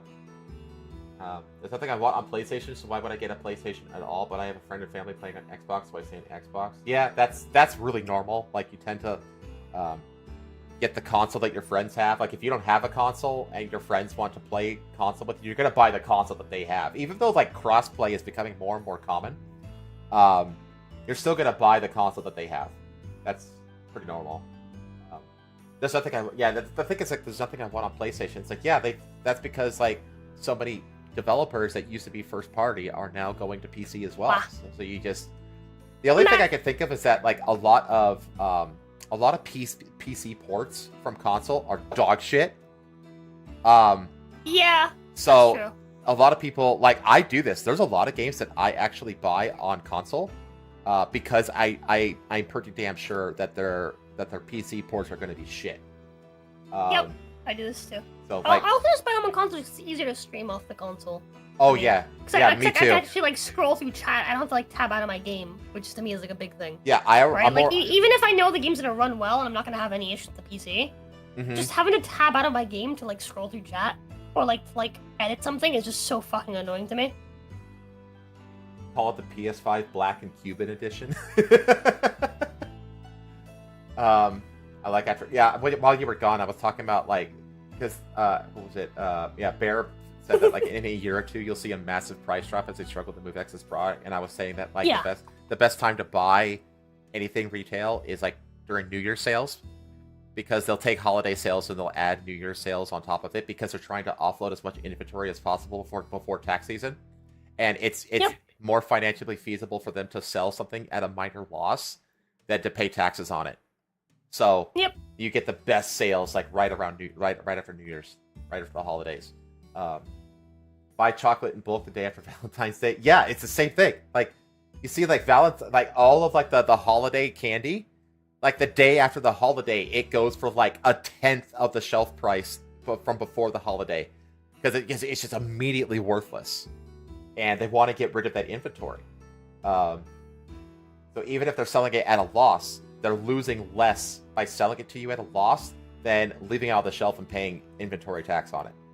So, yeah, I have serious doubts about this thing, but I was saying maybe they know some things that we don't know. I don't know what they could possibly see that says this is going to be a big success.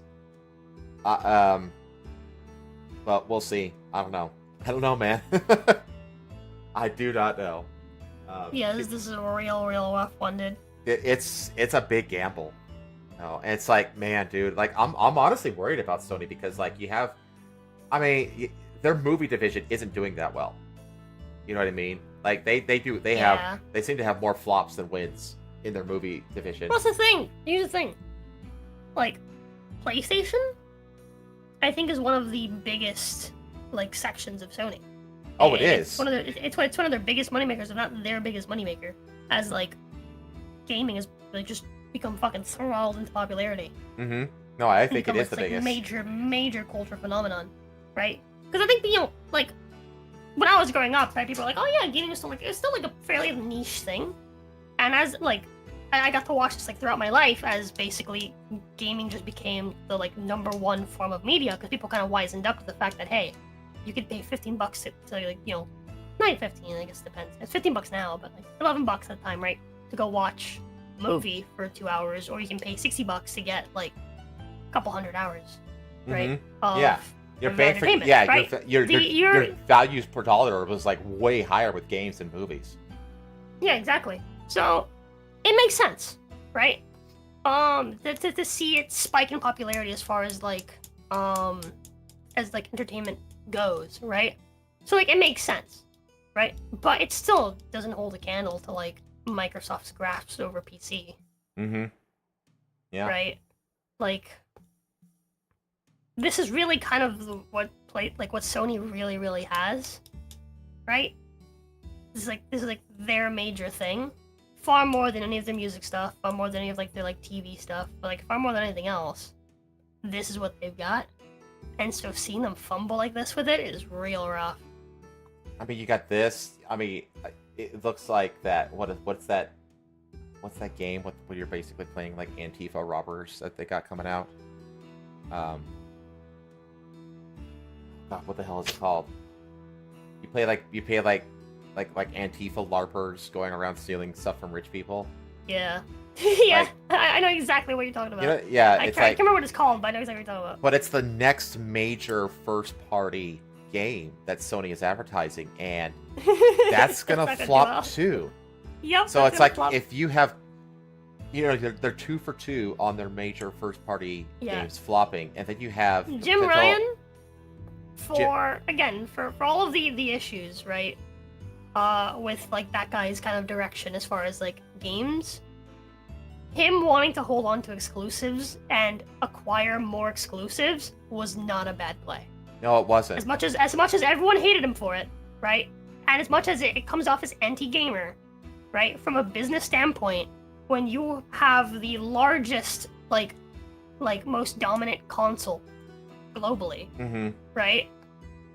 That is the most fucking logical move anyone could have ever fucking made. As much as people got mad at me, like, oh my god, you're just a fucking a Sony fag or whatever. And it's like, no, it's just fucking obviously a good idea. Like that's all. Like you have to you can't think about it from the perspective of like a consumer, right? Obviously, it's good for you and me to have options, right? And be like, oh, do I want to buy this game on my console? Do I want to buy it on my PC? Do I want to do this? Do I want to do that? It's good to have options for you and me, right? But do you know why fucking PS Plus costs more? Tell us, Rosa. PS5 costs PS Plus has jumped majorly in price, not only due to inflation, but also due to the fact that a lot of these games are no longer, exclusive. So they're not making a ton of money off of like software. So they have to bump up the price of PS Plus because they're having all these games they're giving out for free for people to fucking play, right? They need to fucking actually make more money off of that. The value of that needs to be higher to make up for the losses of this like exclusivity that they've given away. You want to know what? Honestly, I think that one of the big fumbles here is, I think that there's one thing that they could have done with this thing that would have made it sell like gangbusters. Backwards compatibility with everything through PlayStation's history. If this thing, because that's what Xbox has. That's the one thing that Xbox has that actually makes it valuable. Is access to the entire Xbox backlog catalog. If this thing was announced and it said like, this thing, we're gonna make legacy console games available in the store, and they're gonna be only available on the PS5 Pro, dude, I would buy one. Just for that massive back catalog. Are you kidding me? The thing is, they do have legacy games on the PS5 and the PS4 because they've slowly been porting a bunch of games from like the older era. Yeah. Onto the console. But it's limited. You have to buy them. It's limited. You have to buy them again. And a lot of them run like shit. And some of them are like, it's not even like you download it and you play it. Some of them you have to like stream them.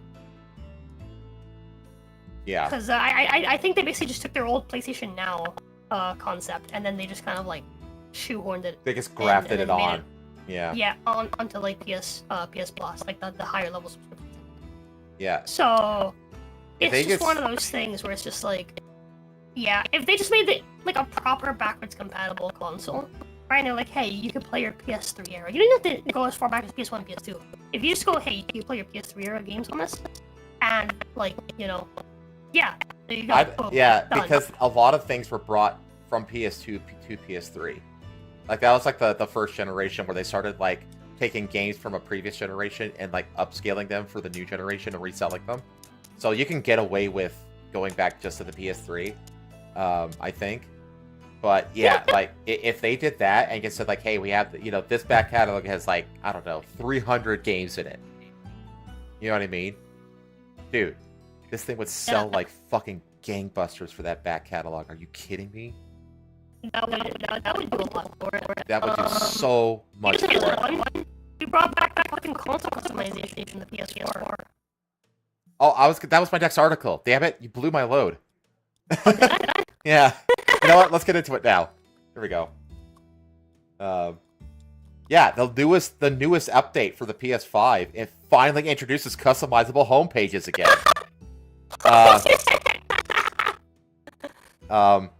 The latest PS5 software update is an easy one of the current gen biggest yet, adding customizable home screens. Fucking finally! Only took them 4 goddamn years.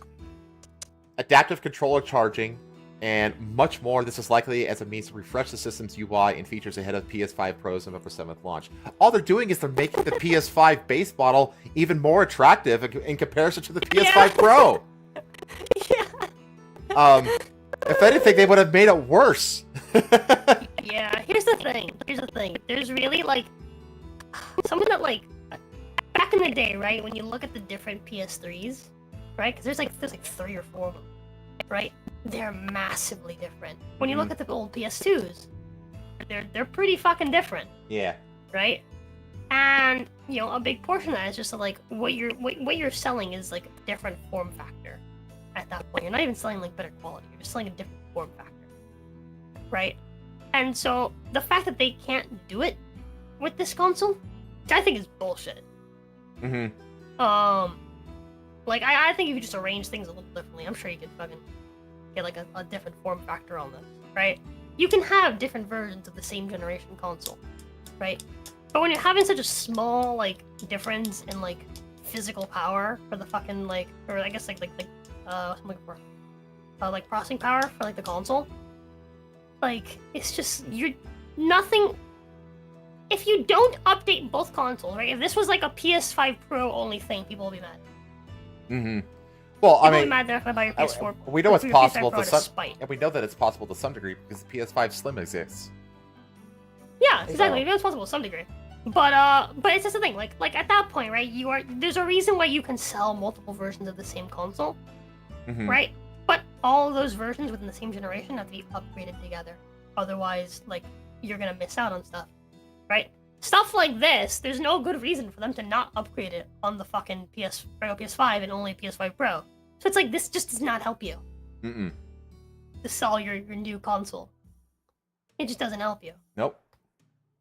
They should have really just waited. Oh yeah, They really should have just waited, not made this thing at all. And then eventually made a fucking PS6. Yeah.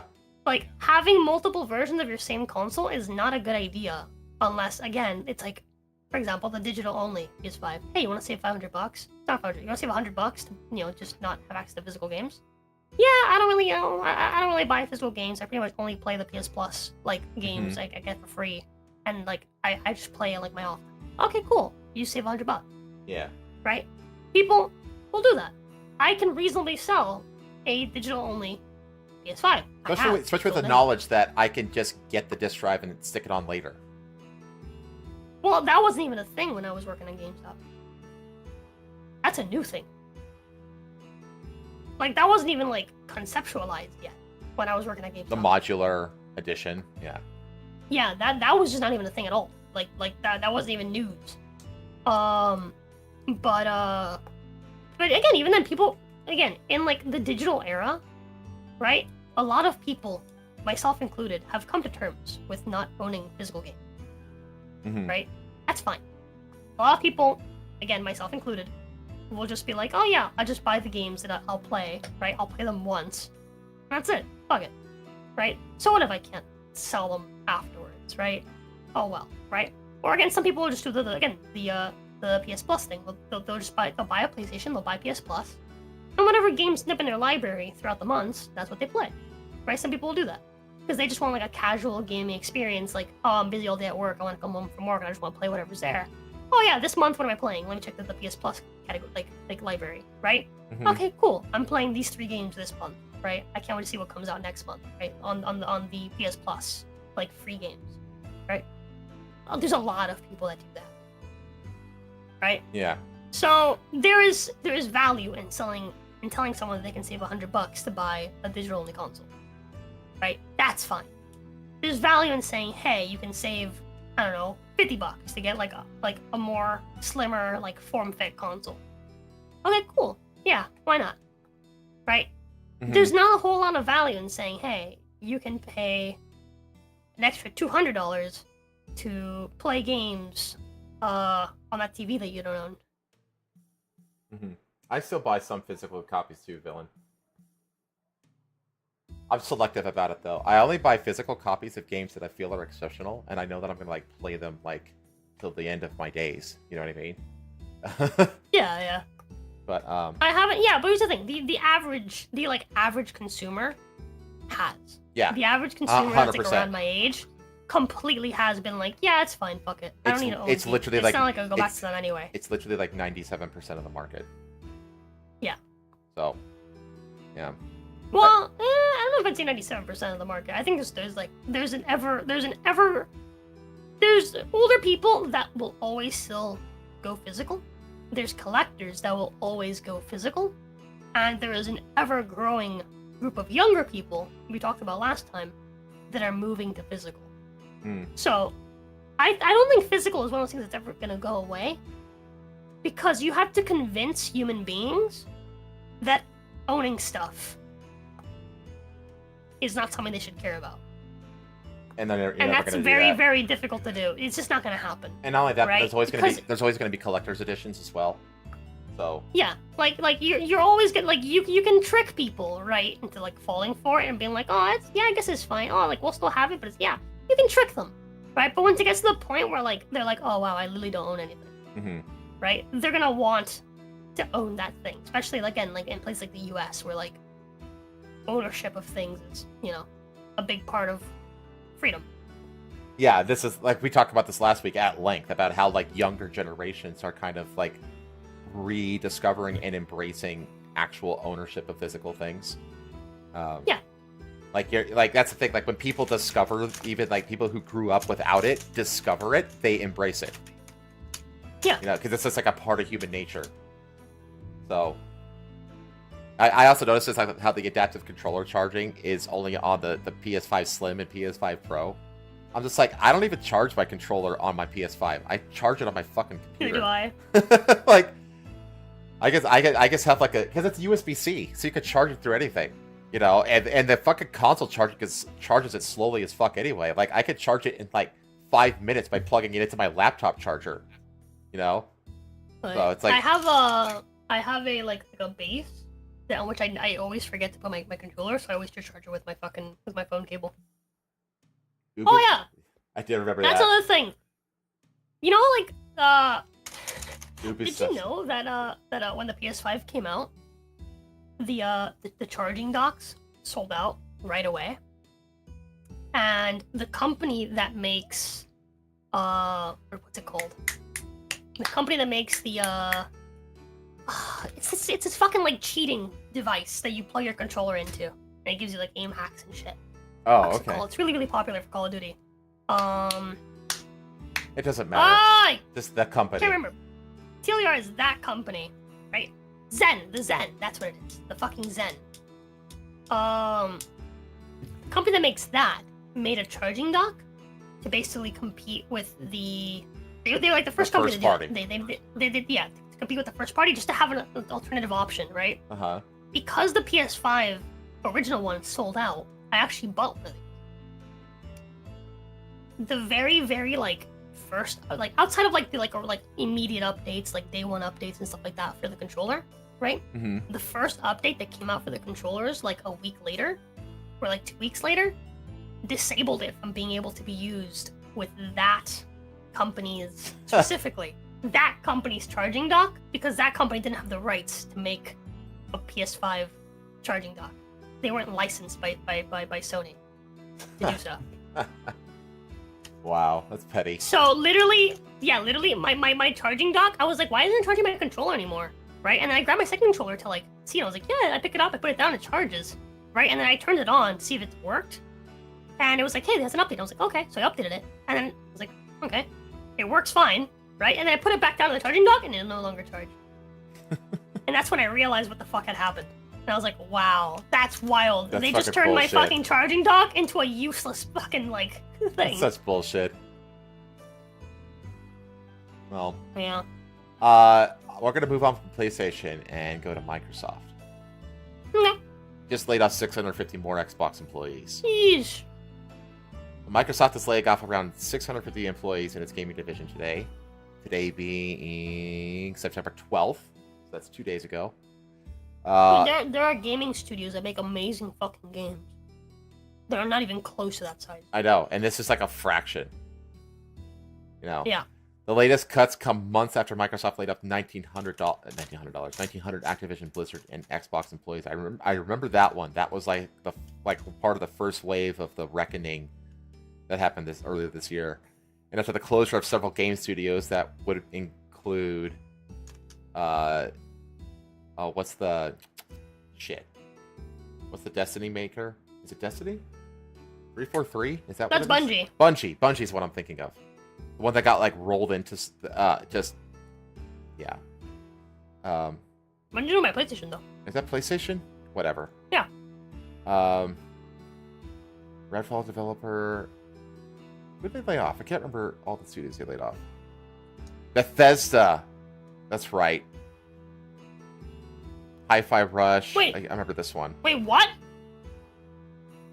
Let me see. Alpha Dog Games. GamesWorks. Redfall developer. Look up the team joining other studios to work on projects across Bethesda. So it's like a part of Bethesda got rolled out. Like the part that made Redfall, I guess. Wait. No. So they're closing these teams, and then they're gonna. They closed They're Arcane. gonna move them into Bethesda. Work on projects across Bethesda. Oh yeah, okay, gotcha. And then then the Hi-Fi Rush studio was famously Tango. That was the big one. That was everybody was like super surprised at. Okay.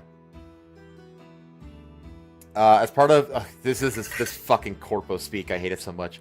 As part of aligning our post-acquisition team structure and managing our business, we have made the decision to eliminate approximately 650 roles across Microsoft Gaming, mostly corporate and supporting functions, to organize our business for long-term success, says Spencer. I mean, honestly though, this sounds like they're cutting a lot of the fat that has been bloating all the Western AAA gaming space and some of the Eastern space as well over the last several years, like particularly like since COVID happened, when they hired all these useless fucking people and they got hit by like they basically just bloated their studios up unnecessarily, and now they're paying the piper for that. Microsoft completed its $68.7 billion acquisition of Activision Blizzard in October. God, that's such an insane price. It's so crazy how valuable some of these studios are. Like when you consider that like George Lucas sold Star Wars, the entire Star Wars franchise to Disney for like $3 billion. You know, it's like, holy fuck, dude. The past year, our goal has been to optimize disruption. To minimize disruption. I was going to say, what? While welcoming new teams and enabling them to do their best work. As part of aligning our post-acquisition team structure and managing our business, I just read all this. I know that this is difficult news to hear. We are deeply grateful for the contributions of our colleagues who are learning they are impacted in the U.S. We're supporting them with exit packages that include severance, extended healthcare, and outplacement services to help with their transition. Outside the U.S., packages will differ according to location. Corporate and supporting teams and resources are aligned for sustainable future growth and can better support our studio teams and business units with programs and resources that can scale to meet their needs. God, it's just putting me to sleep, this shit. I hear this kind of shit all the time because I work for like a major Fortune 100 company with like tens of thousands of employees, and I'm kind of like in the middle of a nexus of like contracts and acquisitions and all that kind of stuff. So I hear this kind of speak all the fucking time, and it's like nails on a chalkboard to me. We have great moments, and we have had challenging ones. Today is one of the challenging days. I know that going through more changes like this is hard, but even in the most trying times, this team has been able to come together and show one another care and kindness as we work to continue delivering for our players. We appreciate your support as we navigate these changes, and we thank you for your compassion and respect for each other, Phil. So yeah, just more of the bloodbath, basically. Yep. And then this has led to... Oh, did I open the same one twice? No. I think so. This. It's like, yeah, no shit. I wonder why. Yeah, I wonder why. I like how they kind of refer to them. I wonder if it has anything to do with, people being worried about, losing their jobs. Red Ring of Death. Yeah, I was going to say, this is reminiscent of the Red Ring of Death. Yeah, I mean, they say that uncertainty all around. Like, I think I said it last week, how I said, like, if I was, like, in the game development space, I would be, like, seriously reconsidering, like, even going into the game development space. At least at, like, the AAA level. Because, like, your job security is in the negative at this point. Like, even if you put out successful games, like last week we talked about how NetEase shut down that studio that made Visions of Mana the day after it released, and it was actually, like, a successful launch. It's like, even, like, doing a good job and producing a successful, profitable product isn't enough to keep your job safe. You know what I mean? So it's like, what the fuck? Like, if I can't do anything at all to get job security in this industry, then why the fuck am I going into this industry? You know? I mean, it's already, like, super oversaturated enough as it is. Regardless of the field you work in, there will be times when you are riding high and feel like nothing can bring you down. Then there are times when you are laid low so badly that you wonder if you'll ever feel good again. We've all had those kinds of days. When you think about the gaming industry, you tend to picture it as a place where everyone is having fun. No, I haven't thought of that for more than a year now. Like, I haven't thought of that since COVID, honestly. This has not been my perception of the games industry. Are you kidding me? As they make incredible titles, when it's firing on all cylinders, it can give off that impression. However, as Xbox showed both yesterday and earlier in the year, it can also cut the legs out from under you without much warning. So then they go into talk about the 650 people and the 1900 that we just talked about. Tech for Gamers notes that the company's employees' morale is very low. That apparently comes from Tom Warren, who helped write about the layoffs yesterday when they were first announced. They went on to further note that there was serious confusion about the company's future. Yeah, I mean, that was cast into doubt that meeting with that black lady did that I mentioned earlier in the stream. Like, that really threw up a lot of red flags for all, like, the gaming space as a whole, that interview. Because she basically said, without directly saying, that, like, Xbox is being sunsetted. So it's like, yeah, like, I'd be confused and terrified too. Unless you work for, like, From Software or Hoyoverse. While that might sound odd when you think about everything that's been happening with Microsoft and its gaming division in recent months, can you blame them? Yeah. The company's console sales are middling at best. I mean, that's an understatement. They're shit. Just say it. They're shit. The only place that they have any kind of market impact is the United States. Let's be real. They haven't even made it to the number... the last console are getting crushed by the PS5 and Nintendo Switch. Now let's go to games. Earlier this year, Microsoft went from having lots of exclusives to giving some of them away to PlayStation and Nintendo. Yeah, I remember that. Then most recently, they revealed the upcoming title starring Indiana Jones will have a PS5 release date in 2025. Oof. This is Bethesda. Yeah. They bought Bethesda for tens of billions of dollars for exclusivity, and what happens? Indiana Jones 5, developed by Bethesda, going to fucking PS5. It's just, man. That was supposed to be one of its big games, and now it's only a timed exclusive. Just as bad, reports were saying that the Xbox Games Pass numbers are stagnant, and that they're relying on a big upcoming Day 1 title on the service to help save it, but that's a huge risk. Yeah, that's always a huge risk. See, here's the thing. It's only going to save it for a limited amount of time. Yeah, it's a temporary thing. It's a stopgap at best. That's the thing that I always realize with like Game Pass. I was like, dude, this is amazing right now, right? It's giving a lot of people access to this huge backlog of games that maybe people weren't interested in, right? Mm-hmm. But now they can try for a small fee, right? That shit goes away. Mm-hmm. You lose when you give people that like access to that many games all at once. This is why PS Plus works. Because they're giving you 3 games. Yep, 3 games a month. Every month. You know how many games come out in a month? A lot. But you get 3 games a month. Mm-hmm. Right? And some of them are shit, some of them are nice, some of them are like really big games, some of them are, kind of small games, right? But when you give people access to like a massive rotating fucking library of games like that, like you're really, and again, you're putting all of your day 1 stuff on that system as well, right? Yeah. You're not getting the like major purchase of people just buying those games. For one, you're losing out on that. Mm-hmm. Right? Especially if like these are like, again, like first party exclusive games. Right? 2, what happens once you've played them? You're relying on like major releases continuing to happen that are big enough and, I guess like... This is the folly of all of like Netflix's enough people care competitors. about. Pretty much, yeah. It's the same thing. They have to like continually like push stuff out of this like content sludge pipe, Yeah. And it's just like it basically turns the platform into shovelware, and not even like big games are safe from that. They just get caught up in the sludge.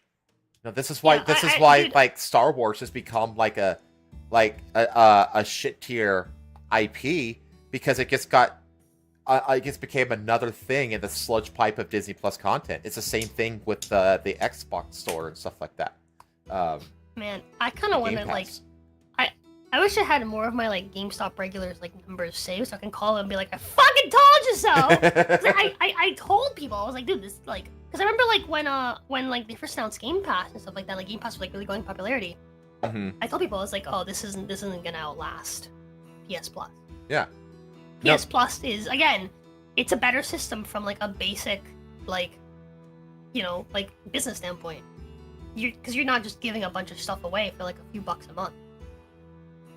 Yeah, and not only that, but like I have personally bought a ton of stuff that of like it's like you can buy it this, but if you have PlayStation Plus, it's like 15, 20, 25% off.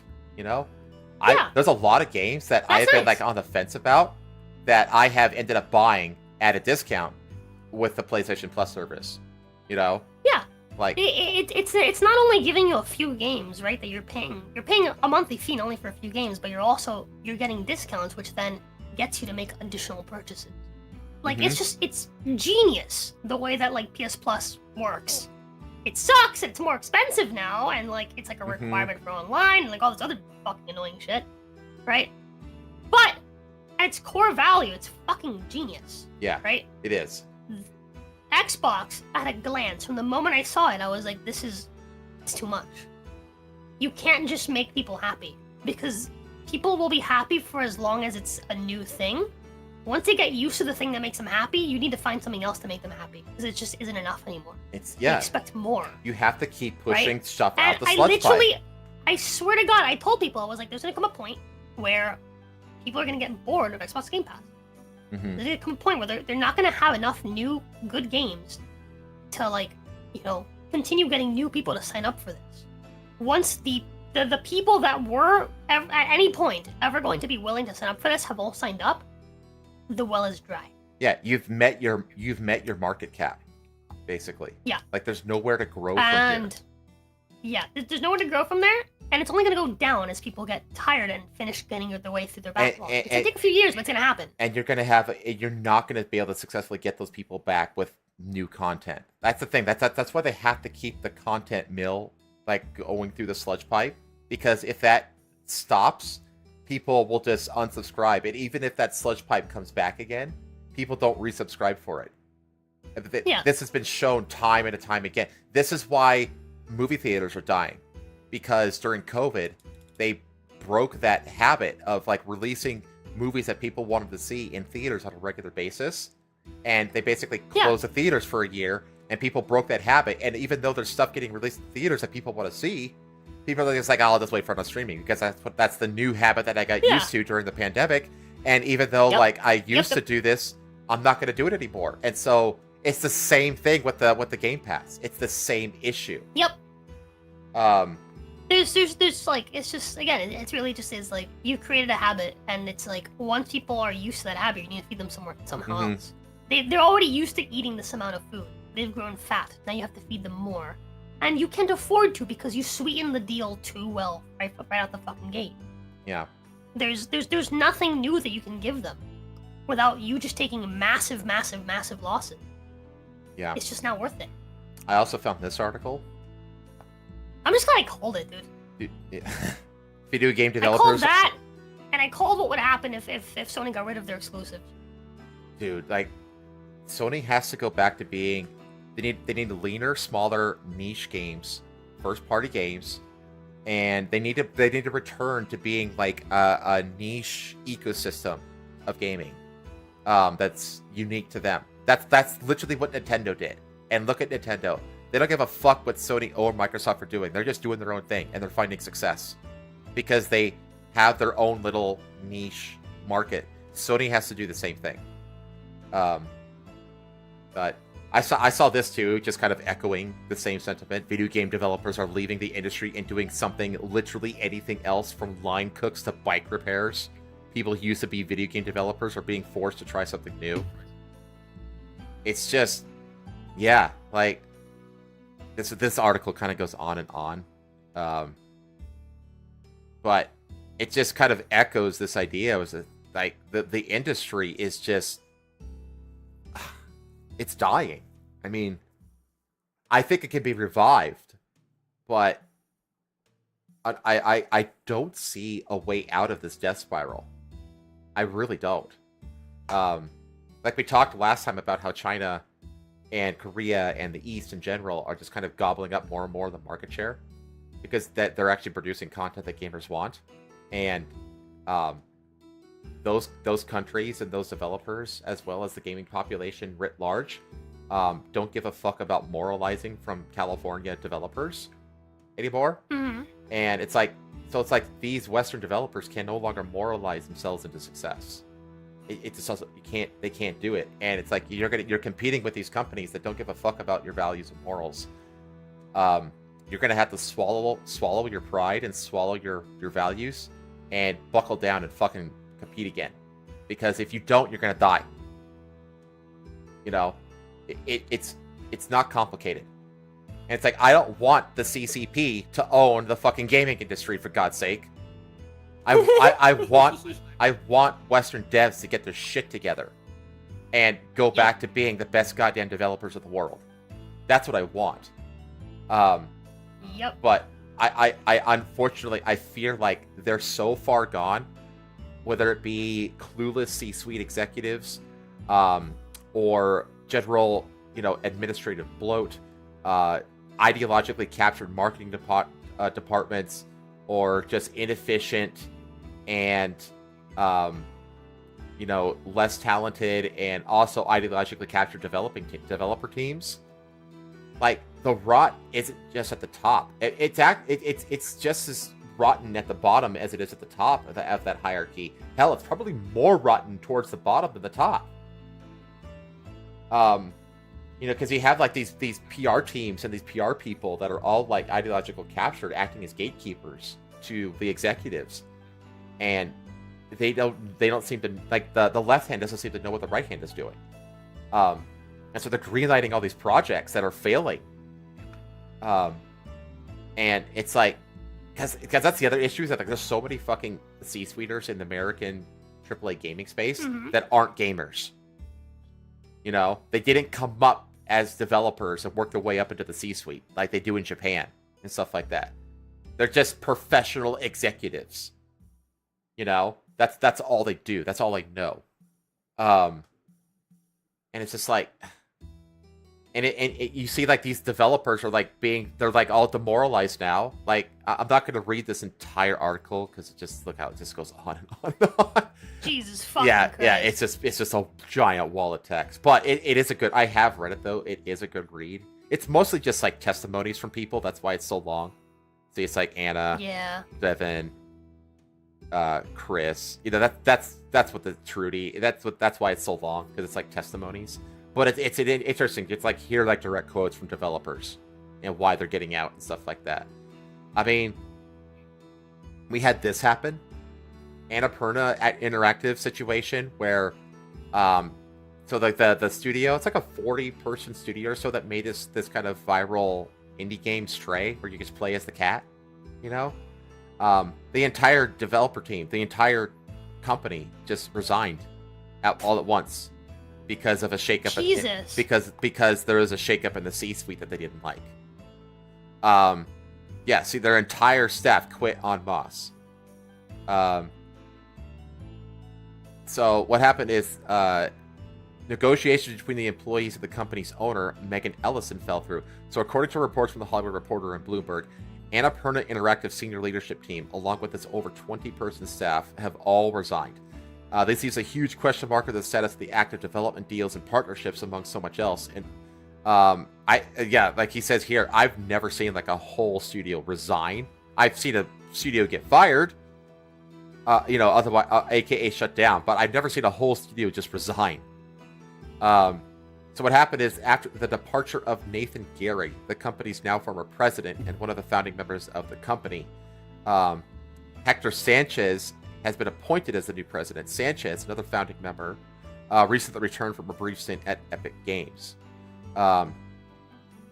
So Jason Schreier report from Bloomberg reveals that Gary had been in negotiations with daughter of multi-billionaire Larry Ellison. Man, that is a mannish face. Jesus. Yeah. Megan Ellison. Megan Ellison, so that's the daughter, to spin off Annapurna Interactive as an independent entity, separate from its parent company, Annapurna Pictures, which, interestingly enough, was exploring bankruptcy back in 2019. However, when Ellison pulled out of the negotiations, Gary, his leadership team, and the entire staff chose to resign. So that means, like he says here, that there is a lot more going on behind the scenes than we know. So all 25 members of the Annapurna Interactive team collectively resigned, Gary and the group said in a joint statement. This was one of the hardest decisions we have ever had to make, and we did not take the decision lightly.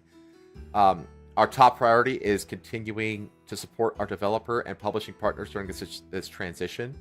So this is the Ellison side speaking. We're committed to not only our existing slate of games, but also expanding our presence in the interactive space as we continue to look for opportunities to take a more integrated approach to linear and interactive storytelling across film, TV, gaming, and theater. Jesus Christ, this corpo speak, I fucking hate it. I swear to God, it's like specifically designed to make your eyes roll back into your head. Well, it's like you're gonna have to hire a whole new fucking game studio then. So yeah, they just pulled out, and they just left all of the current projects in limbo. You know? Jesus. Yeah, it's just fucking, like, this whole industry is in absolute turmoil. It's kind of cool looking. But yeah. Let's see. This one's there's also a deal here with Remedy. So it says that Remedy Entertainment, so Remedy is the one who put out Alan Wake. We are partnering with Annapurna to co-finance Control 2. So they think that this might have something to do with it. Remedy Games' whole involvement with Annapurna Interactive just recently, I spoke about Remedy in great detail, expressing a belief that the company's intentions seem to be more about pushing propaganda and political agendas rather than focusing on creating great games.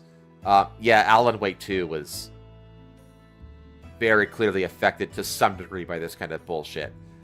So he questioned, whether the heads were in the right place. And now, given Remedy's recent announcement of a partnership with Annapurna for the future of the Control series, This context allows for speculation of if Remedy's political leanings and questionable priorities may have contributed to Annapurna's internal decisions. I don't think so. I don't think so. I have a feeling that most of these people were probably totally on board with Remedy, honestly. I bet they were ideological fellow travelers, to be honest. At this point, I assume that everybody in the game space, unless they explicitly say otherwise, are in the same ideological camp as like the people at Remedy. So I don't think that this is necessarily the case. But either way, the unprecedented mass resignation comes at a tumultuous time for the gaming industry, which has already been hit by mass layoffs and consolidation. For a publisher as prominent as Annapurna Interactive to see its entire staff walk out the door over the potential of remaining a subsidiary is extraordinary and sends a stark message about the state of creative independence with corporate structures. Yeah, that might be a thing. Like them being, they're seeing like how all of these corporate, like someone in chat mentioned earlier how they're getting rid of all the small successful developers and keep relying on overly large but unsuccessful ones. And I wonder if that idea plays into here. It's like this is a 25-person studio. This is a little tiny studio, albeit a successful studio. You know, so you almost wonder if they say all of the major companies, like any kind of indie, like little indie group underneath a major corporation, ends up getting axed no matter the level of success they produce. So it's like we don't want to meet that same fate. So if you're gonna keep us under that umbrella, then we're out and we're gonna go indie, like full indie. You know, like I can almost guarantee, like if they all resigned in mass, they obviously planned it. I mean, I'll bet you $1 to a dime that they're gonna just form their own studio. You know, so who knows? But it's just the volatility in the games development space right now is just fucking unprecedented. You know, now I've got two more to cover. We got to talk Ubisoft. Okay. Oh, God. Sorry, I'm kind of distracted. My sister's she wants me to take care of her cat next week. Oh, okay.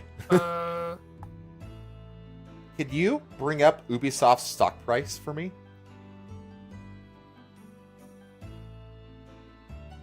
Yeah. Okay. I'm gonna go ahead and read this. So this happened like so we knew that like Star Wars Outlaws very much underperformed on a level of like 30 to 40% underperform.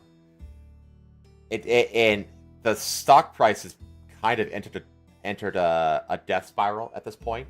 Not just because of the failure of Star Wars Outlaws, but because it seems to have triggered a civil war in the finance world regarding this company.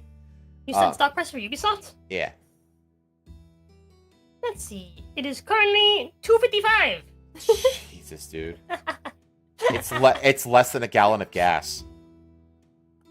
That's crazy. Isn't that wild? And to think that like a year ago it was at like 80. Just. I know that it's at a 10-year low or something like that. January 2nd, it was like $5. 5 years. Yeah, it was almost $100 not long ago, though. No, the peak that I'm seeing is... Go back 3 like years. 20... Well, 20-something in 2021. 20-something? Okay. Like $20 in 20... How far back can you go back? In 2021. 5 years. What's the 5-year That's high? That's it, $20. Jeez.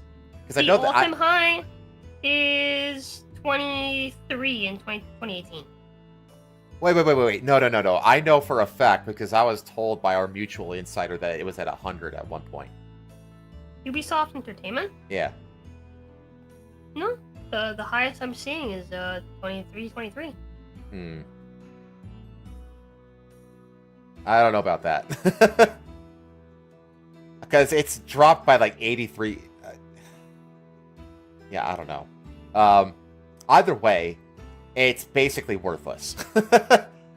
And a lot of this is triggered by this whole thing about the minority investor group calling for the company to delist from the EU stock exchange. So after the stock price tumbled, a it hit, let's see, it fell by more than 10% in 2 days following the release of Star Wars Outlaws. And at that point, it was at 15 and change, what is that, euros? Wait. Oh, wait, I'm looking at someone else, I think.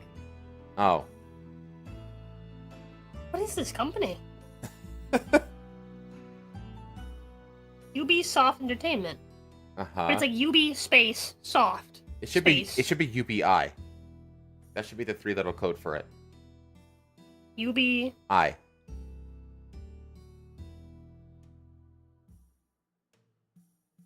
That's what it should be. But either way, it fell to 1534. It's ubi.pa, that's what it is. Yes. There we go. There we go. So what's that at? It doesn't even want to fucking show me. It's literally off the chart. It is... Okay, market watch, here we go. It's because it's not in the fucking US. Oh, okay. It's in fucking... Yeah. It's 11.73 euro. Okay, yeah. Cassius, yeah. Purple just posted that it's 11.73 is what it closed at today. So it was at 15.34 when, like, right when Star Wars Outlaws, like, right after Star Wars Outlaws released. Now that it's been, like, a week or so, it's, I mean, from there to 11, what is that? That's 4 euros, which is about, I don't know, almost a third. So it's fallen by another 30-something%. So, year to date, their highest was close to 25 euro. Last year, it was close to 30.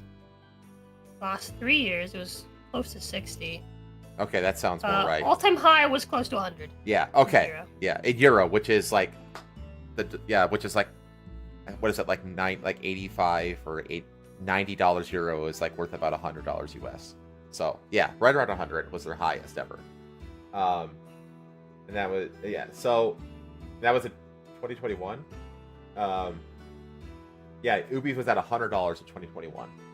That's what Bear is saying. Yeah, okay. That's correct. You got it right. Okay, we figured it out. So now, as of September 9th, it went down another 7.1% to 13.67, and like Purple said, it's now down to 11 and change. The Wall Street Journal reports that Juraj Kupra of AJ Investments and Partners, so this is like the minority investor group that has a lot of stock in Ubisoft, has written an open letter to the board outlining its, quote, deep dissatisfaction with the current performance and strategic direction of the company. And then, consequently, the Slovakian hedge fund is calling for CEO Yves Guillemot and the board to take Ubisoft private or allow it to sell to a strategic investor. And that is this. So this is the letter they sent. I'm not going to read this whole letter. I'm just going to stick to this first page, because this is like the key takeaways here.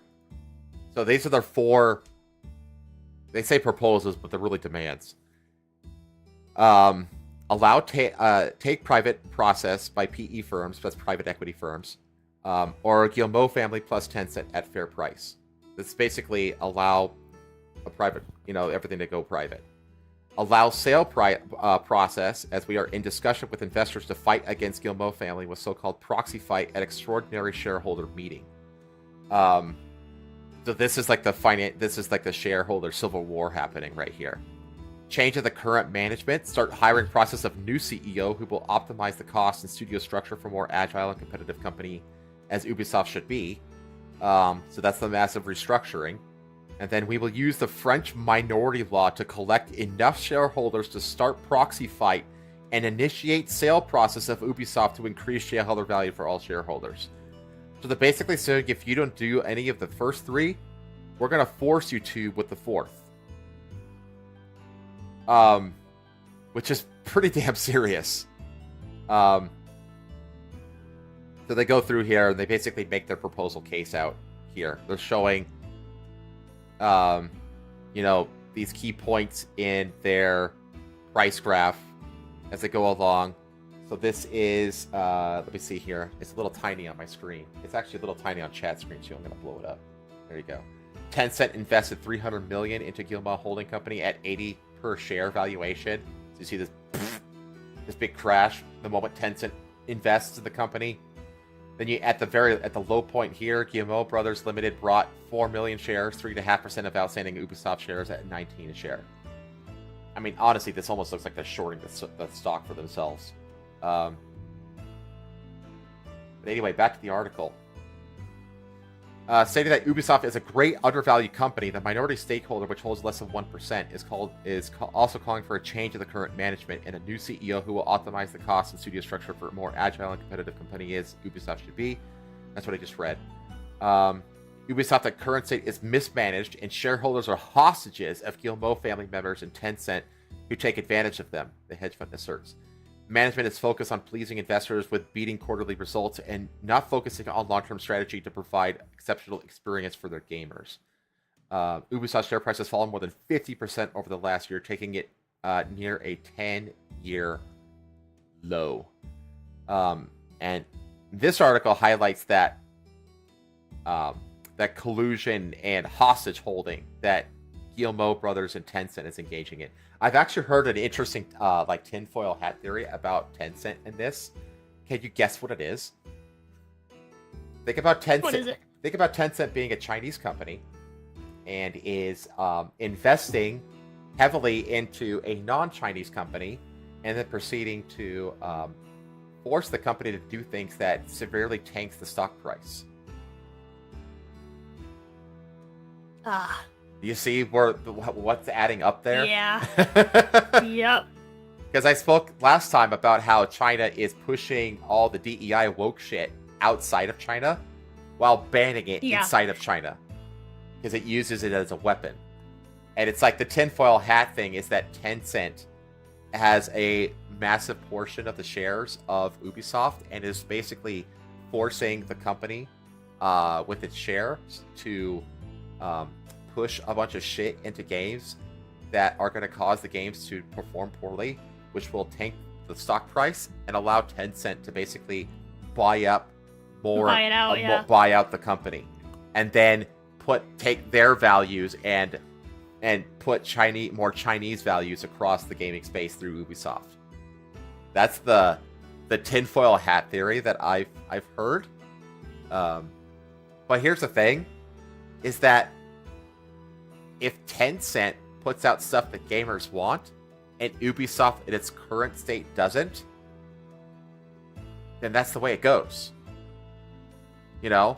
Like, I spoke last time about how, like, money talks. And if Tencent is going to put out stuff that gamers are going to buy, and Ubisoft isn't, then that's the way the cookie crumbles. You know? Taking all of the CCP shit aside, and you just look at it purely from a financial point of view and just doing good business, it's like, well, I mean, that's what happens. I don't know if that's a legitimate theory or not. I haven't thought about it too much. I just thought it's intriguing. But this whole thing about like these Guillemot brothers kind of holding the company hostage is really interesting. So if you're a gamer who follows news in the industry closely, which we do here on this podcast, right, Rosa? Mm-hmm. Yeah, definitely. I keep hearing. So I'm like kind of quiet. I'm trying to like schedule because the thing is, so she wants me to take care of her cat. Oh, you're fine. The thing is, I have 2 cats. Both of them are female, and neither of them are spayed. Oh. And they're both indoor cats. Her cat is like. He's an outdoor cat, kind of. He goes out throughout like the day, and then he comes in for like little breaks, like because it's hot. He comes in to like cool off and stuff, and like drink water. But he mostly hangs out outside, and then he sleeps inside, right? But he doesn't have fleas or anything. Doesn't have wormies or anything.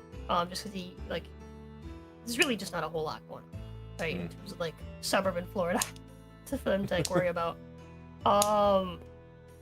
But he's also not neutered, so I'm trying to like figure out like when she's gonna bring him, because she wants to bring him Wednesday, which is when we have the OCP. Yeah. Right. So I need her to drop him off before OCP, right? And also need to figure out like, does she have a crate for him? Like, what does she have?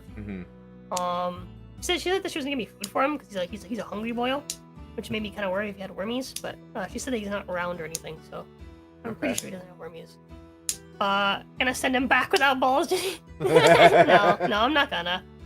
Though really, I should. It's just if it wasn't expensive for him to get surgery, I'd be like, yeah, fuck it, I'll just do it.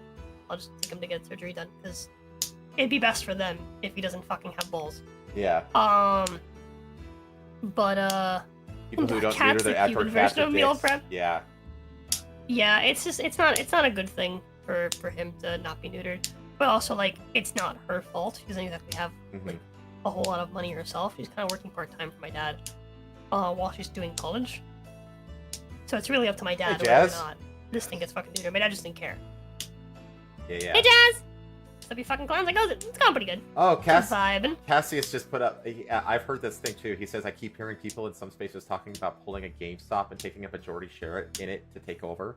I've heard that one as well. Like how, like, just like I can see it. Yeah, there's certain like groups of like on forums and stuff like that that are trying to organize like a consumer buyout, essentially. Which honestly, that could be great.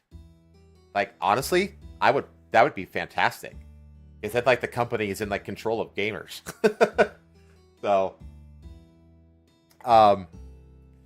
you would be well acquainted with Ubisoft struggles with mismanaging their video game pipeline and also the serious claims of a toxic workplace at the company. Allegations go as far up as Guillemot family themselves, and the company is already facing litigation. Those allegations are definitely related to the company's mismanagement issues, and now it looks like Ubisoft investors are losing patience with the current management. We just talked about all of this kind of stuff. He says, Krupa says that Ubisoft is failing to unlock the company's true value because of their mismanagement. We think most gamers will agree with him here because we feel it in poor state of games like Skull and Bones and Star Wars Outlaws and AC Shadows, let's be real. Although I will say, AC Shadows does look pretty. I will give it that. Like, it looks prettier than Outlaws, that's for damn sure. When they launch this year. Yeah, that game's still gonna sell just because it's fucking... That game will sell better. That game will sell better than Outlaws. But, like, they already said, like, we're gonna get to this a little bit too, but, like, Assassin's Creed is no savior. Like, it will also underperform, but it will perform better than Outlaws did. And as sure as fuck, there's no way that the new AC Shadows is going to match the sales of Valhalla. It's not happening. And if they're expecting, like, for Shadows to make up for the losses of Outlaws, that's a pipe dream that's never going to happen. Group that accused Guillemot and Tencent of blocking attempts to enter new business investments for Ubisoft. They cite KKR and Blackstone for expressing an interest in acquiring the company in 2022. Blackstone is like a company like BlackRock. Why do they all have these really like ominous, evil-sounding names? BlackRock, what? Blackstone, Vanguard. Like, it's like, why do they all have these like fucking names like that? Because of existing agreements between Tencent Blackstone and BlackRock, you said? Yeah, those are two different companies. Yeah, but man, those aren't related at all, I'm sure. Well, they do the same thing. They're both like investment companies. So yeah, those aren't related at all, I'm sure. Those definitely aren't owned by the same like small group of Jews. She went there, chat. But welcome to the farm of blacks. It's kind of how like the like Sweet Baby and Ghost Baby and like Weird Ghost and all those Weird Ghost and like all those are fucking related, right? Yeah, they're all like in bed with each other. Yeah. Yeah, exactly. Yeah, one of those companies, I know it's a tangent, but one of those companies recently was like begging for cash to stay afloat. What was it? Crap, what was it? It's in my Discord. Let me look it up real quick. Where is it? It's not just they're in bed with each other, they're all run by the same fucking people. Well, it's not even that they're not necessarily run by the same people, but they're run by all the people that run them all have the same bullshit beliefs and ideas. So they all kind of like de facto like going in lockstep with each other, even if it's not coordinated. God damn it, where is it? Oh, here it is. This one. So this was, remember Gamergate 2? I went into like there's I think it's called Take This. Yeah, Take This. The activist organization called Take This. So Take This is one of the organizations that was funding. They were basically grifting government grants and then distributing those grants to various consultancy companies, like Weird Ghosts and stuff like that. Although Weird... Why are they called Take This? I don't know. But they were one of the people funding these consultancy companies. Take this! I don't think it was Weird Ghosts. Weird Ghosts is... Stick it up to you! Weird Ghosts was a really fucked up consultancy company. That's the one that was funded by the money that Fez made. You remember Fez was the game that was made by that guy, Halakwa, that was bullied into committing suicide? No. Yeah, so there was this guy named Alec Halakwa who made an indie game called Fez. That's familiar. Yeah, and Fez was really successful and made several $1 million, and then the industry bullied him into committing suicide. And then his sister, who's a part of Weird Ghosts, took the money that Fez made and is using that money exclusively to fund Weird Ghosts and its subsidiary consultancy, like woke consultancy companies. So it's literal blood money.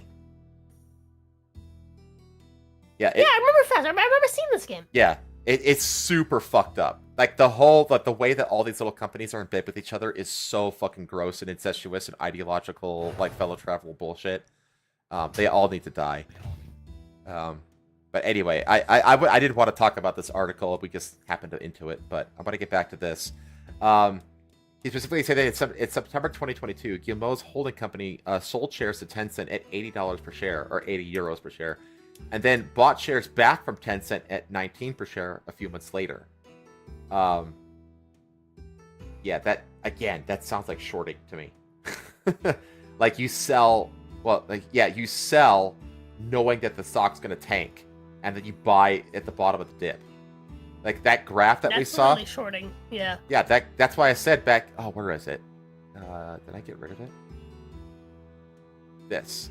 That's this. This is when he sold it at 80, and then it tanked, and then he rebought it at the bottom of the dip. Like, this is literally what shorting is. You know? Let's see. Implement a comprehensive cost reduction program. Oh, wait. We mentioned... Where the hell was I? Oh, here we go. If you look back at the accusations that Ubisoft's management and the Guillemots are facing, it's hard to see Guillemot regaining control of the company as a good thing. So these accusations are quite serious, particularly against Tencent. Yeah, it does look bad for Tencent too, because it makes it look like they are engaging in insider trading kind of practices. We imagine most gamers won't look like Krupa's proposal for how to fix Ubisoft's ongoing woes. Well, one of his proposals is massive restructuring of the entire company. That could fix things, actually. Yeah. Because you're gonna lose a lot of fat and unnecessary administrative bloat and shit in that kind of a restructuring. You're gonna lose a ton of redundancy, and you're gonna lose a lot of people who were collecting checks by sitting on their thumbs all day. That actually could help. But one of the problems is, this is like going back to the whole like death spiral, is that all the new developers that they would have to hire are a combination of, are coming from two places: developers that were fired for the same reasons from other studios previously, or new hires coming out of the school systems. And the school systems are training all these new developers to be not good, ideologically driven, weirdo developers. So like the whole talent pool is tainted, essentially. So even if you do a massive restructuring, the people that you need to rehire after the purge are coming out of the same toxic pool. So, I don't know, man. Let's see. We imagine most gamers will... Most outlets stuck to the proposal to make the company private. Honestly, this is why I haven't bought stock in Ubisoft yet. Because if they go private, then buying stocks doesn't mean shit. Because they're just going to force you to sell it back for basically the same price or even less. But that's a relatively minor suggestion. What AI Investments really wants to do is change Ubisoft's management, institute cost reduction, and if possible, allow new investors to take over the company. New investor takeover would be good. Definitely Ubisoft management change would be good. institute cost reduction change. Honestly, though, they need to change middle and lower people in the hierarchy as well. There needs to be a massive shakeup all the way down the hierarchy. Yeah. It can't just be the people at the top, because that's one of the big problems. Like I talked earlier, how like there's this disconnect. They're like a lot of the executives are getting trapped in this bubble of misinformation being told to them by their corrupt marketing teams and like their game director level. So if you cut out the C-suite and just bring a new one in, they're just going to get fed the same toxic information from those same people. Like you have to purge all the way down the chain if you want to actually see a change in the direction of the company. Let's see. Regarding cost reduction, we'll quote the letter verbatim. Implementing a comprehensive cost reduction program and optimizing staffing levels to more comparable with industry leaders. So they're basically admitting that they're bloated even in comparison to like Activision and other industry leaders. That's bad. This will involve difficult decisions. No, it should be easy decisions at this point. It's do or die. These are easy decisions. But it's necessary to ensure long-term viability and competitiveness. You also just have to honestly, Ubisoft, what they need to do is they need to shelve all the big giant AAA projects that like take years of development, and they need to just create small, agile, like 50, 40 person teams to make like a bunch of AA games. And then they can release like a half dozen AA games across a year, and they only need like one or two of them to be like super successful. Like not even super successful, just successful. And the other ones, as long as they come close to breaking even, and even if a couple of them just completely fail, the successfully other two will easily make up for those other ones. That next line is really, really solid. That's what they need to do. Not shutting down, but like just read it. Yeah, exactly. That next line. Not shutting down, but selling studios that possess talent but are focused on non-core games. Yeah. Go back to basics. Focus on your main IPs. Mm-hmm. Yeah. And the thing is, at this point, whoever's saying this is looking at it from a point of this is gonna fucking die. Yep. If we don't do something drastic. Yes, exactly. This is drastic, right? This is basically admitting, hey, the company is cannot survive the way it is right now. We need to go back to basics. Mm-hmm. Well, that's a good idea. Yeah, absolutely. It's not go back to where you were when you were sustainable. And the thing is that when they say focus on the main IPs, that doesn't mean make Watch Dogs 4 or whatever it is. That means innovate. Again, like take your IPs. Like one of the great things, like I think that they didn't do it right, but like Riot had Riot Forge for a few years. And the whole idea of Riot Forge is like they basically said like we're gonna basically commission out to indie studios our IP so the indie studios make their kind of game that they're making, but using the IP of League of Legends. And that's how they made like a whole bunch of actually really good little indie kind of games in all kinds of different genres. But they didn't manage to make it. Smart. They didn't. It wasn't profitable though. And so I don't know what they have to do, but I still think that they can be successful. I'd have to like know more about why that wasn't profitable. I think it might be because like the third parties were still like indie studios. Like Riot Forge didn't own the studios. So I think that those studios took most of the profits, and Riot Forge was losing money on the deal, so they just cut them loose.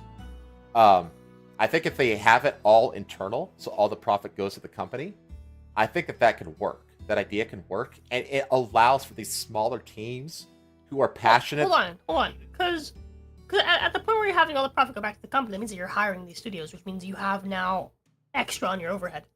The thing that doesn't make sense to me is if all they're doing is basically lending these people their IP and then taking a cut off of them using your IP, right? A cut of profits. I don't see how that could not be like profitable unless they're actively helping these smaller companies make the games. In which case, they're basically adding to their overhead. They're having work done. Are they commissioning these smaller companies, or are they just like, hey, you can use our IP, we'll just take a cut? Because that I don't see how that wouldn't be profitable. I can't remember You're not exactly. adding any overhead onto your work. Well, I think if they're paying these studios to make the games, and that's another thing. Yeah, that's what they were doing. That's why. They were funding the development of the games. That's why. Yeah, that's the part that makes no sense. They're funding studios that are not tested to make games, and then expecting people to just buy them. Well, the thing that's wild is that the games that they were making were actually pretty much praised by like gamers. But I think that they were just like were they marketed? They weren't marketed well enough, and they were too niche. The first I've heard of them. They were also too niche. That was the other issue. Yeah, that's not a good idea. I think like a really good way to do what you just said is to instead, basically have like make it so that like indie studios can apply for a license to use your IP. And so like that, they gain popularity from the fact that they're using your popular IP, right? Which leads to sales. And in turn, you get a percentage without any overhead because you're not paying for anything. You're just lending a license. Plus that initial lump sum of the license, that upfront fee there. That's the thing. You get that upfront fee, and you also get a percentage, right? You can make the upfront fee pretty cheap as well. And it's good for Ubisoft too because it shifts the risk onto the indie dev studio and not from them. Because even if the game fails, it's like, well, at least we made money on the license sale. Yeah. So it shifts the risk over. There's all kinds of things that I'm sure that they can. The thing with the license sale that is like worrisome is that not a lot of studios are gonna take the bait. You're not gonna get lots of smaller indie studios. You're only gonna get like maybe like medium to like higher tier indie studios. To try something like that with like an IP that isn't theirs. Yeah, that's the thing. Well, the thing is, like you spoke before. If you really, really wanted to push it, like, hey, we want more content of our IP, right? Mm-hmm. But obviously, we want to still get like a profit out of it. A good way to do it is basically, like, again, just making it so that people can apply, right? So like that, not just anybody has the license to make games as your IP, right? People make application. You're like, yeah, I like the studio.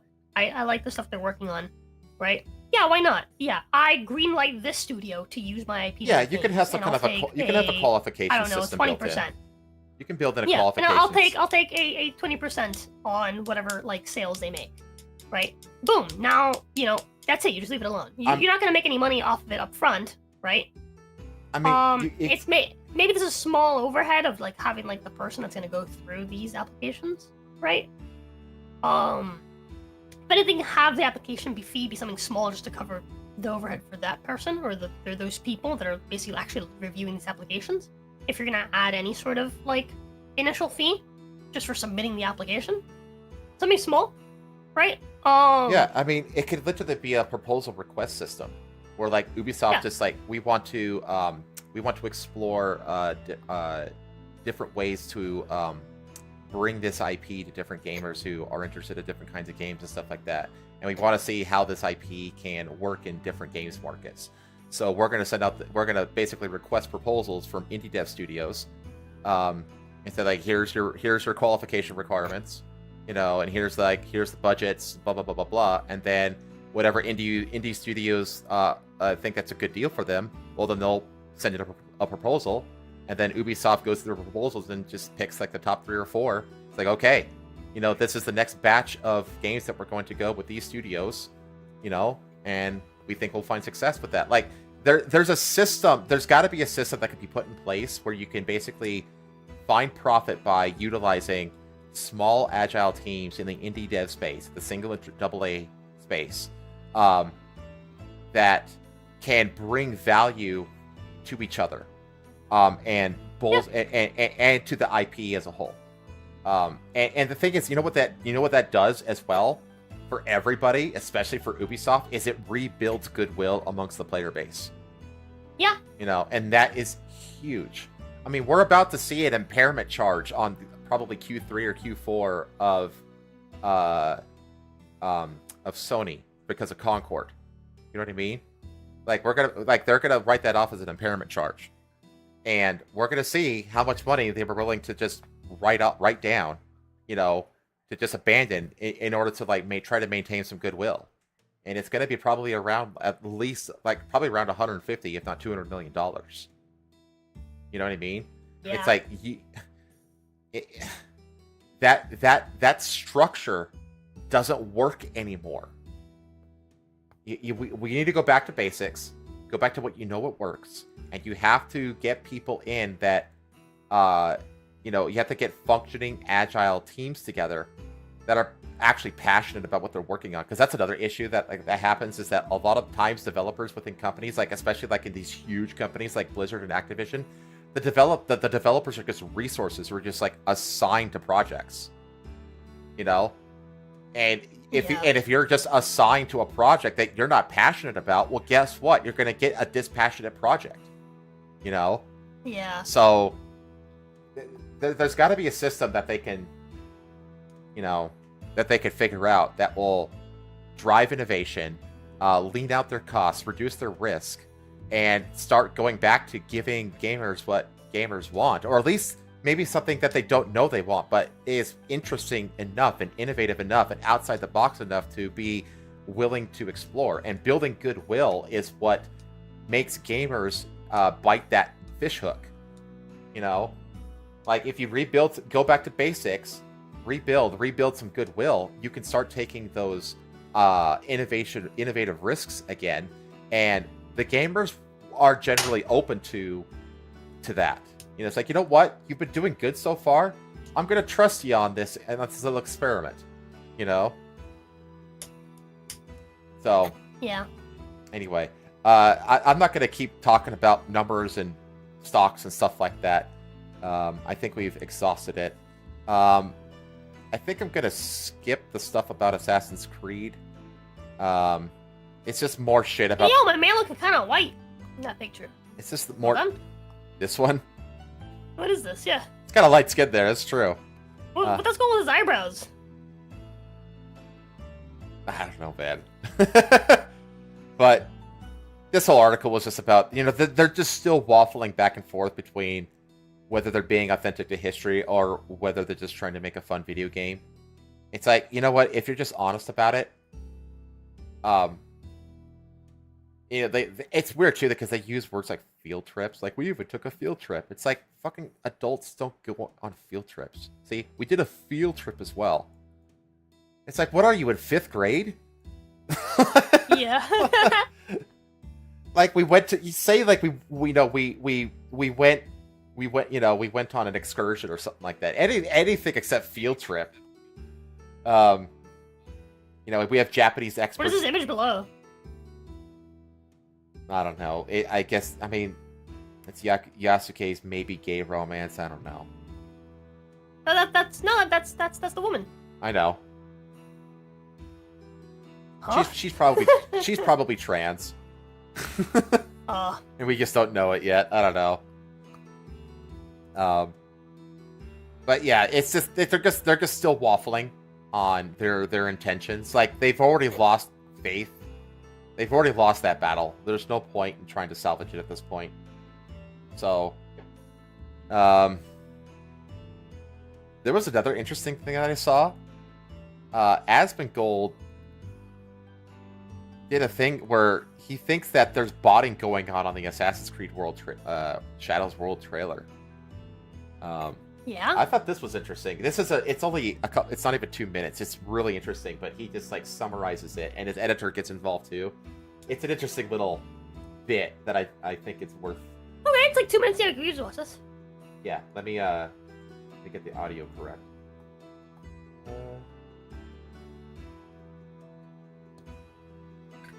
Okay. Assassin's Creed Shadows World trailer. It's full of bots. Bot comments? No, it's not. Let me take a look at it. Let's see. Not y'all turning into Japanese historians. We all watching the same trailer. This looks incredible. This has been botted without a shadow of a doubt. I'm 100% certain that it's been botted. Okay, so let's go ahead and investigate this right now. So if you look at every single positive comment, they are within 4.9 to 5.1 thousand likes. And every single one of them is being made by an individual with a first name, last name, number combination. So not y'all turning into Japanese historians. Ashley Skinner 5311. Another 4 hours ago. It feels like you're not pointing out every historical detail. You get criticized for being a Ubisoft bot. Pause.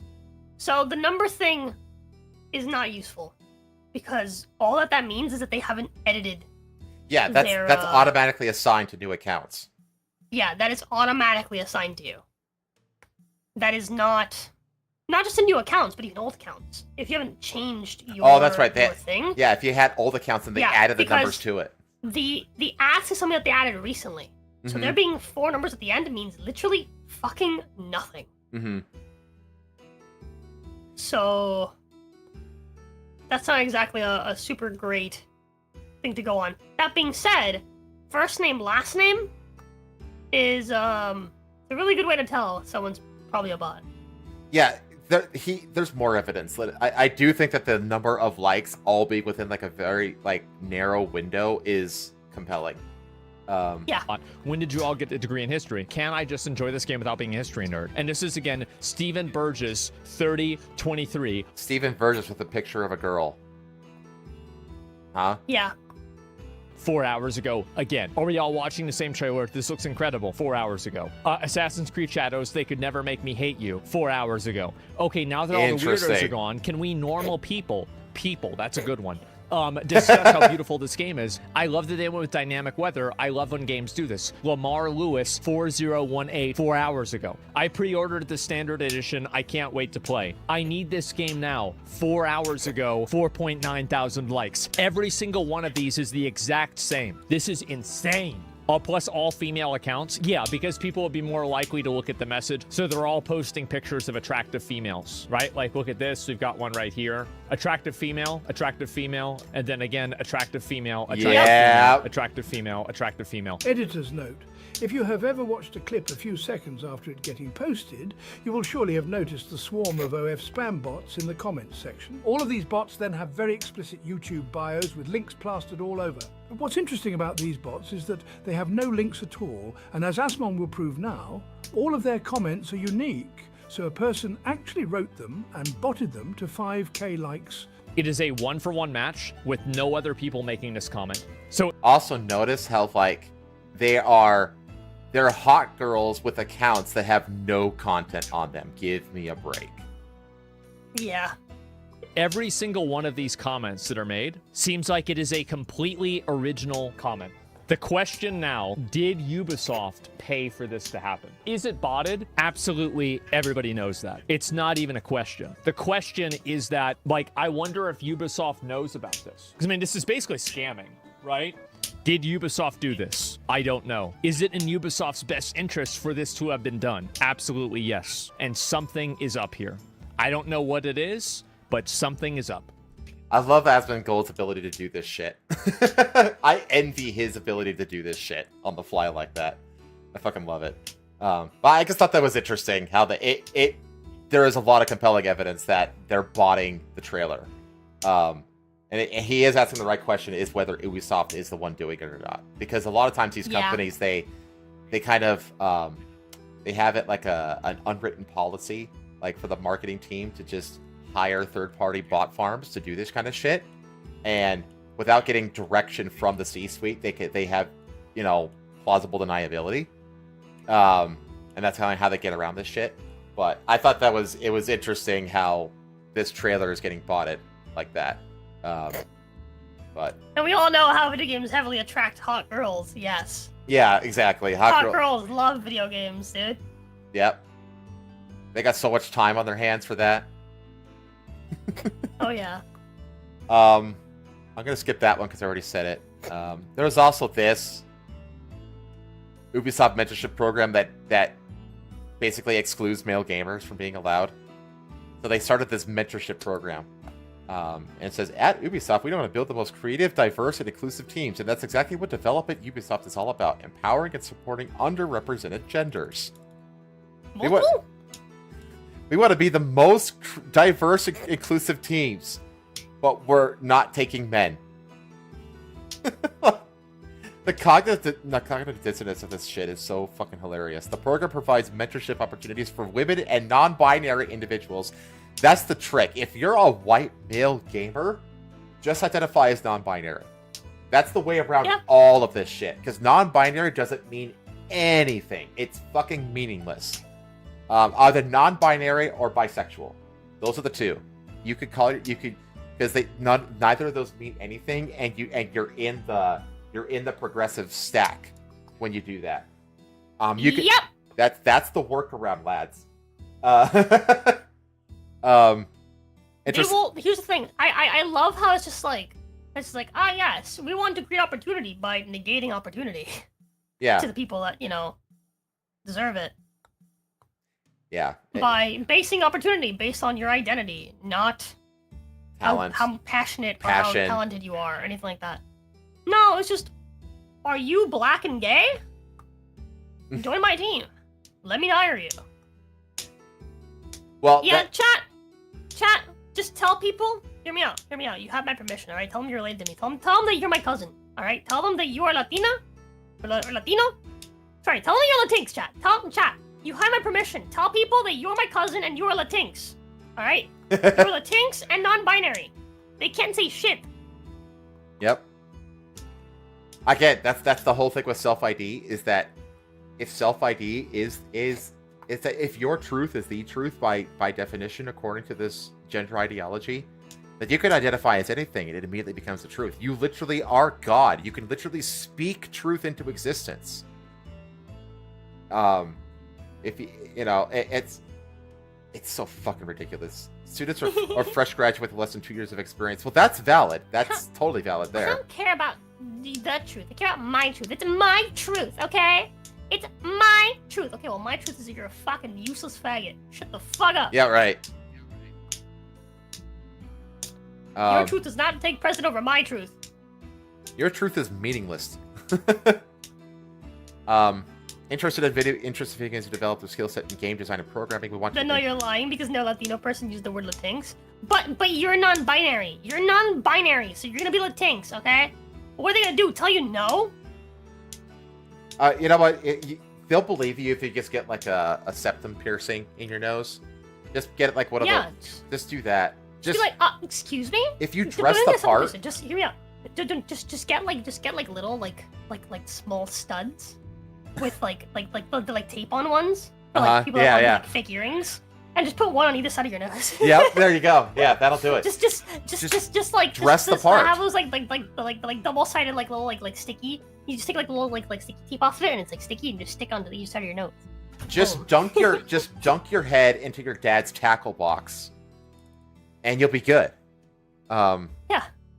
We want to empower you to learn, grow, and become the very best developer that you can be, unless you're white and male, and straight. This mentorship program is accessible to aspiring talents in multiple countries, including Canada, China, France, Germany, India, Italy, Vietnam, and the USA. Never to dye your hair a danger color. Yeah, there you go. China is interesting. Because China ain't on board with this kind of shit, you know? Join us to develop at Ubisoft and embark on a transformative journey towards a more diverse and inclusive future for the gaming industry. Well, except you're excluding the literal majority of people. Like, again, every word in the leftist lexicon is the opposite of what it actually means. Yeah, like, you're including the grand majority of people that actually are in this industry. Like, and diverse means strict homogeneity. Inclusive means exclusive. It's like... Now, the interesting thing is that they don't... It's not a job, and it's not an internship, and it's not paid. So, because of that, they get around all of the non-discrimination clauses and employment clauses and stuff like that. This is their workaround. Basically, they get you into a program that isn't related to actual job or work, and then once that program is over, they kind of pull the ones that they really liked aside and say, "Hey, you want a job?" And then bam. That's how they push the thumb on the scale and get around the law.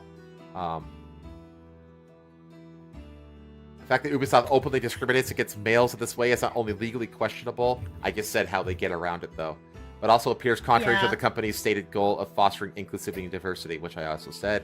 So this is, if you look at the image here, it starts on October 14th and it ends in mid-April. So it's basically like a school year. So this program, they can exclude you from legally, right? Mm-hmm. But then when they actually go to hire you, it's not that they're excluding white people from applying. They're just only picking people that did this program. Exactly. They basically rig the pool from the beginning. Isn't that fucking sinister? Yeah, I fucking hate these people so much. So this eligibility criteria, you must identify as a woman or a non-binary individual. Keyword identify. You don't have to be a woman or a non-binary individual. You just have to identify as one. And literally, I identify as a woman. Literally anybody can identify as a woman. I identify as a woman. I'm like, yeah, totally. I can't drive good. I identify. And I can't do math. So I totally identify as a woman. Actually, I identify as a skilled woman. I drive good and I can do math, but I'm still a woman. What? You don't think women can fucking drive good and like? What? You don't think women can have a penis? What? You don't think women can fucking do math? You can't. You don't racist? Think a woman can't have XY chromosomes? Yeah. What the hell? You think a woman can't do it? Is that it? You sexist? Call me a man again, and I'll fuck you with my dick. Yeah. I'll rape you like an Indian. Yeah. With my other fellow Indian women identifying penis havers. It's true, Roza has been getting away with identifying as a woman for years. Exactly. I identify as black. Fox for Sonos are functionally the same thing.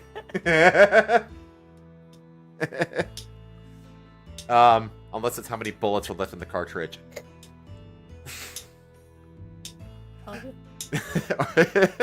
Or the back. Be 18 years or older. Currently attend or have graduated in or after spring 2023. See, all these other ones are fine, honestly. Yeah. It's just that first one. It breaks all the rules of like the EEOC, the Equal Employment Opportunity Clauses. But this is an employment. It's not internship. It's not paid. So they only get the pool of people. They push their thumb on the scale of the pool, of this pool, and then from that they draw into their internship pool. Yeah, that clause should apply to schooling as well, 100%. 100%. I don't think it's right that universities can exclude certain groups of people in favor of others. Oh yeah, think it's right that clause should exclude to a lot of can do things. it. Should expand to a lot of things. Yeah. Mm-hmm. That's the thing. It's like, but you only hired like black women. It's like, well, they were the only ones that applied that were available. Can the inclusivity people, can the DEI people maybe go ahead and try to work towards the exclusivity laws applying to more things? Why don't they do that? Why don't they push that? I wonder. It's such a mystery. It's such a mystery. For the fourth year in a row, this has been going on for 4 years now. So what was 4 years ago? COVID.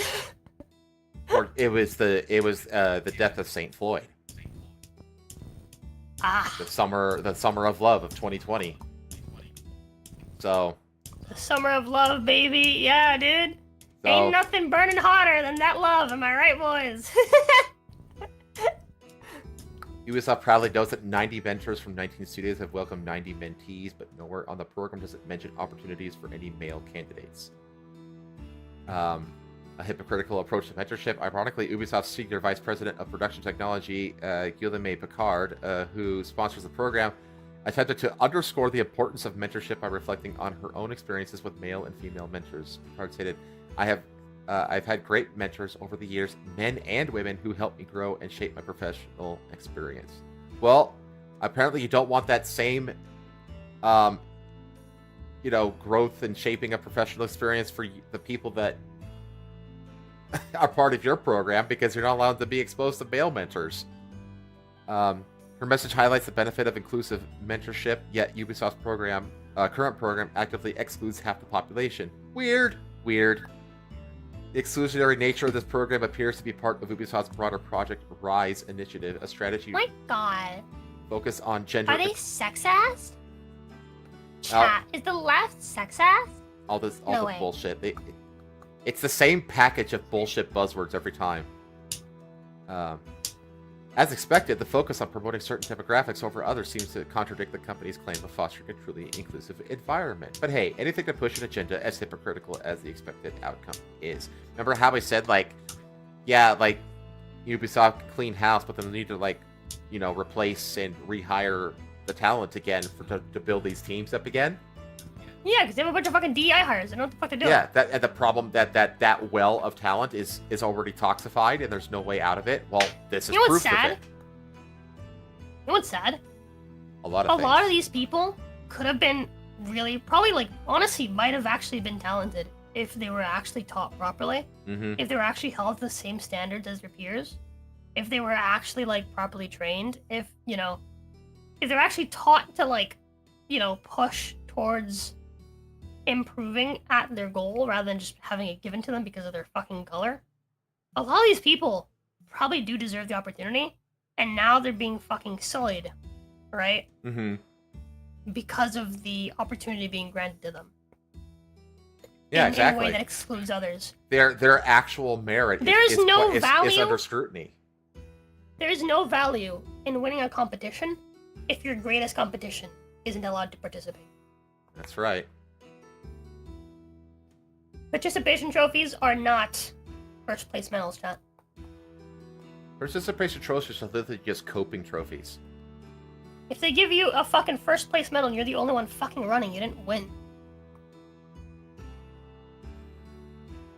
You know, the one competition that my high school marching band won that I was in was the one that we were the only one that competed in our band size. So we de facto got first place because we were the only competitors at that category. Yeah, that's not how that works. Like, I know, it's you like, well, we didn't win anything. You didn't compete. Yeah, we didn't. There was no competition to be had. Yeah, we were all joking. up We were all and give you a joking medal. about. We were all joking about it because it's like, well, it's like we got first place, but it's like 1 out of Also 1. last place. 1 out of 1 doesn't really mean anything. Yeah. Oh. 1 out of 1 is both first place and last place. Congratulations. Ironically, since Ubisoft's Project Rise initiative began, the company's stock has suffered dramatically. Over the past 5 years, Ubisoft's stock has dropped nearly 85%, and in the last year alone, it has fallen by 60%. Yesterday alone, it fell another 10%. And then they go into... I think we've talked about this before. Have I talked about the McKinsey study on this with you before? No. I So don't think the McKinsey study was like the OG, like, ground zero study that basically said that diversity, equity, and inclusion practices will increase the profits and market share of companies. I do know what you're talking about now. Okay, Yeah, I've looked at this before. it's the study that where all this bullshit sprung forth from. And so James McIntosh, writing for the Wall Street Journal, noted academics have tried to repeat McKinsey's findings and failed, concluding that there is in fact no link between profitability and executive diversity. And the methodology of McKinsey's early studies, which helped create the widespread belief that diversity is good for profits, is being questioned. The whole thing about this study is that it put the cart before the horse. It was very much like a chicken or the egg kind of scenario, and they were showing that diversity and inclusion and equity practices lead to more profitability and shit like that. But it turns out that that's not the case. It turns out that diversity, not equity or inclusion, but diversity just kind of naturally happens. Tends to naturally happen. Yeah, in successful places. Yeah. Yeah, what it basically did is it assigned a financial backing for an idea that has a false morality assigned to it by ideologues. Like there's no morality to diversity because diversity is just a natural byproduct when some things happen in some ways. Like that's like me saying like, yes, if you if you go to a place where you can find eggs, there will be chickens. It's like, oh, it's crazy. That's how you get chickens? Yes. You just have to acquire eggs, and then you'll have chickens. Like that's not it. Yeah, exactly. It just got the whole thing backwards, and the ideologues basically took it because that was the one thing that was holding companies back originally from adopting this shit was the financials. So the activists warped because even the conclusion of the McKinsey study itself says that it's actually more likely the other way around. How? Yeah, that checks out. Yeah. But the activists took the study and they shoved it in front of They were like, Yes, of course. Finding eggs means that there's chickens nearby. That is and therefore, if I buy a carton of eggs, I will have chickens. That's how that works. Yes. Exactly. But the thing is that the activists took it because it was a silver bullet they needed to get the C-suiters to adopt this shit. So they took the study, they manipulated what it actually said. They manipulated it to say what they wanted it to say, which is, in line with their ideology and their activism. And then they said, our activism is actually beneficial to you financially. And that's what got the C-suiters to all start adopting it. And it turns out it's all bullshit. I mean, I've said it multiple times on this stream, before it was Welcome to the Foxhole, about how ESG funds and mutual funds and shit like that have lost like literal trillions in market value over the course of only 5 years. Yeah. It's gone from $35 trillion worth of global assets, and it's now down to $25 trillion and dropping rapidly. These are. I can't wait for a future where today's events are in the history books as an example of what not to fucking do. Mm-hmm. Oh yeah, can you imagine and to be funny, yeah. Looking back at this in 100 years and being wow, they were fucking retarded. Wow, they were really mired by fucked up ideology. Wow, they were really dumb back in the day. How did they not notice this really obvious thing?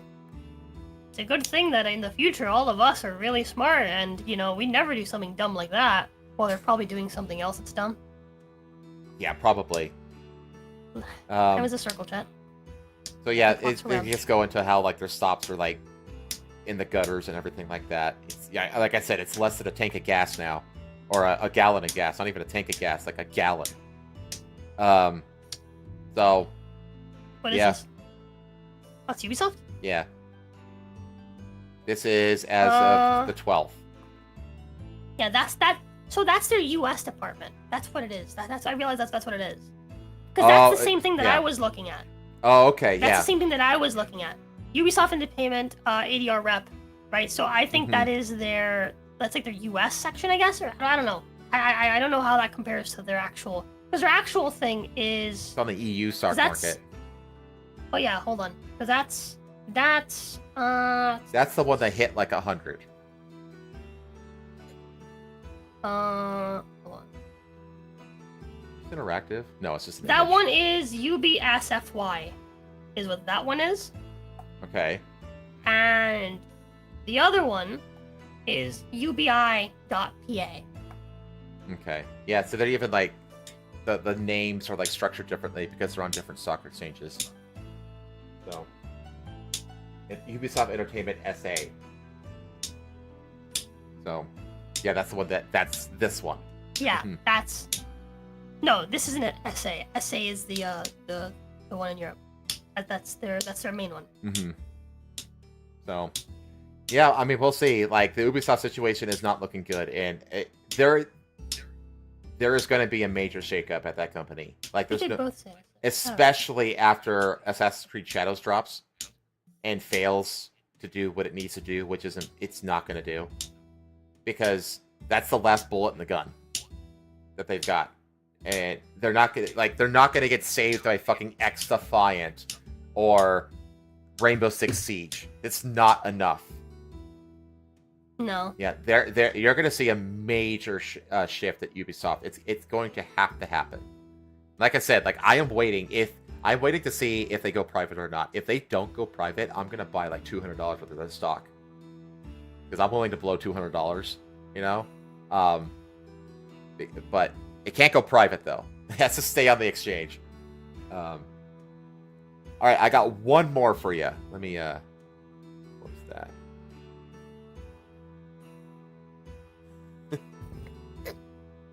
Hoyoverse announces Genshin Impact collaboration with McDonald's that launches in the United States on September 17th. A lot of people fucking read. Oh man, this one put up a shitstorm on Twitter, and it was hilarious. The cope was so fucking funny. Because it's two companies that have been boycotted for similar reasons, converging together to make money.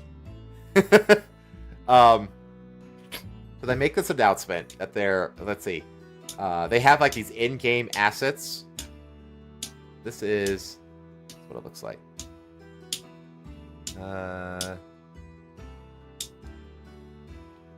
Yeah, so he has like the glider wings and stuff like that you can get in the game and stuff like that. And then there's like exclusive, like adorable kind of casual outfits that some of the characters have. I don't know who these people are. I don't play Genshin Impact. Yeah, but, like casual, like just going out for the day and like buying yeah. some food. That guy has a fucking McDonald's like thingy on his yeah. on his, that little, it's like a little keychain kind of thing. Yeah. But like, yeah, like that's the thing. Like McDonald's marketing in Asia is so damn adorably wholesome. Phenomenal. It's phenomenal. Yeah. Like it actually wants me to eat, makes me want to eat McDonald's, and I know that McDonald's is shit because it's just so damn wholesome. So much fucking porn of the orange-haired chick. Oh god. But the funny thing about this post are the quote tweets. The very first one, reminder that McDonald's is on the BDS boycott list. So this is the What's BDS? Boycott, divest, sanction. So this is like the anti-Israel boycott list. Oh yeah, I remember this. I remember someone was telling me how like they're boycotting fucking what was it? It was a coffee place. Starbucks. It was probably Starbucks, right? yeah. They're like, oh yeah, you can't get Starbucks, and like that was like a whole big deal. Now, and then it was like so much like McDonald's, and I was like, wait, you're telling me that I can get a bunch of fucking children in the Middle East fucking obliterated by just buying a pack of fries? Mm-hmm. I'm gonna get some McDonald's, and I had McDonald's for like a week straight. Yeah, oh yeah, it's just incredible. Now I do know that the McDonald's, because the McDonald's was added to the list because they basically were like opening a bunch of like little hotspot locations across Israel to give out free food to Israeli soldiers, and so that's what put them on the list. And apparently they ended up closing a lot of those locations over in Israel. But here in the States, nobody gives a fuck, which is hilarious because on the other side of this, there was the Hoyoverse boycott over the Genshin Impact, the new region that was released. Starts with an N. I can't remember what it's called. But it's like their Africa region, like kind of region. And they were basically skin tone policing, between bites of their peanut butter and jelly sandwich that their mom made him that morning, Yeah. And that boycott ended up this is the results of that boycott. So their revenue increases 8% in spite of the active boycott against the game developer. So despite, because again, they were like free to players and they didn't even stop playing the game. They kept going. Like you guys can't even stop doing the thing that you say. They didn't boycott it. Like, they just said they would. The official. Well, the crazy thing is that the official boycott account, like, only like 1 or 2 days into the boycott, called Hoyoverse a bunch of Israeli genociders, like in bed with the genocide of Palestinians. Like they. Where'd that come from? They just out of nowhere. They just connected it to him because that's what they want to do. Because the issue was never the issue. The issue was always the revolution. The Omni issue, that kind of bullshit. If you hold one opinion towards that you hold all of the opinions that that they're gonna hold. It all comes as a package. You know what I'm talking about. Okay, so following that same logic, then I suppose all the Free Palestine people are Nazis. Exactly. They're all Nazis. All of them. They're all Nazis. They called me the Nazi for years, and then look at that. They're fucking calling for, that's crazy. I know. Push out all the Jews out of Israel? Yeah. It's that simple. Displacing Jews? And so you have this conflagration, this amoeba-like synergy of Genshin Impact boycott plus the McDonald's boycott coming together to form one of the greatest rees I've ever seen on Twitter. Like every quote retweet is "Shut up, BDS list." Guys, please, for the love of God and everything else, do not buy this. Not only are we supposed to be free to play, both in the game and outside when it comes to MiHoYo, McDonald's is also a Zionist company. We boycott both. 4 likes. They had to do this shit during the boycott. Okay. Nani. Wait, go up, go up, wait, go up, go up, go up, go up. Boycott at McDonald's wasn't a trend, it never will be. Don't forget about the boycott, for God's sake. See, they're begging people not to forget about the boycott that already failed. Don't forget about the boycott that we're not participating in. Don't forget about it. Guess I could dust off that Teacher's Appreciation Day gift card I never used because McDonald's is gross. Why did it have to be McDonald's default thing? So this is a Genshin fan that hates McDonald's. Let's see here. Please, please, please, please don't buy from this collab. McDonald's is an organization that supports Israel. It's just going to try to win back people after losing $7 billion due to the boycotts. Please stay away. See, that's what I was saying. Like the boycott. Did they actually lose that much money from boycotts? I don't think that's true. They didn't lose that much, but they did have to close a bunch of the locations in Israel. It did have an impact in Israel. Okay. It just didn't have an impact anywhere else. Yeah, redeem exclusive figures. That sounds like a bot, honestly. Look at this. It's it's a guy with it's a Jewish man reaching down to the blood on your hands burger company. Boycott is ongoing. These are just pixels. Don't give them money for murderers. Your actions matter no matter who you are. I like how they feel the need to like villainize a Jew for wanting to eat a fucking burger. Yeah, exactly. remember, chat. We're the Nazis. Well, remember that. Again, remember, eating a cheeseburger, and playing a game that everybody likes to play, is too normal for them. Again, if it's normal, they hate it, and they want it to end. This is so fucking hilarious to me. I love this. You know what's been funny about Israel?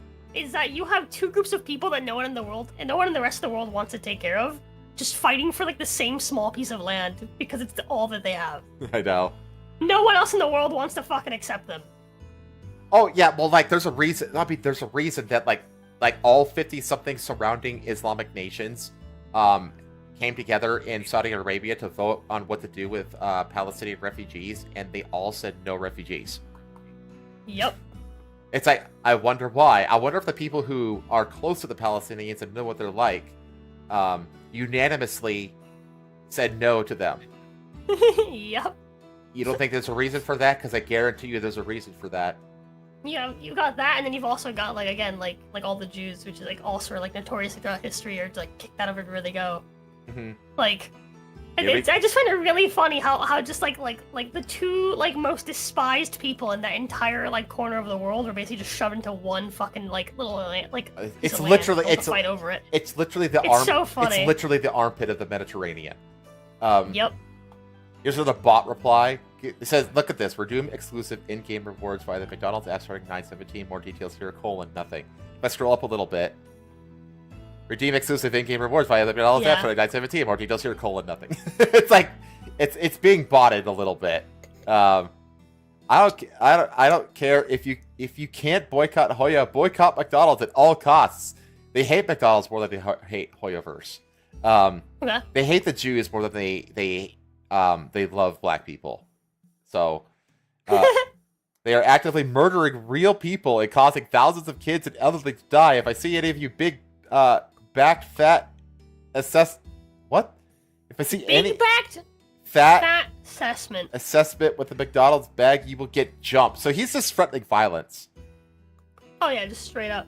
There's the BDS list again. It just goes on and on and on. Like there's how many of these? There are. I think it's like all day. There's over 4,000 quotes that are all this shit. But honestly, McDonald's is brilliant to go with Hoyaverse because they're going with a company that sees success as a result of these boycotts, and it's going with a company that doesn't give a fuck about what anything outside of China thinks. McDonald's is going to gain from this. If anything, their brand is going to grow in China because of this. And they're going to make money. It's a brilliant collab on McDonald's part, to be honest. And then, oh yeah, I found this article too that just talks about Palestinian gamers. Like, there's so many of them, and they're white Western allies. You know, the gays for Palestine kind of types, brain dead types. So yeah, it just says, like, let's say they're just talking about all this. The Starbucks, yeah, that was the company. Starbucks, Burger King, KFC, Popeyes. Oh yeah, there was a big KFC collab they did earlier too. Hoyoverse also collab with KFC. And KFC is also on the BDS list, which is funny. Pizza Hut and more due to their alleged link to Israel. Some also shared creeds for the BDS movement. A site that shares products links to Israel, including tech, tourism, real estate, banks, fast food chains, and streaming services. Yes, I hope you boycott all of these companies and just starve yourself into oblivion and misery. Do it. I want you to stand by your principles and boycott, like, everything. Fucking You're never getting gas. You're not eating food. Yeah, I wanted to do it. You're not Amazon? buying anything on your phone. Yeah, you're fucked. You're fucked!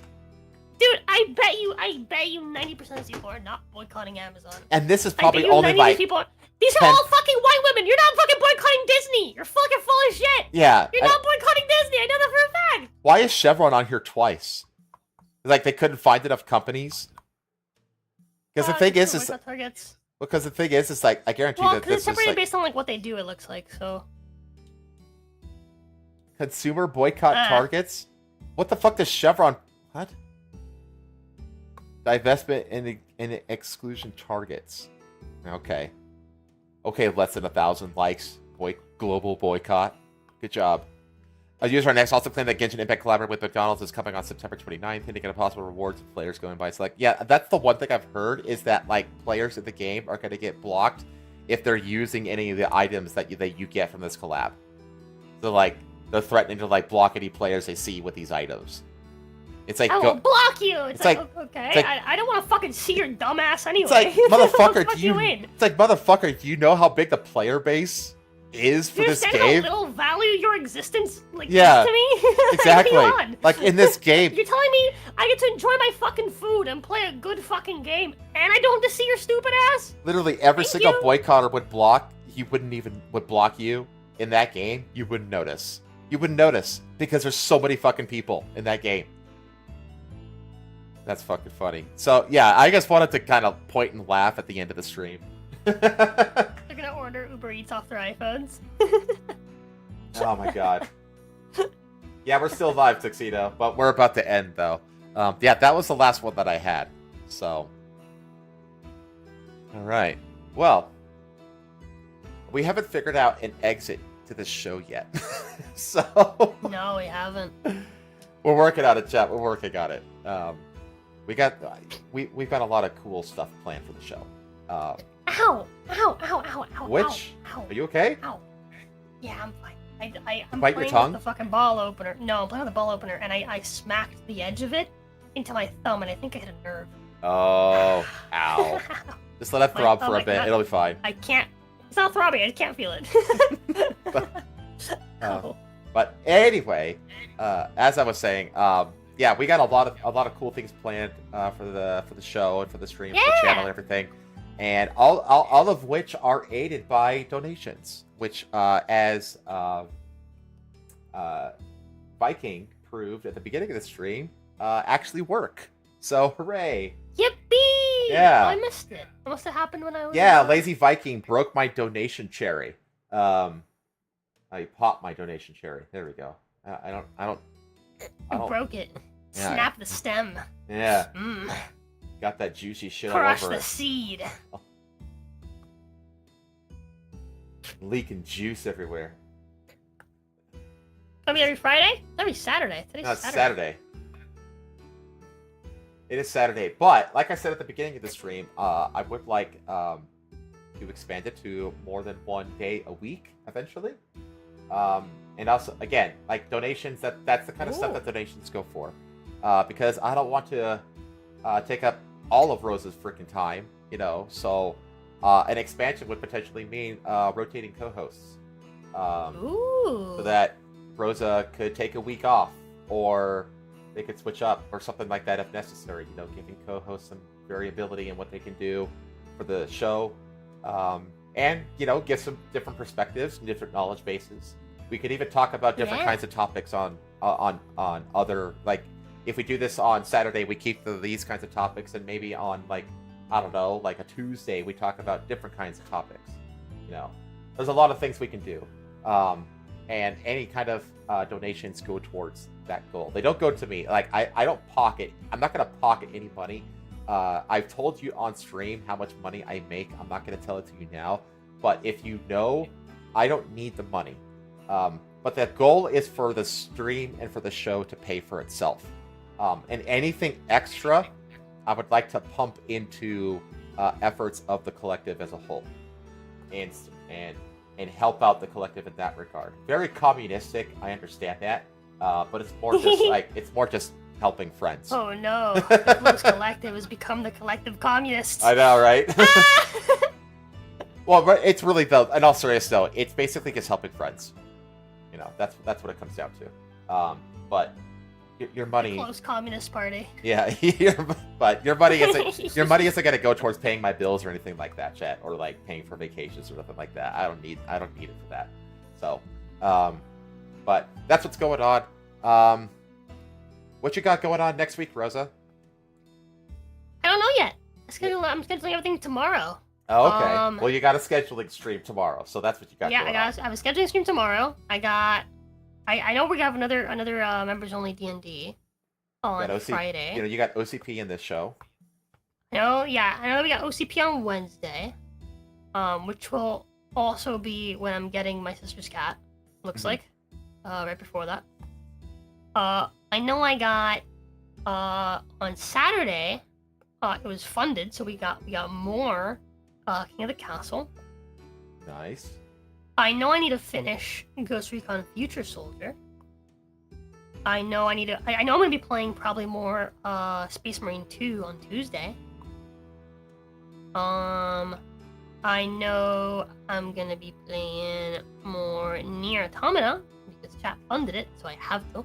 You're gonna play Dark Souls with friends, probably. I know I'm gonna play Dark Souls 2 with Asta and Jazz on Thursday. That's pretty much my whole schedule in like a randomly assorted order. And me, I have got something on Tuesday. I don't know what yet. Oh. I got one last thing I almost forgot about. I know that I'm going to be here again next Saturday for another episode of What the Fuck. That's right. Don't forget to show up and see what the fuck happens next week. That's a good outro. There you go. Outro line. There you go. But the problem is that what the WTF doesn't stand for what the fuck. That's the joke of it. You know? Oh yeah. So we can't like say what the fuck, you know? Well, we'll figure something out. But we still call it the What the Fuck podcast now, don't we? I don't. I call it the WTF podcast. Because it doesn't stand for what the fuck. That's true. Yeah, see, we gotta work on that. It's alright. Sorry, it's only gonna get better, chat. It's only gonna get better. But anyway, I've got something on Tuesday. I don't know what yet. I haven't figured it out. It won't be Black Myth Wukong. I don't really want to stream that game anymore. We gotta get the damn, what is it, Absolver? Is that what it's called? Yes! That needs to happen. Yeah, at some point. We need to get going on that. We do. That needs to happen at some point. We need to plan a day to play it. Because I definitely want to play that. And then, Did you want to get it on PC or PlayStation? I have it on PlayStation already. Perfect. I just gotta download it then. Nice. And then, I got Yakuza 5 is starting, on Wednesday. Friday will be, the part 2, the last part of, Lollipop Chainsaw. And then, as Rosa said, I will be here again for episode 3 of Welcome to the Foxhole. How long is Lollipop Chainsaw? It's not that long. You with like you can do it easily in an afternoon. Like, okay. Like you like, I'm halfway through the game and I only streamed it for like 3.5 hours. Oh, okay, gotcha. So You that's can- gonna you be can- like a 1 day thing. Yeah, you can. It's a one-off for you. Easy. Okay, 'cause I was thinking about playing that after Ghost Recon. Hmm. Maybe. I kind of wanted to do Deadpool after Ghost Recon because that game doesn't exist anymore. Deadpool? Deadpool, What do you mean it doesn't exist anymore? you can't buy it. They don't make it. It's not sold in the store. The only way you can play it is if you have a disc. Huh. Yep. Well, do you have a disc, or is it? Nope. Oh, so you But I'm on gotta. the PS3, so I'm gonna emulate it. Okay. See, again, if they had that shit on the PS5 Pro, you know, just saying, play Sony. Even if it is just an emulator, I'll take it. Yeah, dude. If you bring back games like that are like are gone, right? Dude, imagine if they brought back Army of Two on like the PS5, dude, bro. Yeah, like what the fuck? It'd be great. That would make so much fucking money. I know, right? That dude, the PS5 Pro would sell out like crazy. Dude, you bring back that era of games, it's like, hey, we're bringing back these games, and also our future catalog is gonna be more of those games. Oh my we're going god, back, dude. baby. Back to Back to back the to good times. 2010. PS5, a console for the good old days. Damn Dude, right. that would sell. That would make money. That would make so much money. That would be a fucking love letter to the fans. Oh my god, dude, it would sell like gangbusters. Are you kidding me? Oh. Anyway, we're gonna go ahead and get out of here. I don't think, yeah. So all of Rosa's links are in the description. They're also in the banner of the channel, as are mine. So like and Ooh. subscribe if you haven't already. Have you seen the banner? Oh yeah, I made the banner. Ooh, Go look at the banner. I'm looking at it. It's pretty cool. Yeah. Dig it. Call it tags. It's even got like our schedule, Yeah. our days. It's even got the That's pretty Japanese good. version of the schedule. Wait, what? Yeah, all those little Japanese kanji you see, that's like, I don't That- see Japanese kanji. Do I have to look at it on like my phone? no, just look at the banner. It's an image, you can see it. I don't see any kanji on it. You don't On see the the, banner. look at the schedule for this show. Schedule. It just says Saturdays at 6 p.m. EST. It says, oh wait, did I get rid of that part of it? No, there's a gaming section too, though. It says the show's at a time and then the gaming is at another time. I don't see that at all. I just see Helmsman, your YouTube, your Twitter, Roza, Am I gaslighting myself right now? my YouTube, my Twitter. Oh, Yeah, you're that's what I right. see. I'm not crazy. Where'd it go? Maybe because you have to remember again. There's like the weird sizes. Maybe it's like below it or something. No, So it's you not. only It's, see it on like a TV. I don't know. I need to add it. But anyway, either way. All right. Well, we're gonna get out of here, chat. We're gonna finish up, and I hope to see you on our next respective streams. So until next time, the watch is yours. See you, chat. Bye, chat. Don't forget to go fuck yourselves.